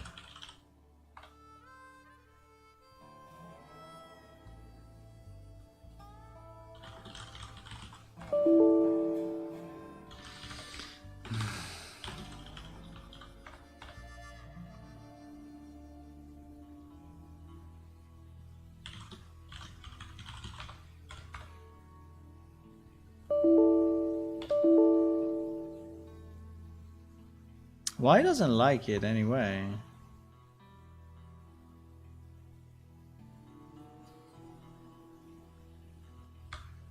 It seems he doesn't like it even here. Even in SQL he doesn't like it. Why?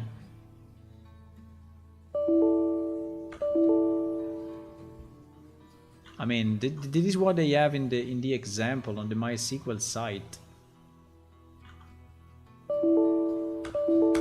Bro, if the examples are not working is a problem, huh?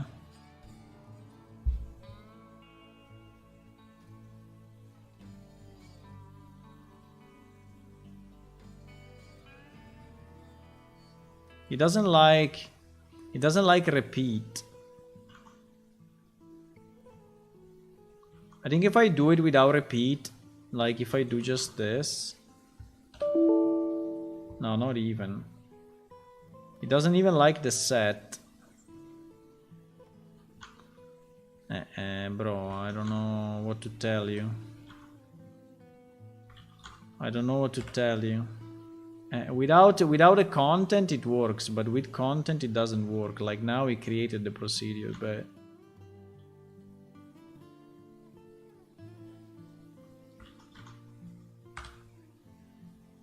thank you. Why is not? Maybe my MySQL is too old. It is possible.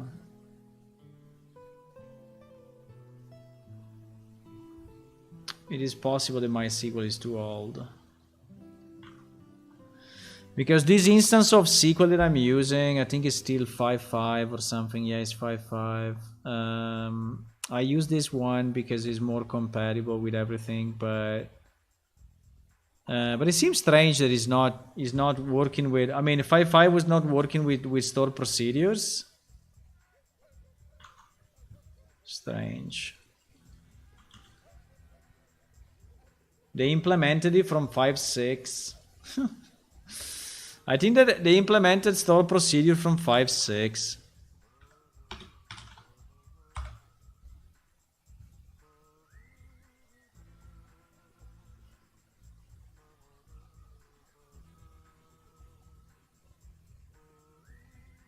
Or maybe they changed the syntax, because it's strange that it's failing. I have also a SQL 8 somewhere.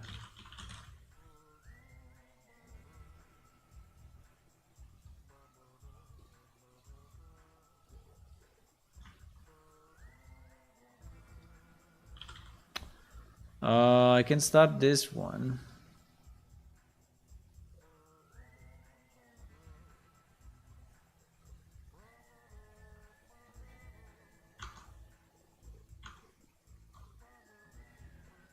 PHP admin for what? I mean, I'm using dbeaver. Dbeaver is very nice. for this one that I shown you. I'm using dbeaver for the query. Let me just try again with fuck. He has a password. No. My DB8 has a password. Oh fuck.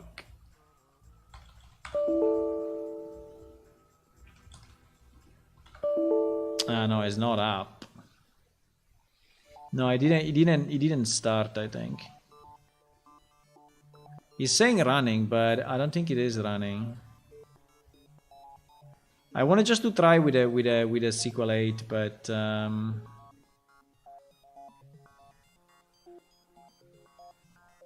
in theory it should be there, but I don't know why it's not there.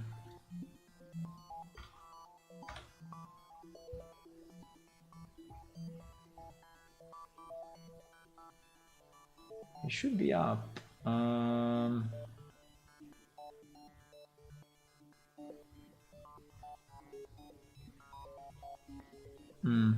Let me try the other one. Wait a sec, because let me try this one. But this one is disabled. This one, it says running. Let me try to connect with, maybe let me try to connect with dbeaver now and see if it's better.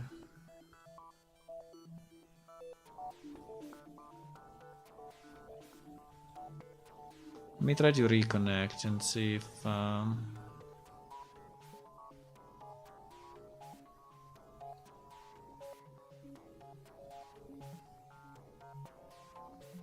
what? It's impossible it's connecting to the same one. What do you mean? What? I stopped it and I restarted it.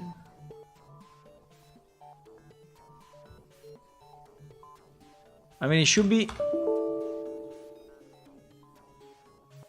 No, I think dbeaver is reading the cache. No? No, it's not reading the cache. Okay. It's a bit strange though.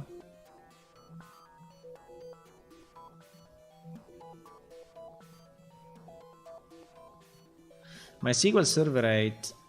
But we are going with the driver of SQL 5 though. Okay, but let me try now. No, it's giving the same error anyway. It's giving the same error.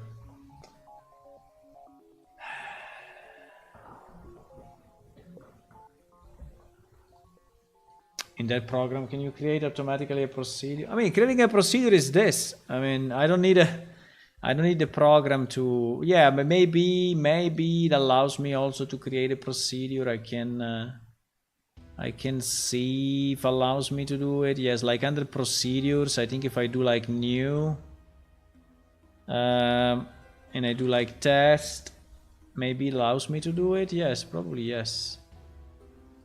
Probably yes. Procedure name, procedure type, and source. Okay. Yes, he cannot did it. Let me try.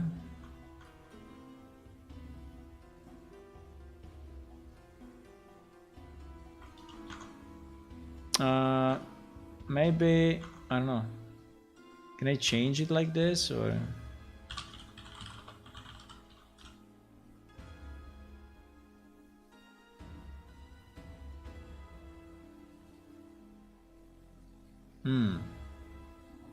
If I do it like this, it seems he likes it.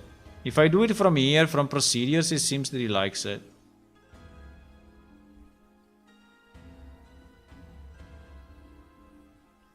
But wait a second, let me go back to my SQL 5 1 second, because otherwise I fear that I'm using something that I cannot then use later on.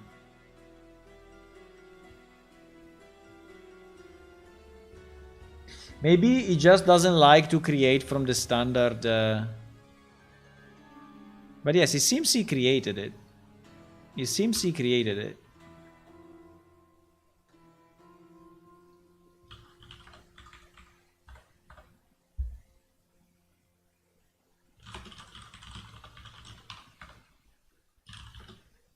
What is the name of that thing?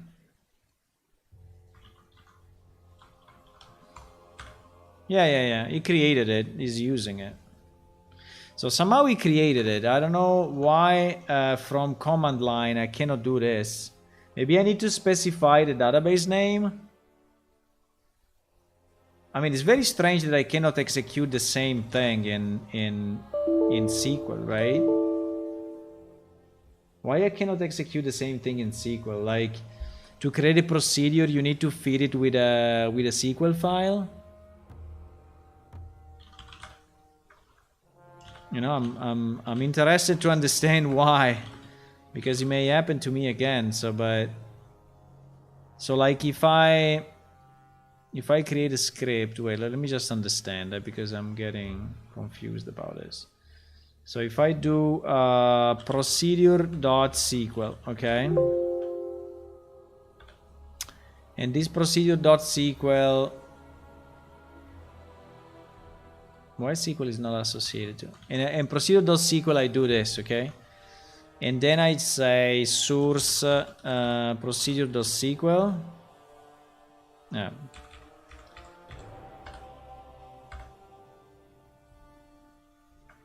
Use plain shift prod 2, and then I do source procedure.sql. No, it's giving the same error, so I don't understand. I don't understand. So if you do it from the tool, it works. If you do it from command line, it doesn't work. Why?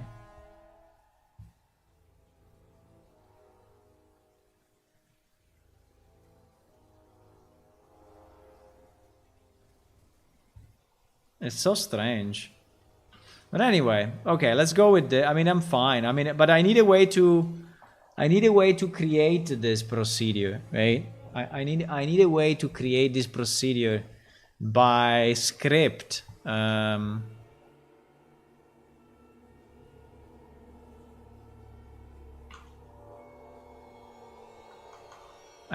mean, how is it possible it doesn't work?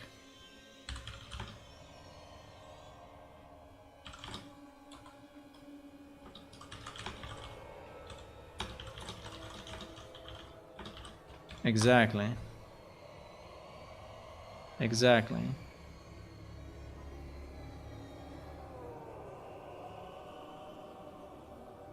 You never declare your child left variable.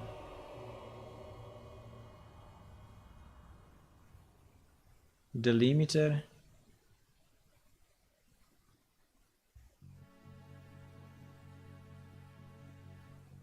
Yeah, but this one, it is exactly the example.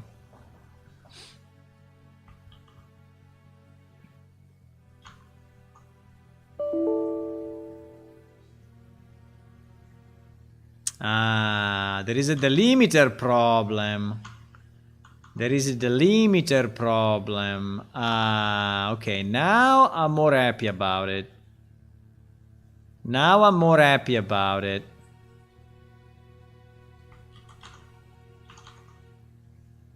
Ah, okay. It's a delimiter issue. So you cannot create it that way just because you need the delimiter at the beginning. Okay, fine. I mean, if that's the case, so we can perfectly create it manually then. Okay, we can perfectly create it like this, okay? It's just the delimiter thing that is annoying, but you see, now it works, so. Or not. I don't know, I see this output, but. What? But it works in SQL. You see? And here it's telling me procedure 3 already exists. Now if I call it 4, you know, it works. So it actually works. Yes, he created it. So we can work this way. We can also work from the procedure, but anyway, it's good. It's what I needed, okay? It's what I needed. Okay, so this one will be parse string, right? This one will be parse string. So what I want to do, so we want to pass in the string, right? What do we want to do? So should I pass the string here in the parameter that I do with my select, or should I do the select inside of the procedure?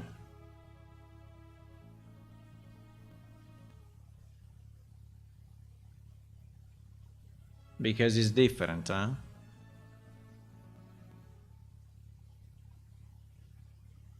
Because I will have to do, I mean, my final case, you know, is that I will have to do an insert of this select, but I need four parameters.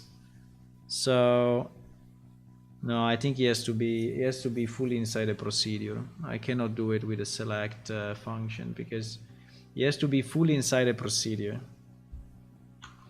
He has to be inside of this. He has to be inside of that.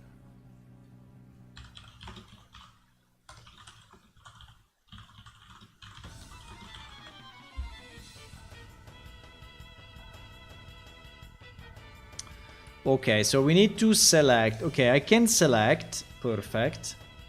So let me say that I do select star from our temporary table, right? We called whatever we called it. We called it test string or something. Fuck, I don't remember how we called it. And obviously I'm in a database with 3000 tables. We called it... Fuck. Do you remember the name? No.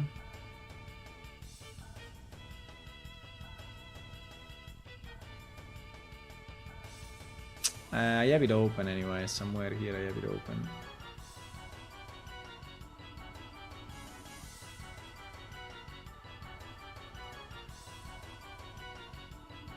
Oh my god.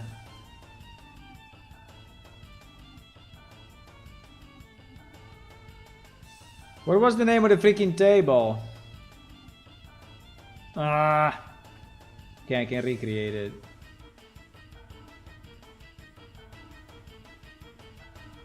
Fuck. I think I did it on this database though. Huh? I did it on. Yes, exactly. In fact, it's here. It's called test string. It's called test string actually. So in reality, this one I want to create it on the other database.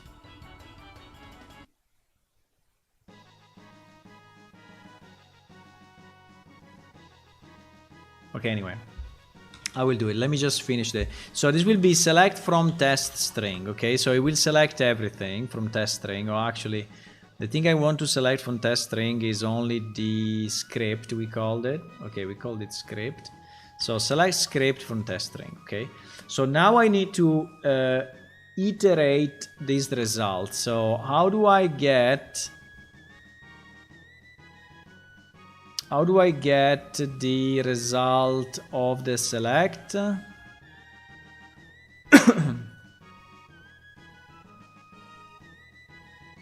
How do I get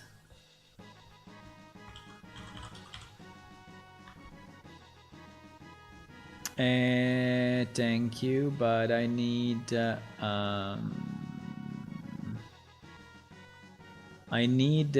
how do I read the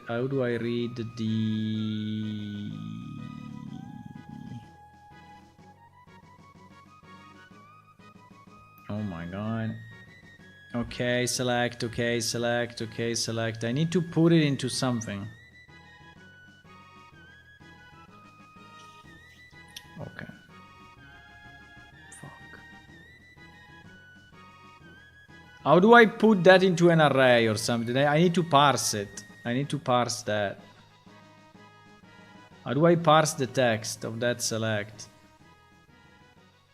Row by line by line, exactly, line by line. Select total marks into marks from student where if marks. Okay. So it's basically okay. So the result is immediately available as a variable. Okay.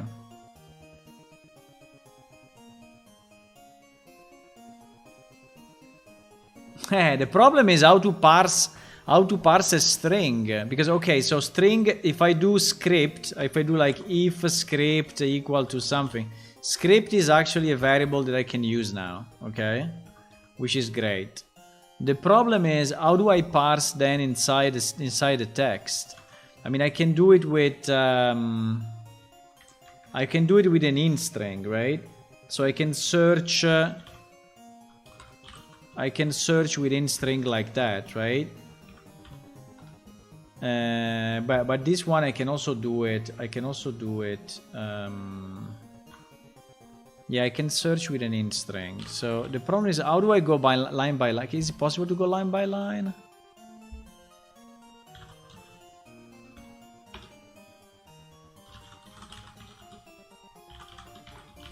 The problem is to go line by line.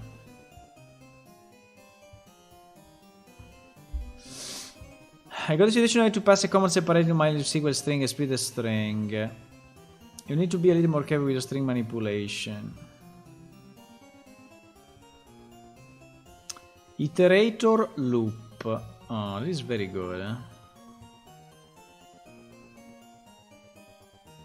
Iterator loop. If character length, trim list, or blah, leave iterator. Capture the next string value from the list. Okay, this is very, very good, because this is doing exactly what I need. It is doing exactly what I need. The problem is that this one is getting the text as an input. It's getting the text as an input, but I think it doesn't make any difference, right? For us it's the same. So I can do the same, right? With the difference is that my script is the text, right? So if I use script instead of list, right? In theory it should be identical.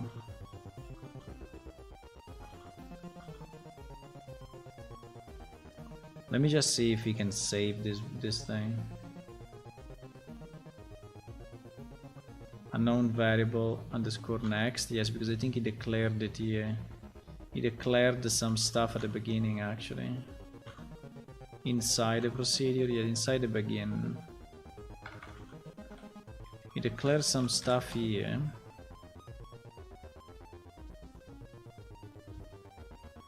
Unknown system variable script.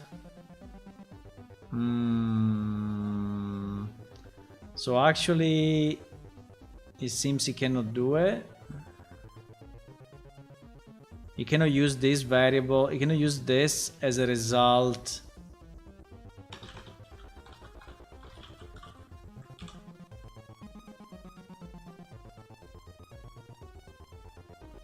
You cannot use this as a result. Why? Why? Why? Why? I mean, I understand that it is coming through as a variable from in the script, but in theory it should be identical.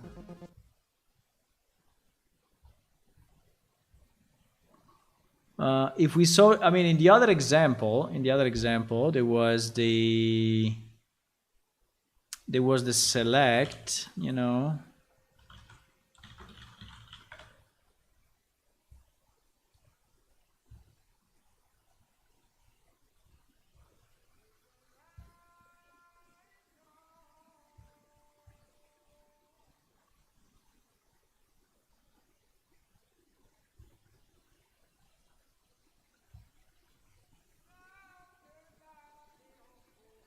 You can use and.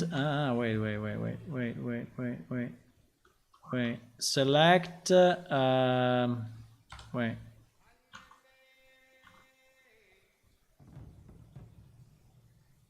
Fuck.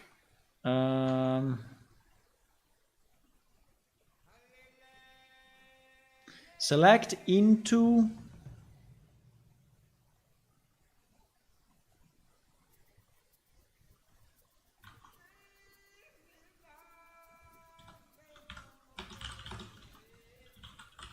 script. Fuck.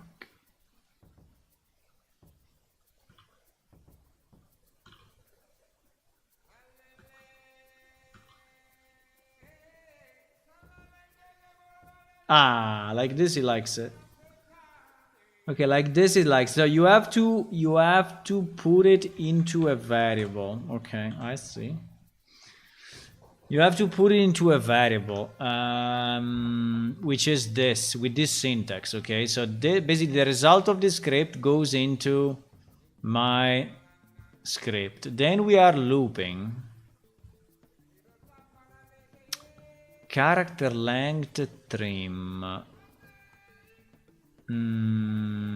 Okay, this is basically just checking if the string is 0, so there is nothing left, right? If there is nothing left. Then is trying to cut off. Yes, so this is exactly our problem. So we need to cut off. The point is that we need to cut off at the /r/n, right? So we need to cut off at the end of the string. Do you think that this thing understands /r/n or? Because we will have to cut off by this.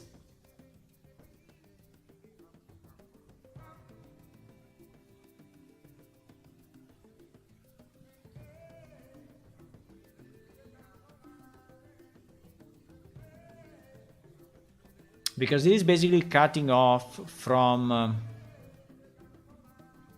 the beginning.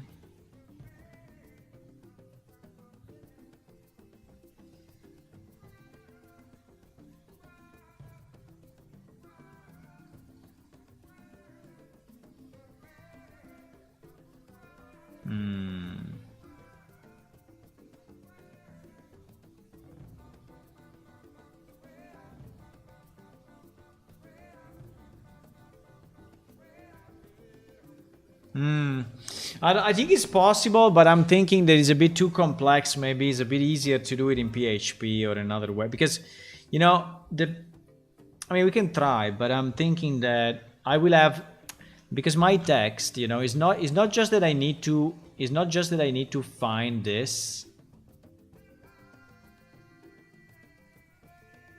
Is that I need to parse by line. And parsing by line, I don't know if he can understand, you know. We can try. Maybe we do it. Maybe we do it. But the problem is to substring. Yeah, exactly. It is exactly my question.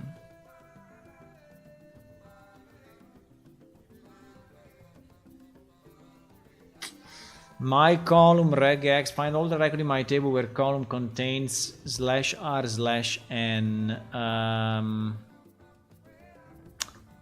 But I need it in a substring though. The problem is that I need it inside a substring. So unfortunately, substring index for me is mandatory. I need it. How do you require it, with plus or with?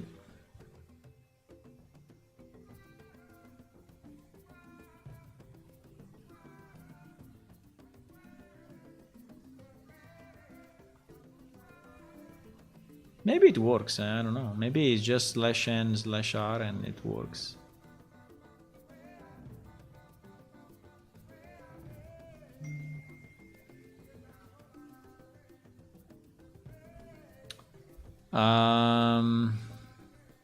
We can try. How do we print? Can we print out something, or can we? How do we print out something from the execution of this?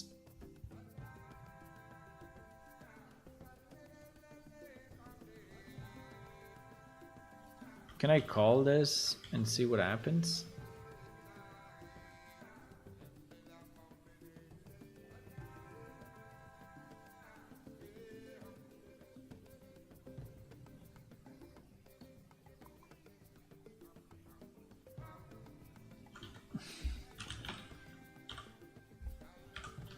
How do I call it like that?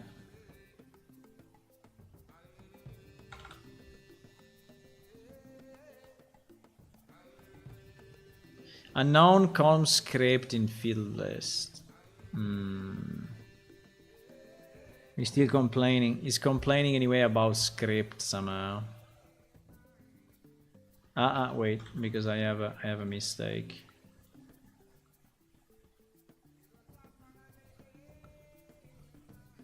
What do you mean procedure already exists?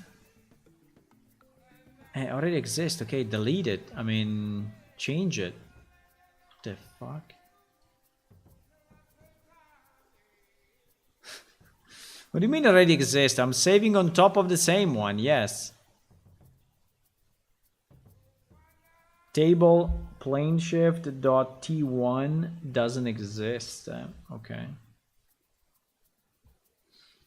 What is the T1? Ah, is here at the bottom. Okay, okay. Yeah, it's this thing. No, this thing we don't need it at the moment. Let me just see if we can.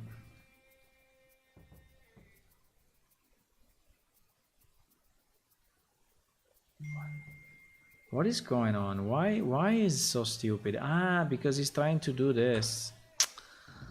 Okay, I understand why. Wait. I understand why. Wait.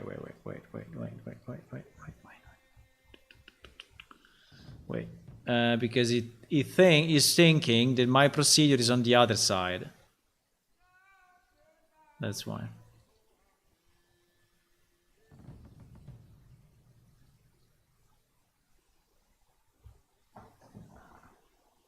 He's thinking that my procedure is on the other side. Is okay.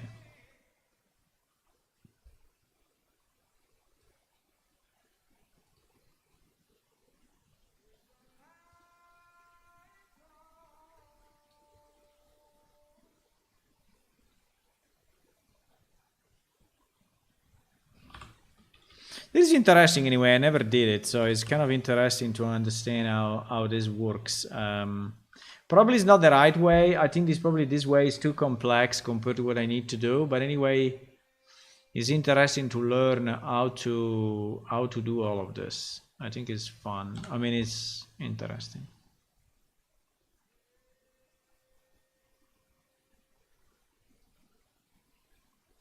What the hell is it doing? It's never exiting from the... I think this end loop is never happening.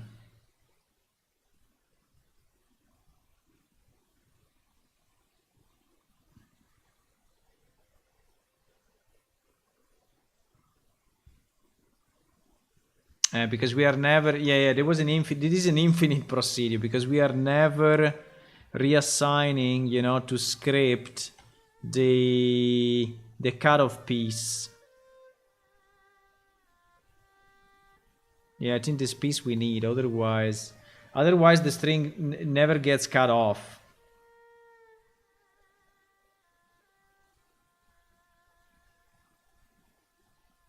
Exactly, did it.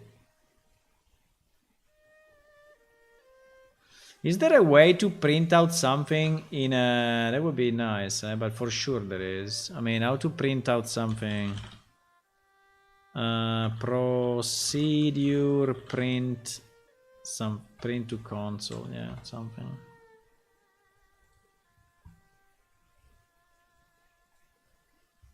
Select comment. Okay, yeah, that works, I guess. That works. Because I would like to see if this one is actually getting, this one is actually found or not. You know? So if I select, well, I want to select, can I select next though? Probably not, huh? Probably not.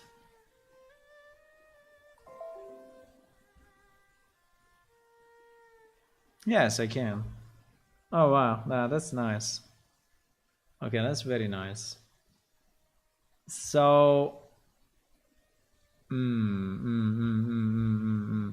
So if we select next, so is printing. The problem is that I don't know if it's printing once or it's printing multiple times. Like if I do it twice, what happens? Do I see it twice or no?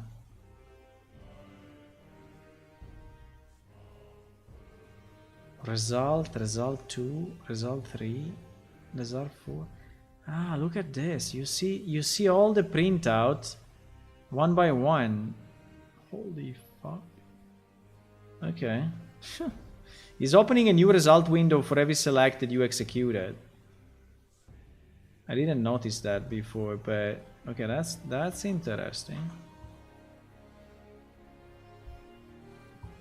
So yes, we can. So because probably there is a comma, right? In our text, there is a comma. There are multiple comma.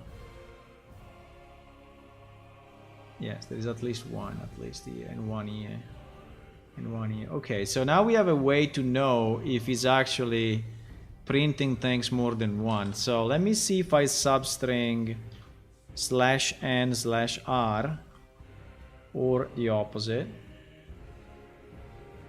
/r/n. Yeah.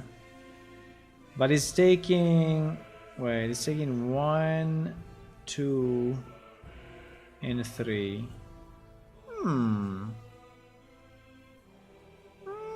Not bad.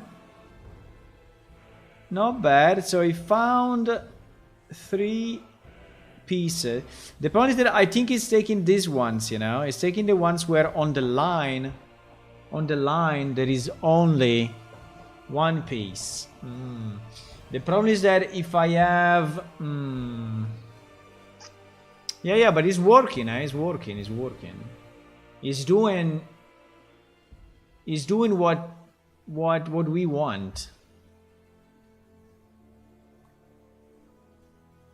The problem is that it's not doing it line by line because it's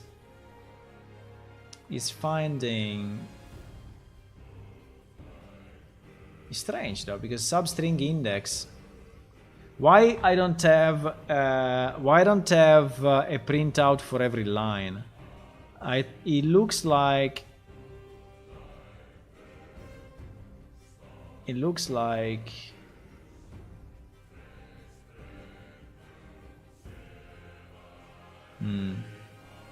because we have 3 results, you see. The first one is the full, the second one is starting from no repeat, and the third one is starting from no repeat. So is identifying this, and this.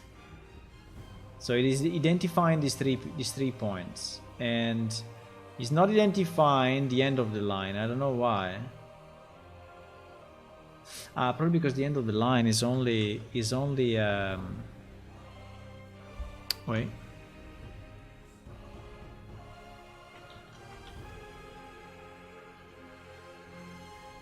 No, but the end of the line is still the same. The end of the line is still /n/r, exactly in the same way. It is.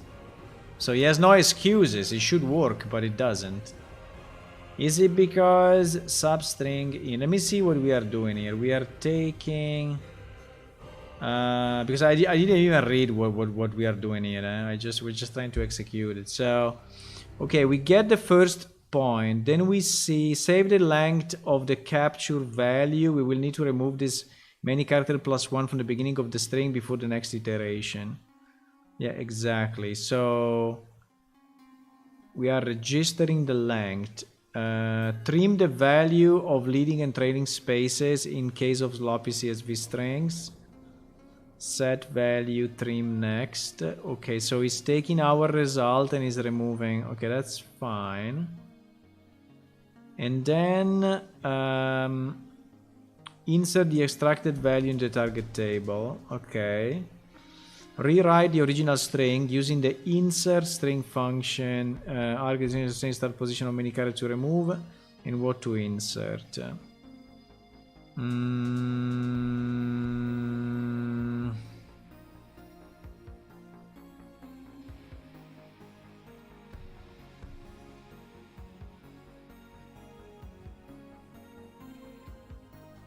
Start position.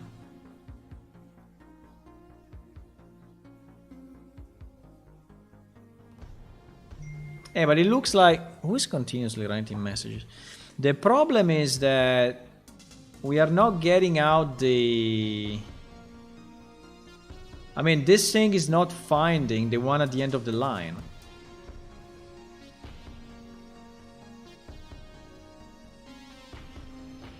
I think the problem is substring index.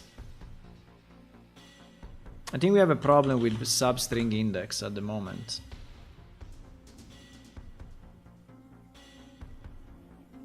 Return the substring of a string before a specified number of delimiter occurs. Returns a substring of a string before a specified number. 1. Yeah, 1, I hope is 1, yes. So next is the piece before.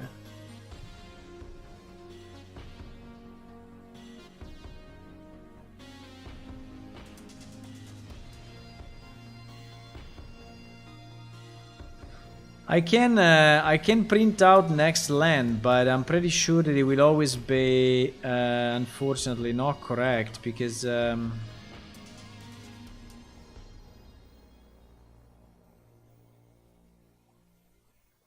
you see 323, 221 and 169, so his three values is cutting off, is not cutting by line, is cutting by real carriage return. I mean, it needs to have the full back. I don't understand why though. Why is not finding this one as... Why is not finding this one and this one and this one and this one and this one and this one as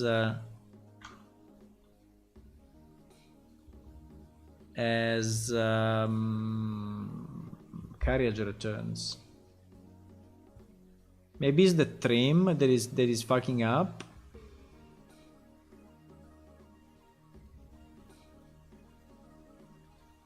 But we are not using the trim here, right? So we are not using the trim, so I'm expecting do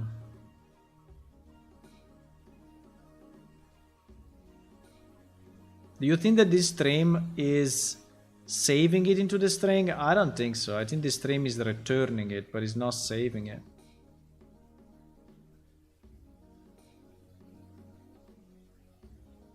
Right?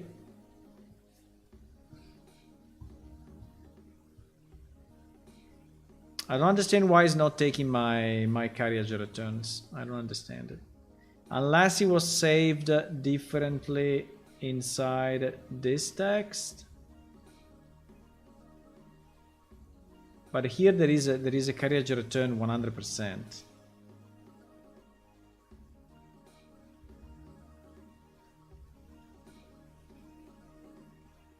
I mean, I can search it, but 0D 0A, right? As this. So every line there is a 0D 0A. So I don't understand why it's not finding it. I don't know why it's not detecting the end of the line.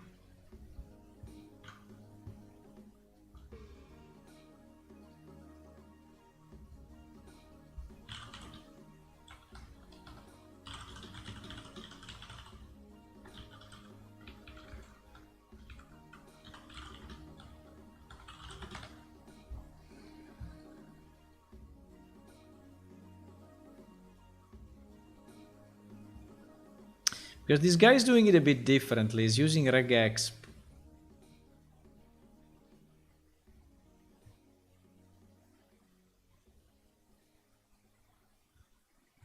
He's using regexp, but can we use regexp into our procedure? Can I say... because he's doing... Wait. Is doing select from where my column regexp, but no, this is not what we need. We need to find the index.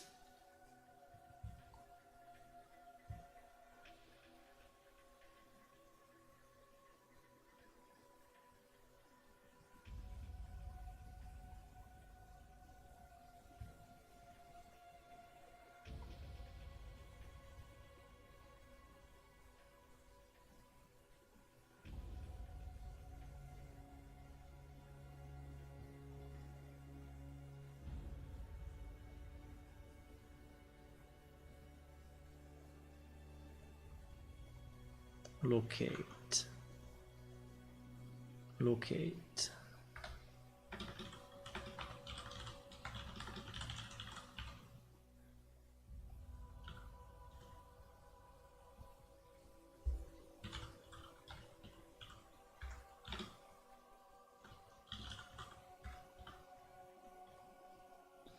Let me try to see if like that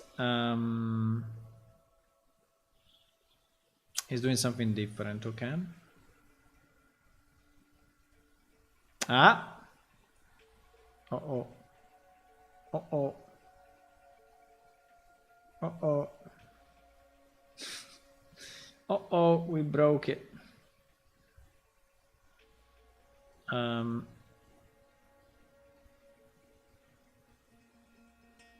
But it's saying 3 continuously. It's saying 3 continuously because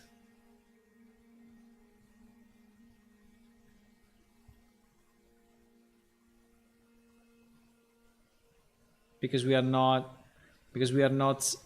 doing a substring then, you know, we're just locating the place.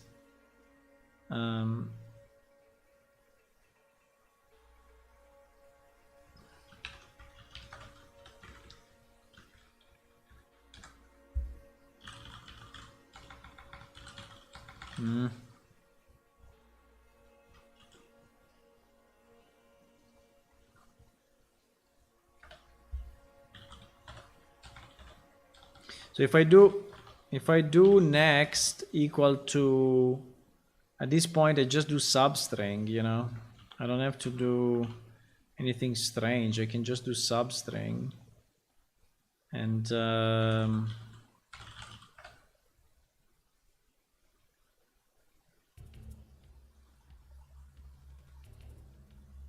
string position and length. String position and length.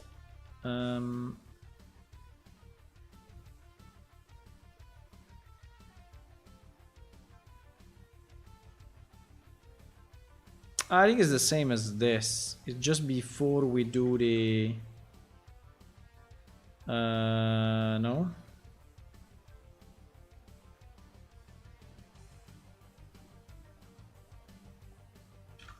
String position.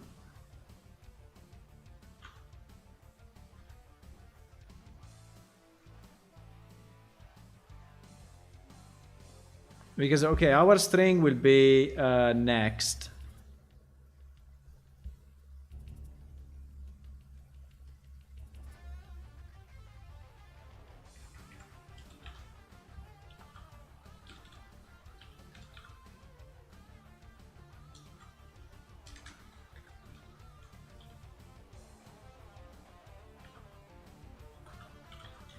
Can I do this?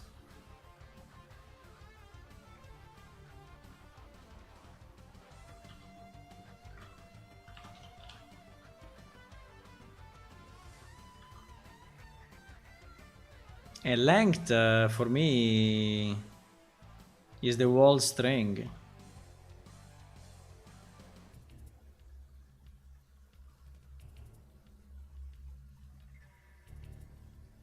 If you pass -1 is probably giving you the whole string, no? Huh?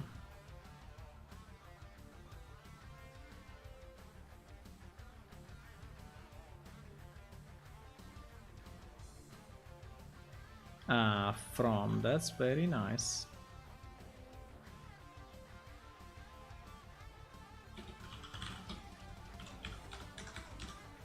Do you think it will do something?